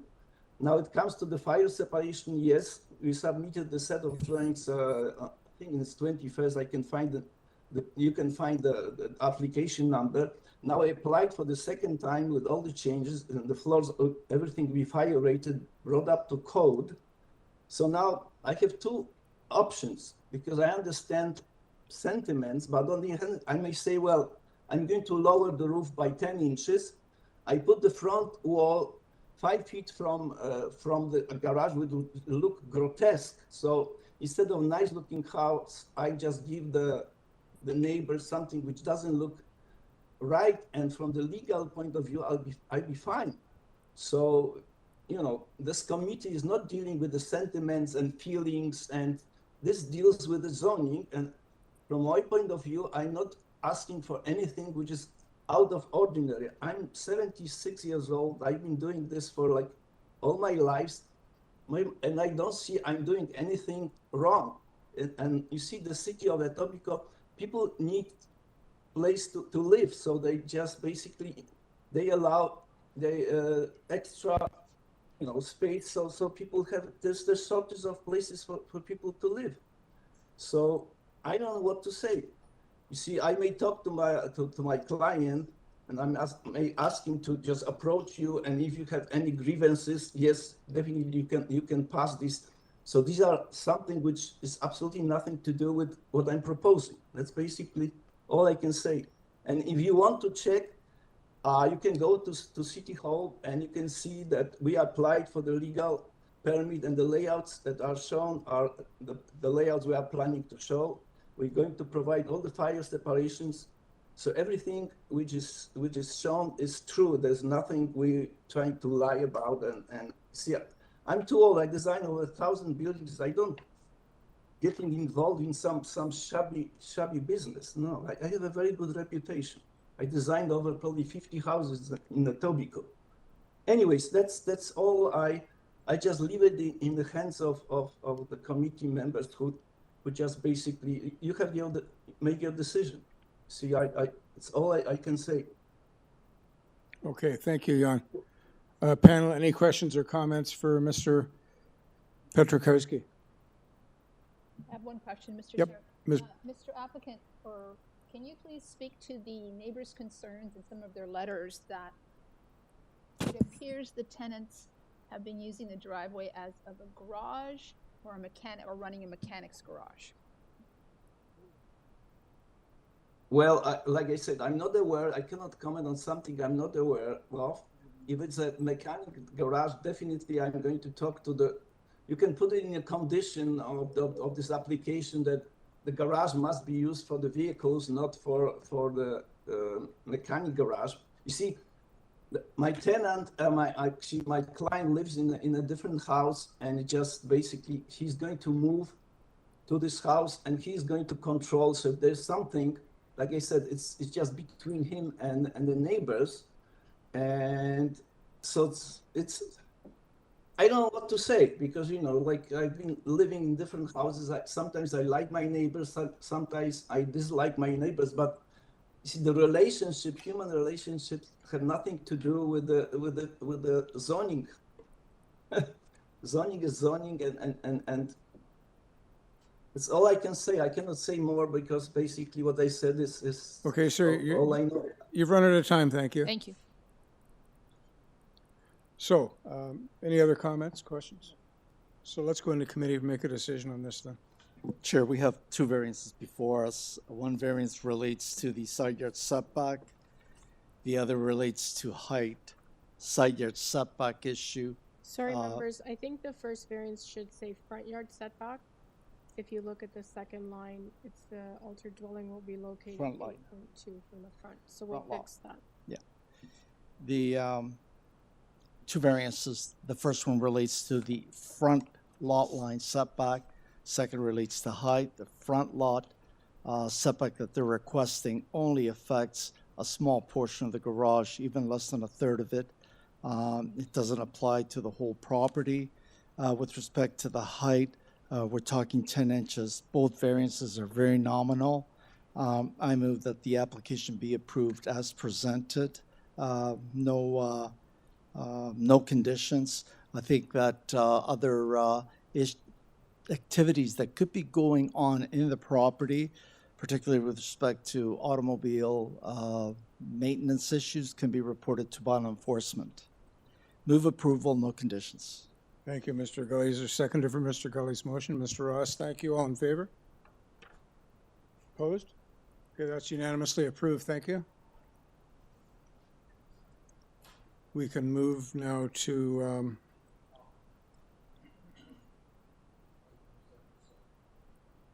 no, unanimous. Oh, you were opposed. Okay, the motion carries 4-1.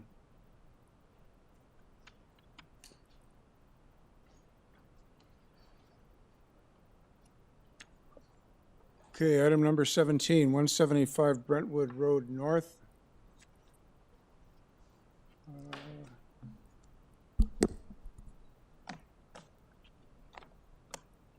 Purpose is to permit the existing driveway, side and rear platform, and the side and rear yard landscaping deficiencies, along with a secondary suite in the basement. There are 8 variances. This matter was deferred some time ago. I don't have the reasons for it being. Oh yeah, it was deferred June 20th of this year to correctly identify the variances and to make changes to the notice. We have a Metrolinx advisory. We have 2 support letters. We have an opposition letter.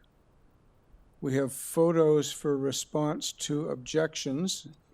And I noticed that we have 5 people registered to speak about this. 5.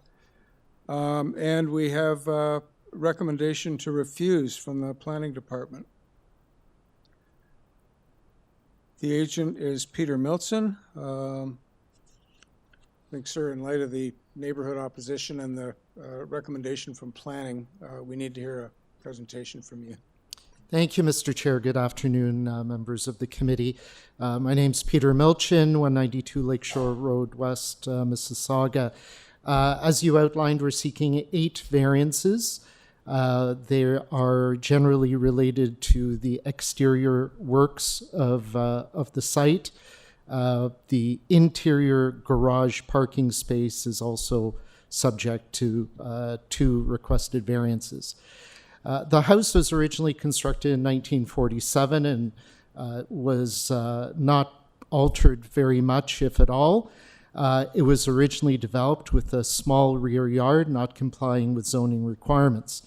In 2022, the owner had approved an extensive renovation and second-story addition, which preserved the original house footprint, except for a 1.5 meter extension of the front of the garage facing west.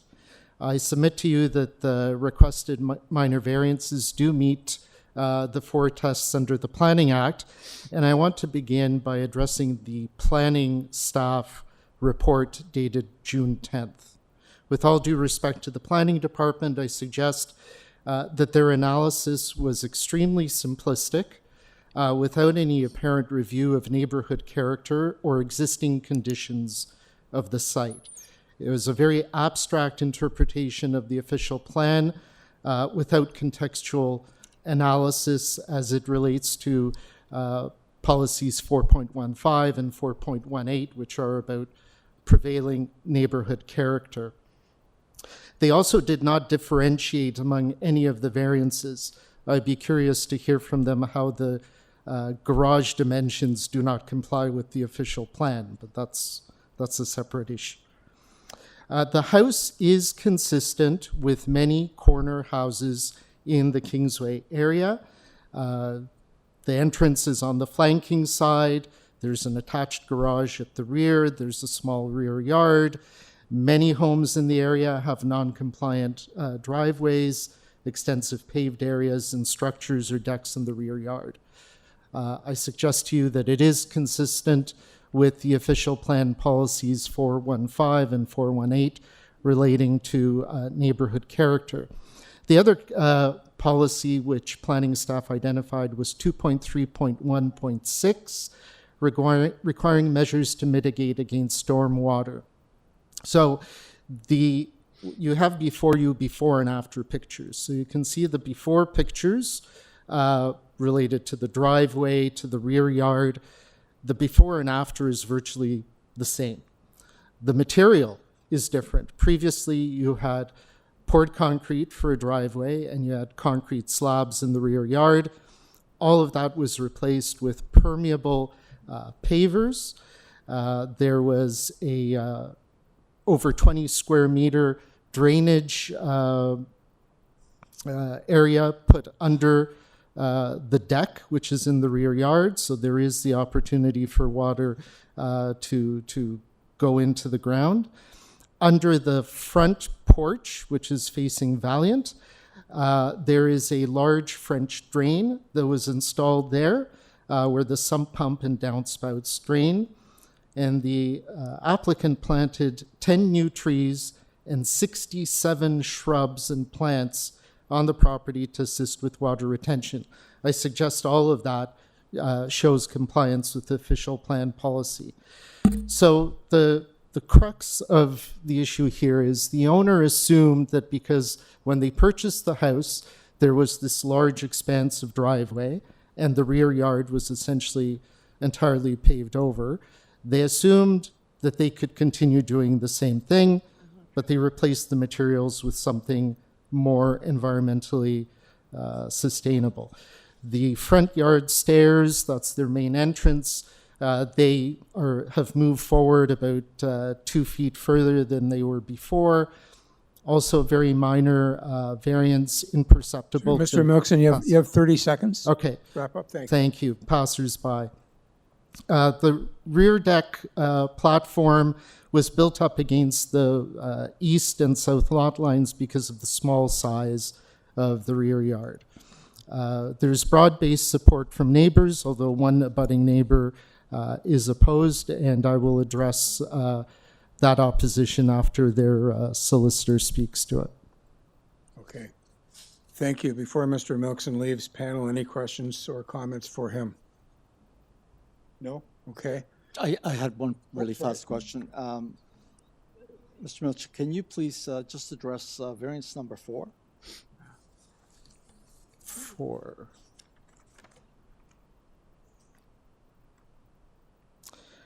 So as I mentioned, if you look at the before and after pictures, the before, which was the condition when my client purchased the property, virtually the entire rear yard was covered in concrete pavers, concrete patio pavers, the sort of 2 by 2 foot ones. So my client assumed that since that was a pre-existing condition, that they could continue with that, but they did it with a different material being permeable pavers. And under the deck is about 27 square meters. So under the majority of that deck, there is a gravel drainage bed. And I think that's also visible in some of the pictures that have been submitted to you.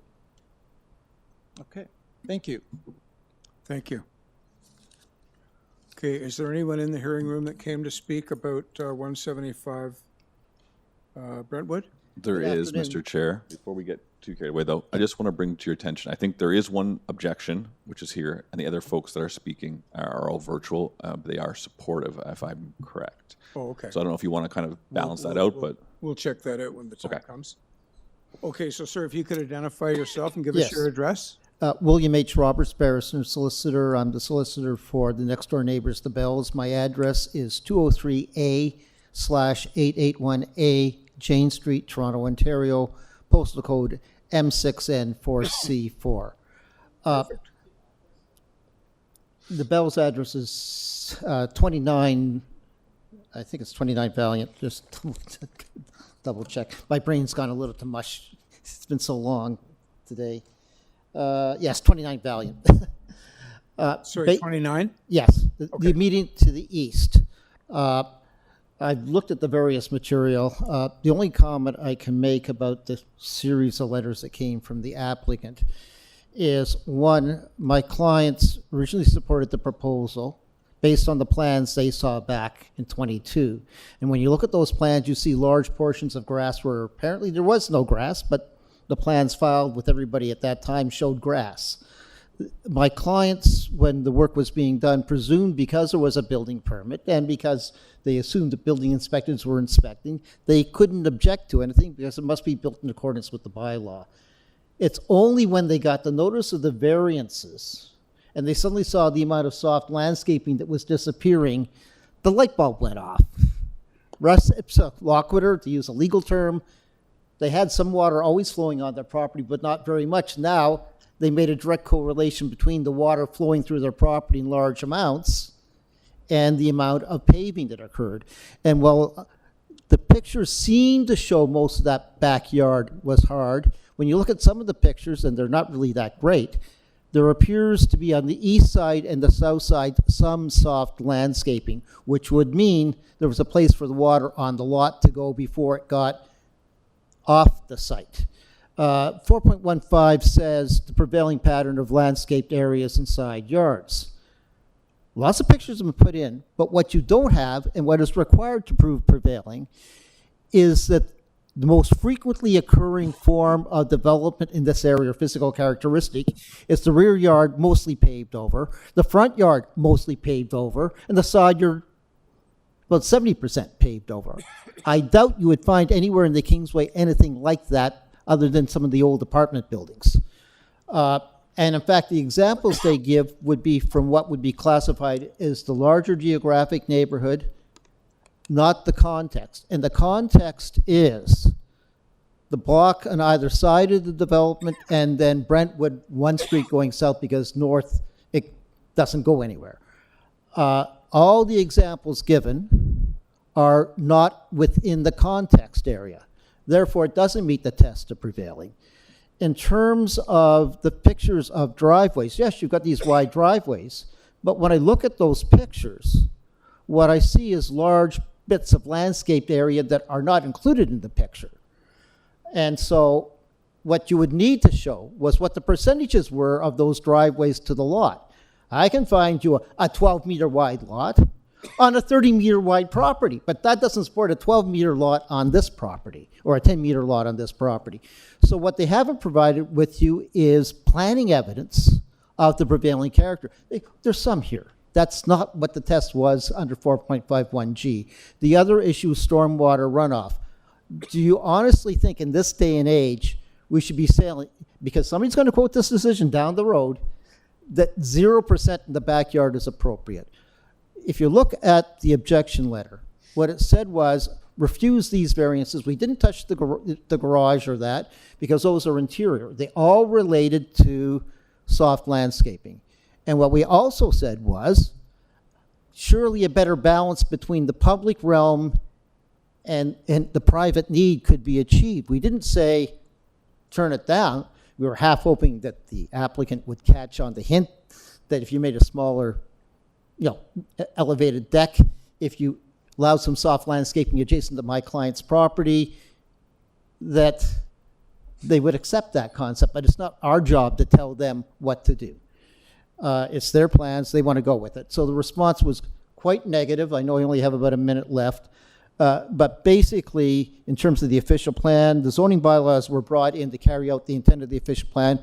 And in fact, the 75% side yard aspect predates the official plan. It was brought in because of the concern in some suburban areas, especially Scarborough, where all of a sudden you had 6, 8, and 10 cars parked in the front yard, and almost the whole front yard was asphalt.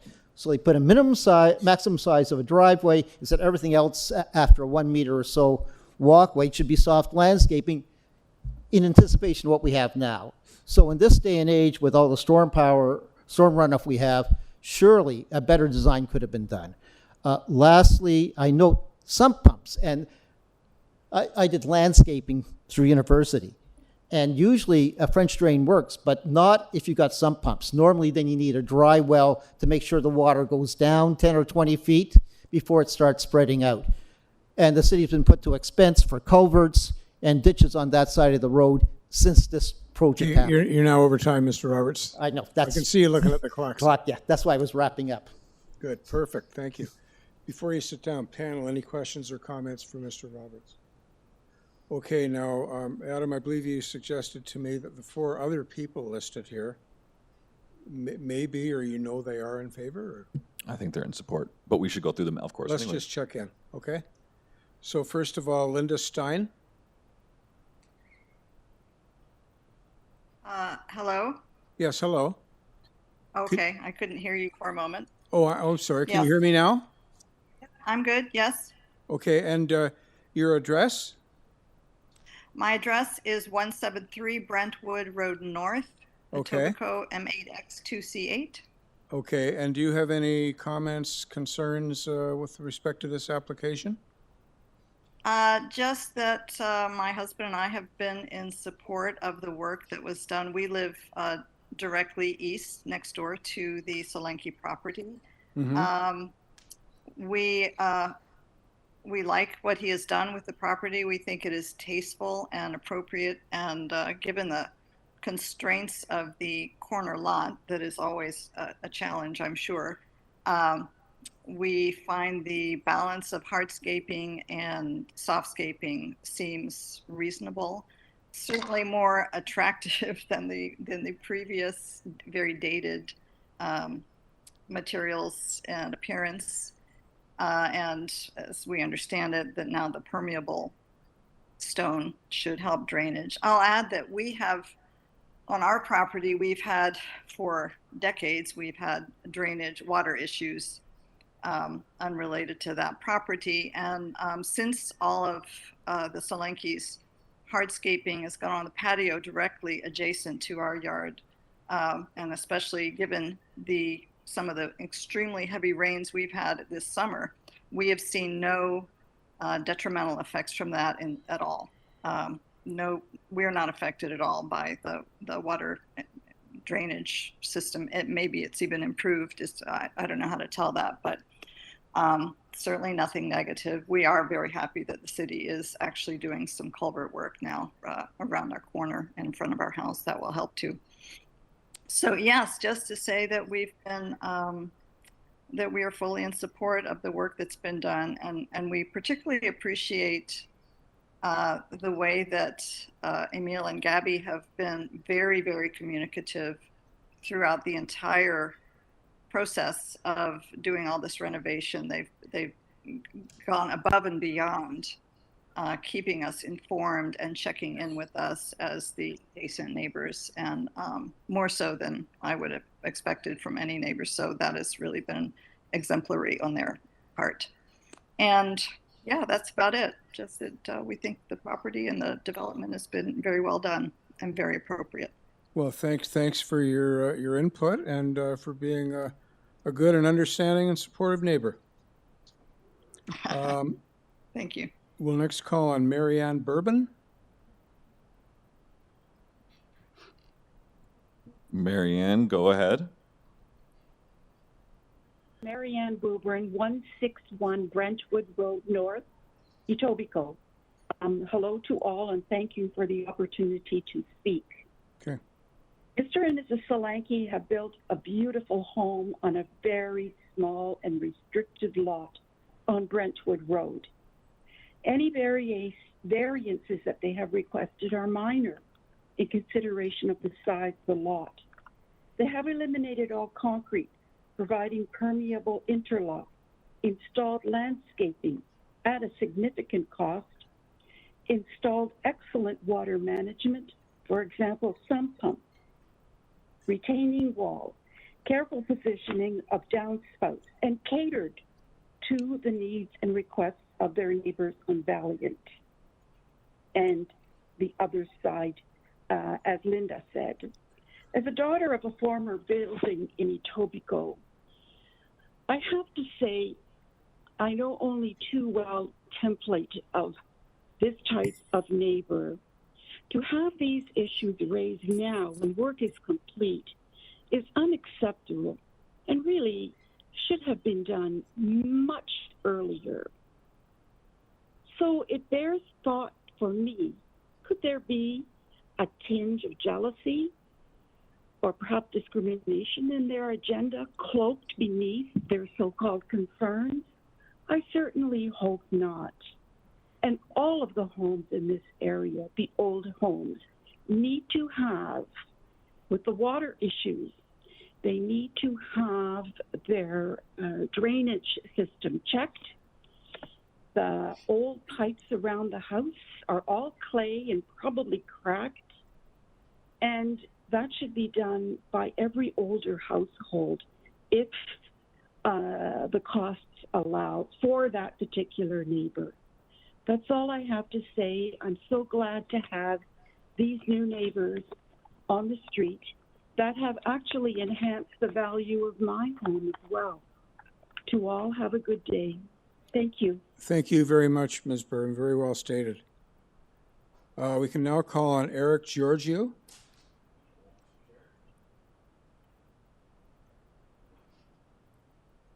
Eric Giorgio here. My address is 172 Brentwood Road North. So I am kitty corner to the house in question. So I'm also in favor of everything that the Slankies have done. Very similar comments from myself that you had just heard. I think the new home that's been built is not only in keeping with the spirit of the Kingsway neighborhood and very appropriate. I think it's made the area much, much nicer. It's a tremendous upgrade over what was there previously. I have a corner lot myself, in fact, a very unusually shaped lot, so I can sympathize very much with some of the challenges that people have in building on those lots. And I think what they have done with the new property is fantastic. I think it makes the neighborhood look great. I think the new lawn and sod that they've put down, as well as a number of trees and plants, is quite appealing and looks very, very nice. So from my perspective, I don't see anything that's been done that's offensive or that's infringing on anyone else. So I'm very much supportive of what they've done. That was short and sweet, but just kind of restating what others have said as well. Great to hear from you. Thanks for participating, Mr. Giorgio. Finally, we have Anthony Tarantella. Mr. Tarantella? Oh. Hello? Hi, can you hear me? Yeah, could you just give us your name and address, please? Yes, hi, I'm Anthony Tarantella. My address is 28 Valiant Road. Okay, and you can give us any comments that you may wish to make on this application. I just want to say I spoke to Emil a couple days ago, clarified a lot of the tough challenges with water drainage on the property. I was a little unsure when I got the notices, but he set me at ease, and I'm not opposing. I'm happy that he's developed in our area. Great. Anything else? That's it. Short, sweet. Okay, well, again, and thank you for your participation. Thanks. Just for the record, I don't think in 4.5 years I've ever had 4 people listed to speak that were all in support of an application. Not that that has any bearing on the decision that we're about to make on this matter. It's sort of a joke. Mr. Milkson, you now have 5 minutes if you require it to rebut what you heard from Mr. Roberts. Thank you, Mr. Chair. So I have a few issues with Mr. Roberts' submission.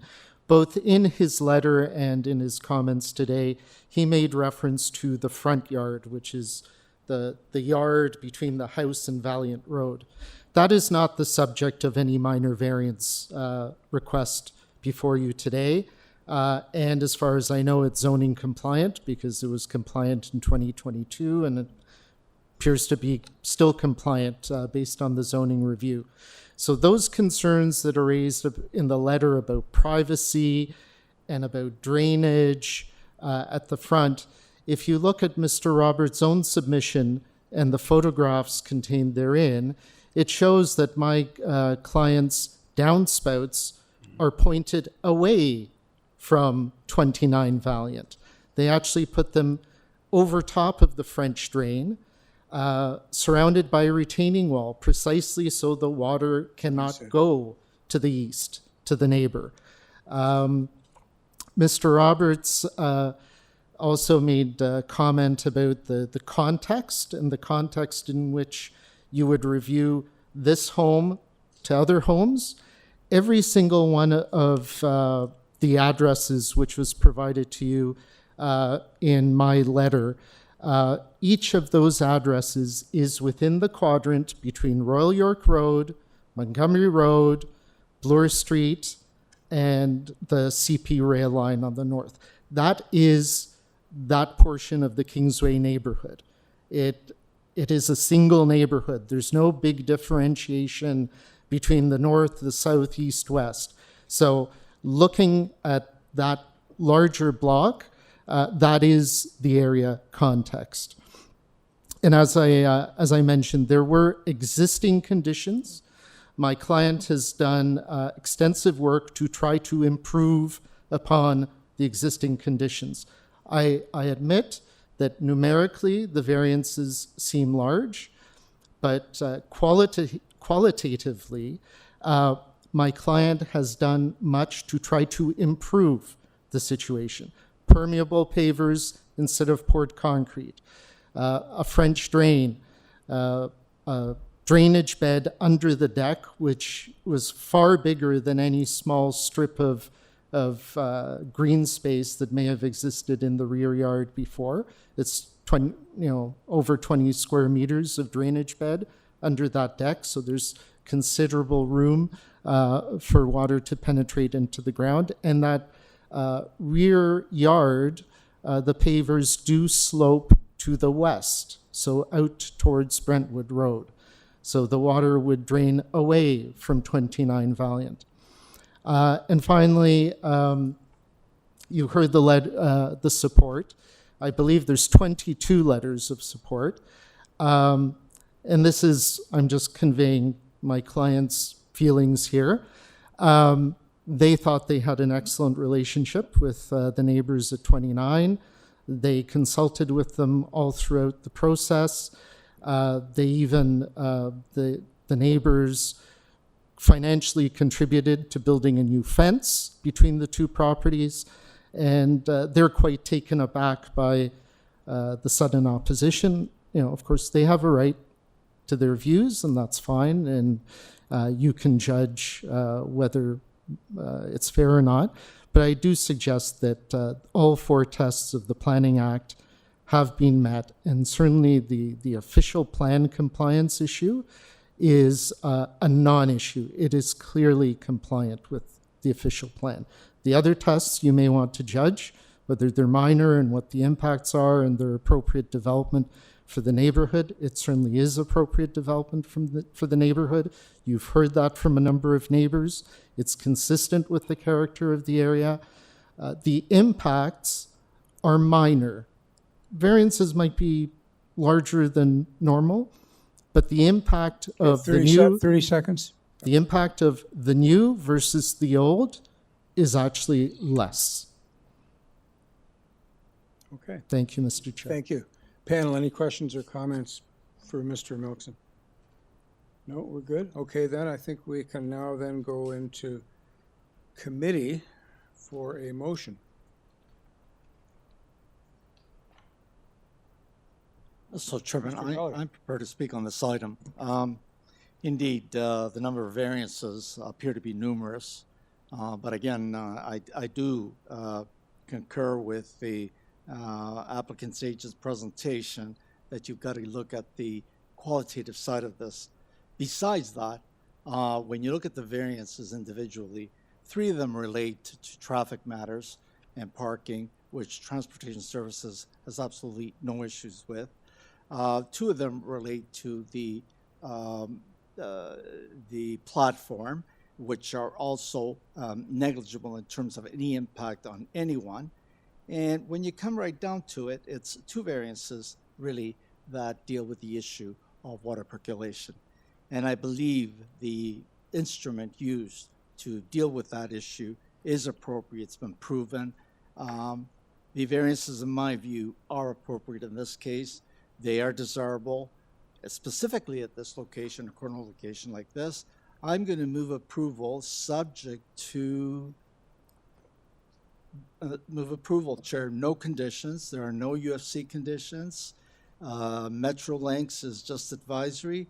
Transportation Services is fine with it. Move approval, no conditions. Thank you, Mr. Gully. Is there a seconder for Mr. Gully's motion?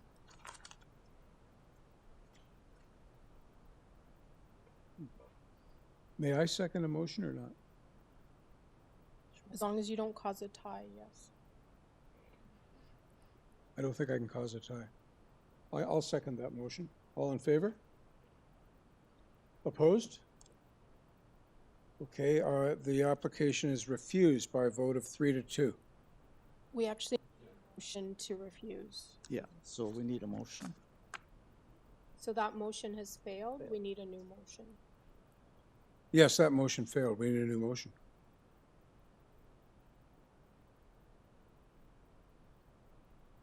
Mr. Chair, I will bring the motion to refuse on the basis that having reviewed or considered the submissions made and also in consideration of City Planning staff's memo of June 10th, 2024, where they recommend refusal as well, that it does not meet the 4 tests, and I move to refuse.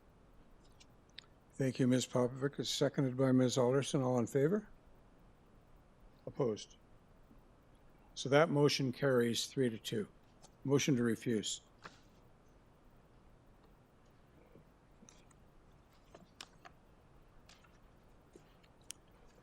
Okay, our final agenda item today is number 18, 1040 Martin Grove Road, Unit 8 and 9.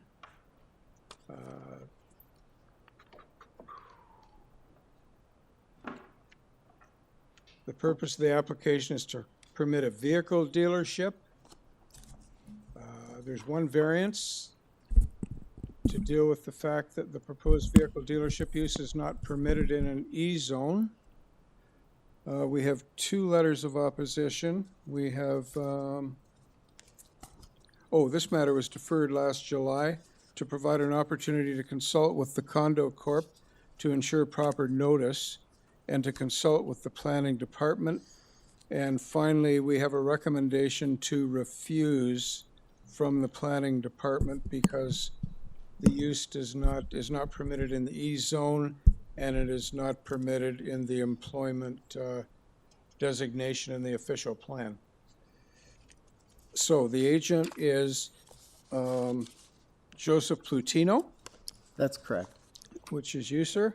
So yes, if you can, in light of the planning recommendation and the fact that we have another interested participant, if you could make a presentation, please. Thank you, sir. So we deferred to make sure that we did proper notice to all the owners, which we did. We provided that evidence to the clerk. We also deferred to meet with staff, which we did, and staff has basically referred us back to the committee to make our arguments. And yes, I only became aware this morning about the letter of objection that was provided by Ferroni yesterday. He's one of the owners in my client's building.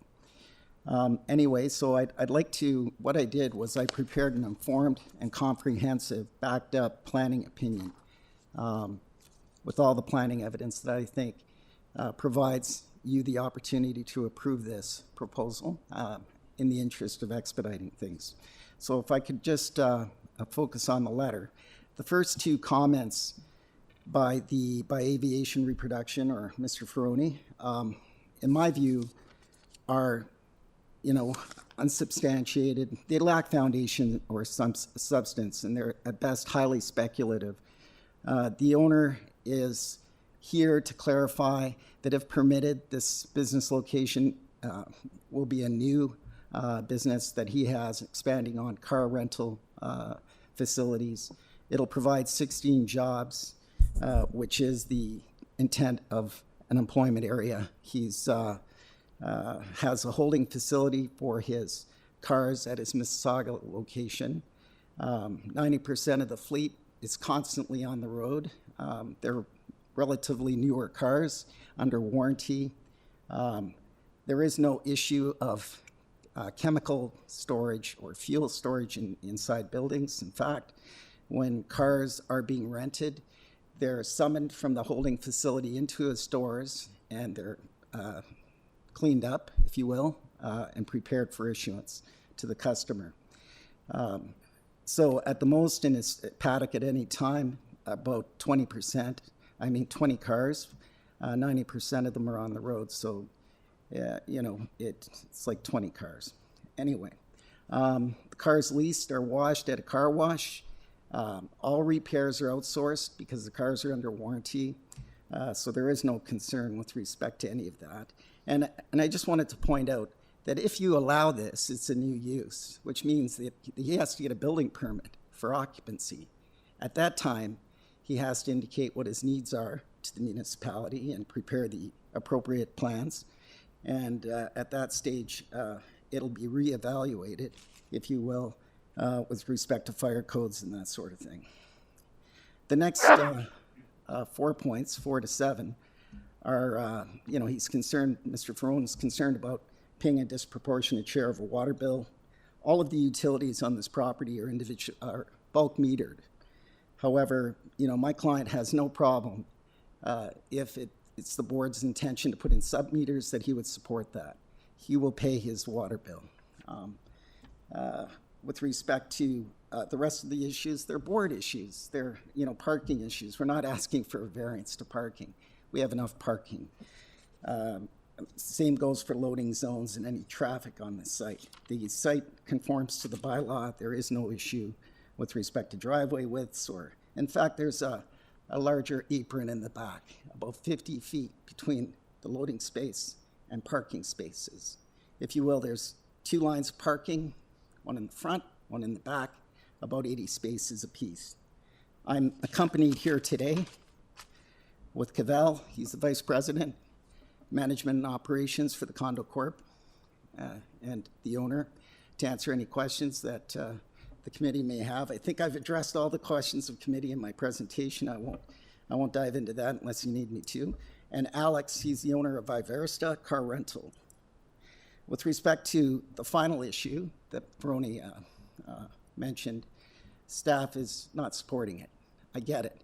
But to take one sentence out of a policy that says you can't, that if you allow a use in an employment zone, a general employment zone, within a core zone area, then that is a conversion of land use. In fact, tables 1 to 3, I put in my opinion that the provincial policy statement requires all official plans to conform provincially significant employment lands, such as this one, for example, cannot introduce a sensitive use within an employment area, as it would constitute a loss of employment area, and could be interpreted, and you couldn't allow a change from employment use to non-employment uses. If you do that, like, for example, introduce residential or something like that, you need an official plan amendment and a municipal comprehensive review. This is not that. Sorry, I don't know what this is the car rental dealership, if you call it that, or rental agency. Mr. Pacino, you have 15 seconds to wrap. Is an employment use that, if you look at the policies under 2.2.4,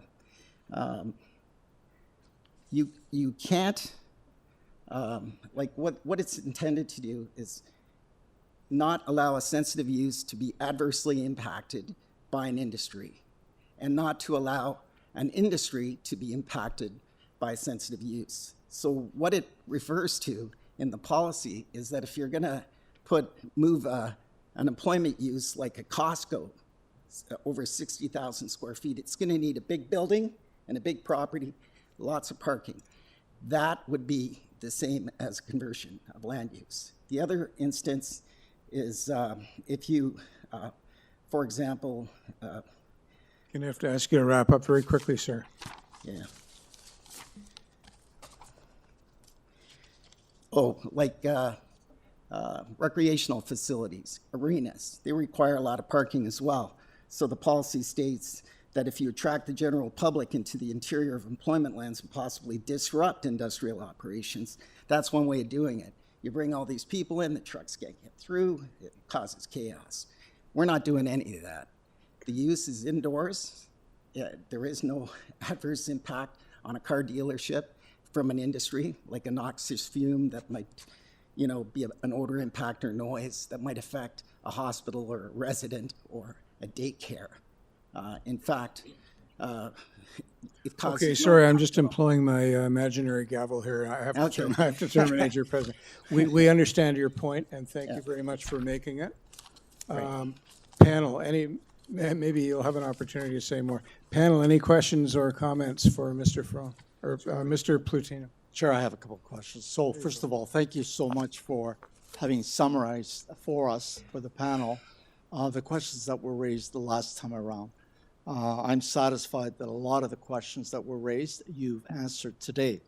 I wanted some confirmation on the aspect of vetting the other condo owners. I see that you have your vice president from the co-op corporation here. Can he enlighten us on what kind of reception you got to the use that's being proposed here? Okay. Yeah, absolutely.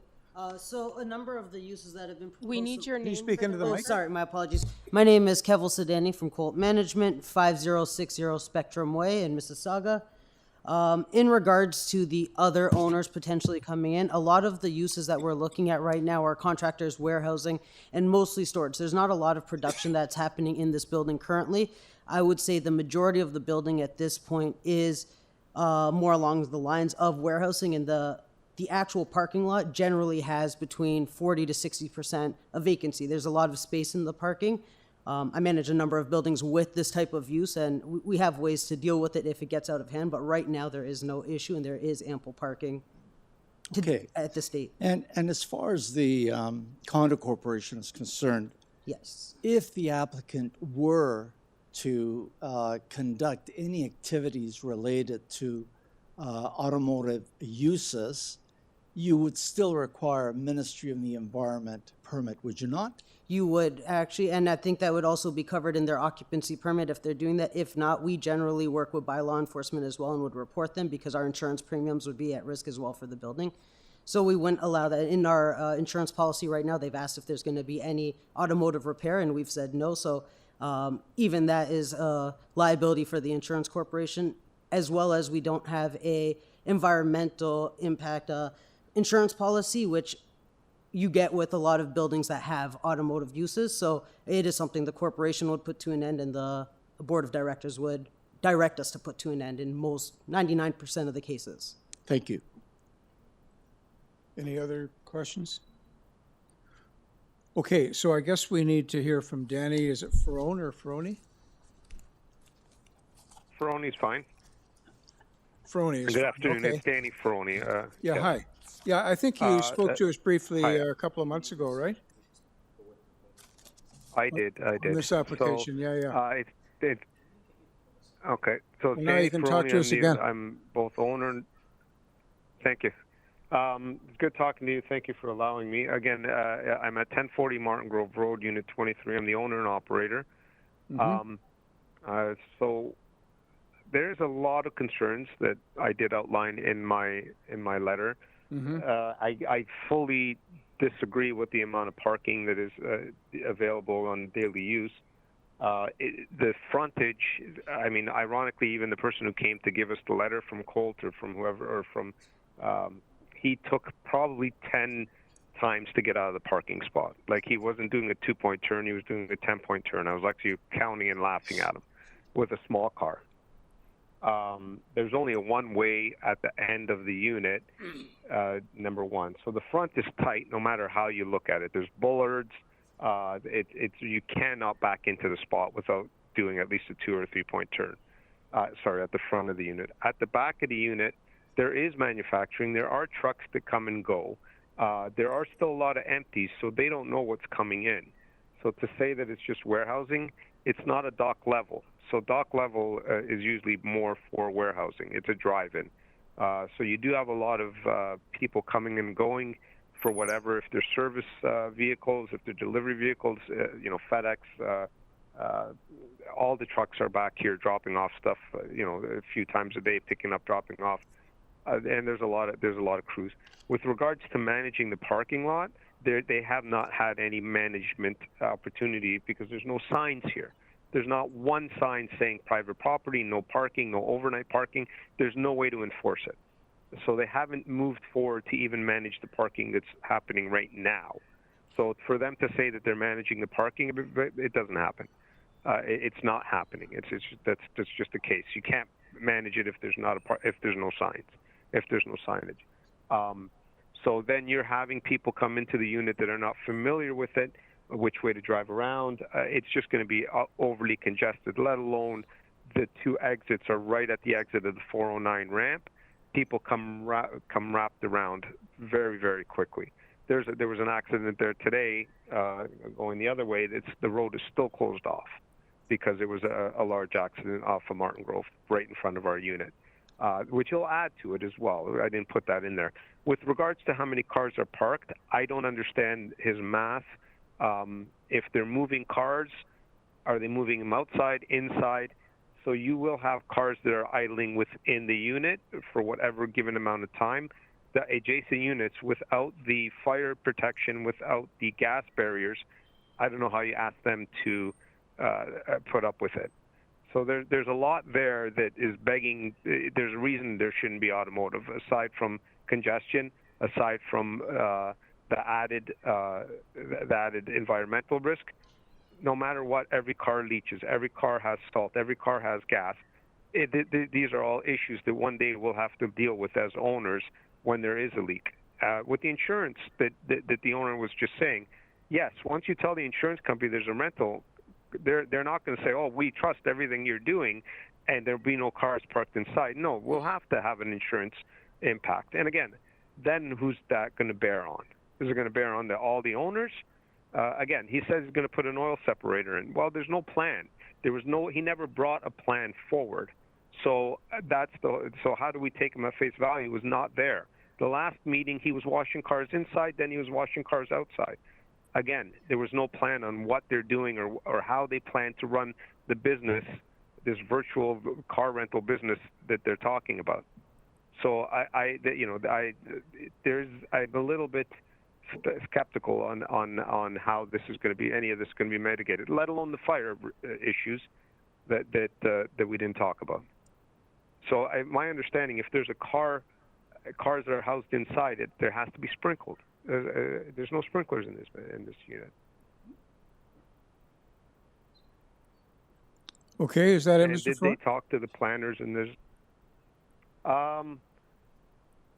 without knowing all your regulations, yeah. I mean, we are concerned, and the owners that I talked to, and there's not many owners yet because a lot of these units have not been sold. So the owners that I've talked to, my neighbors, they put up a letter. There's other owners that I did talk to put up a letter. But again, we don't know. I don't know who all the owners are because we were never introduced. There was no list. Okay, Mr. Foney, you've run out of time. So if you got a closing word or two, other than that, your 5 minutes are up. No, I thank you. I appreciate the time. Yeah, sorry to cut you short, but we do have these rules. And anyway, panel, any questions for Mr. Foney? Comments? No? Okay, then, that being the case, can we go into committee for a decision? Mr. Chair, a rebuttal first from the agent, perhaps? Oh, yeah, the rebuttal from Mr. Yes, Thank you. Sorry. Mr. Patino, you have 5 minutes to rebut what you heard from Mr. Ferroni. I'll just take a minute.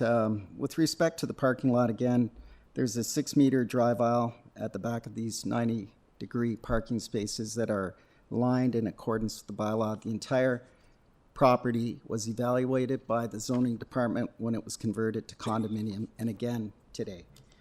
With respect to his concerns with respect to the code and fire and vapors and stuff like that, we'd like to complete our sale to the owner by adding the use so that he can apply for the requisite permit so that the city can make sure that his business operation is compliant with the code, all codes.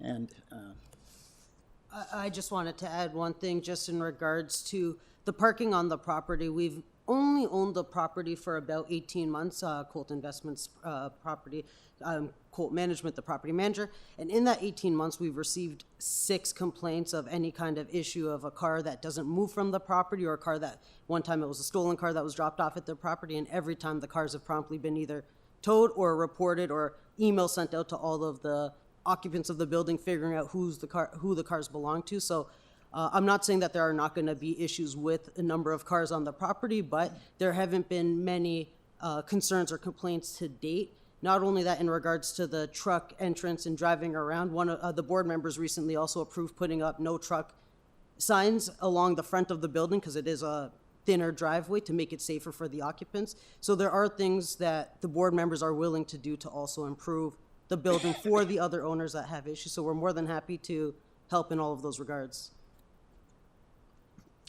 Hi, my name is Alex, and I'll try to answer some questions and concerns which gentleman mentioned. We operate over 11 years. We are not a new business. Okay, we provide job places and we're expanding. This is one of the reasons we wanted to buy and move into that property. We will be the same owners as they are. We will be taking care of the property in the same level they do. Okay, we are not interested to mess up anything, which looks like they have an opinion like that. I'm not sure why. We do operate from very similar but much smaller location, where we have from 3 to 5 cars allowed to park in the front, and we have 15 spots outside of the office area where we're parking. Plus, we have extension parking, where we're parking 25 vehicles. This is on Carlingview Road. We can hire more space whenever we need. Even that space is not really utilized. So we are not planning to park cars extensively on the plaza as they're thinking. This is all big mistake. Okay, what we're going to do, we're going to use, as per the conditions of the condo corporation, we have 3 spots for each unit allocated in the front for the visitors, which is going to be kept for the visitors. We very rarely have more than 4 or 5 visitors at the same time. It's very unusual for us. So 6 is more than needed. That's why we're buying 2 units, not 1. So we can accommodate all this situation.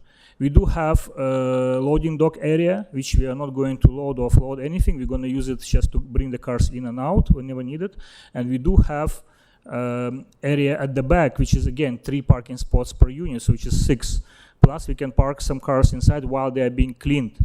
We will move vehicles after that whenever needed on the extension parking. And I don't see any issues which mentioned by the gentleman.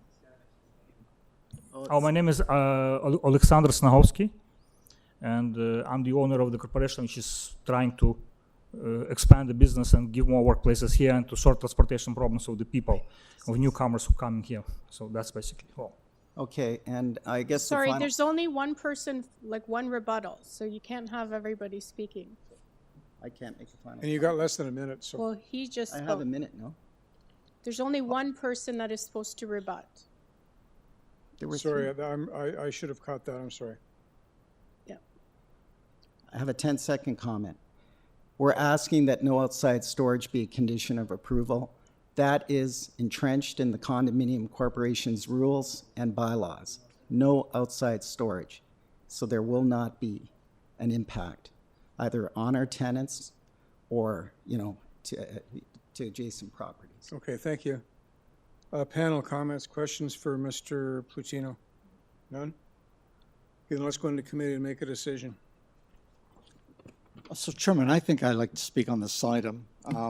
Back in July, we did send the applicant away to do a little bit more research and provide the panel with more information so that we could make a proper judgment on this application.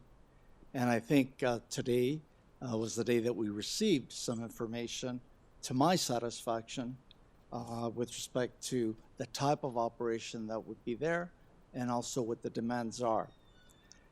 I understand planning's position with respect to the fact that they are recommending refusal. They're recommending refusal because this is not these are employment lands, and they don't view this use as employment. I view this use as a temporary use, to be very frank with you, committee. They're purchasing the unit, but I view this as a temporary use. And temporary use, I'm not saying a month or two, it could be 20 years.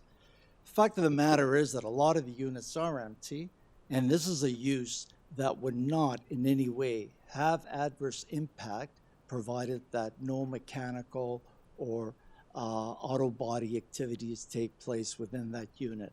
And even if it had to take place, they would require a license from the Ministry of the Environment. I believe what's being requested is appropriate at this location, at this juncture in time. It's industrial, currently called employment. This is not viewed as an employment use, but it does employ people. I'm no longer concerned with the aspect of parking. I think there is parking management. There's a condominium corporation responsible to all unit owners, and they have to take into account what their needs are and to make sure that their needs are met. With respect to the speaker who indicated that you need 3-point turns to go into one of these units, the existing building that was built provides the geometric requirements for the parking spaces and for maneuvering in and out of those parking spaces, as well as the loading bays. So I have no concerns with respect to that. On the basis of all the foregoing, Chair, there are no conditions from Urban Forestry. There are no comments from Transportation Services. I am moving that the application be approved with no conditions. Thank you, Mr. Gully. Is there a seconder for Mr. Gully's motion? Ms. Alderson? So we have a motion that's been seconded. All in favor? Opposed? Okay, so the motion to approve carries by a vote of 3-2. Thank you very much. I know it's a long day. Appreciate it.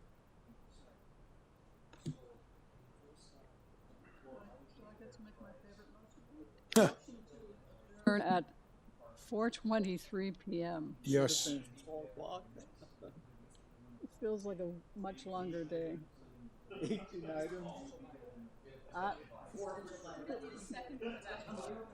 No, we don't need Yeah, a no, second. all in favor? By vote of 3-2, it's adjourned. We're adjourned. Adjournment? 3-2 vote. Two of us want to stick around.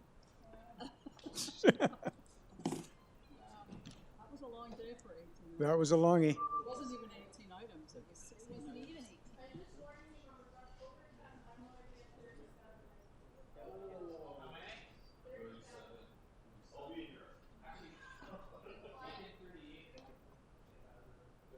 it too late to bring back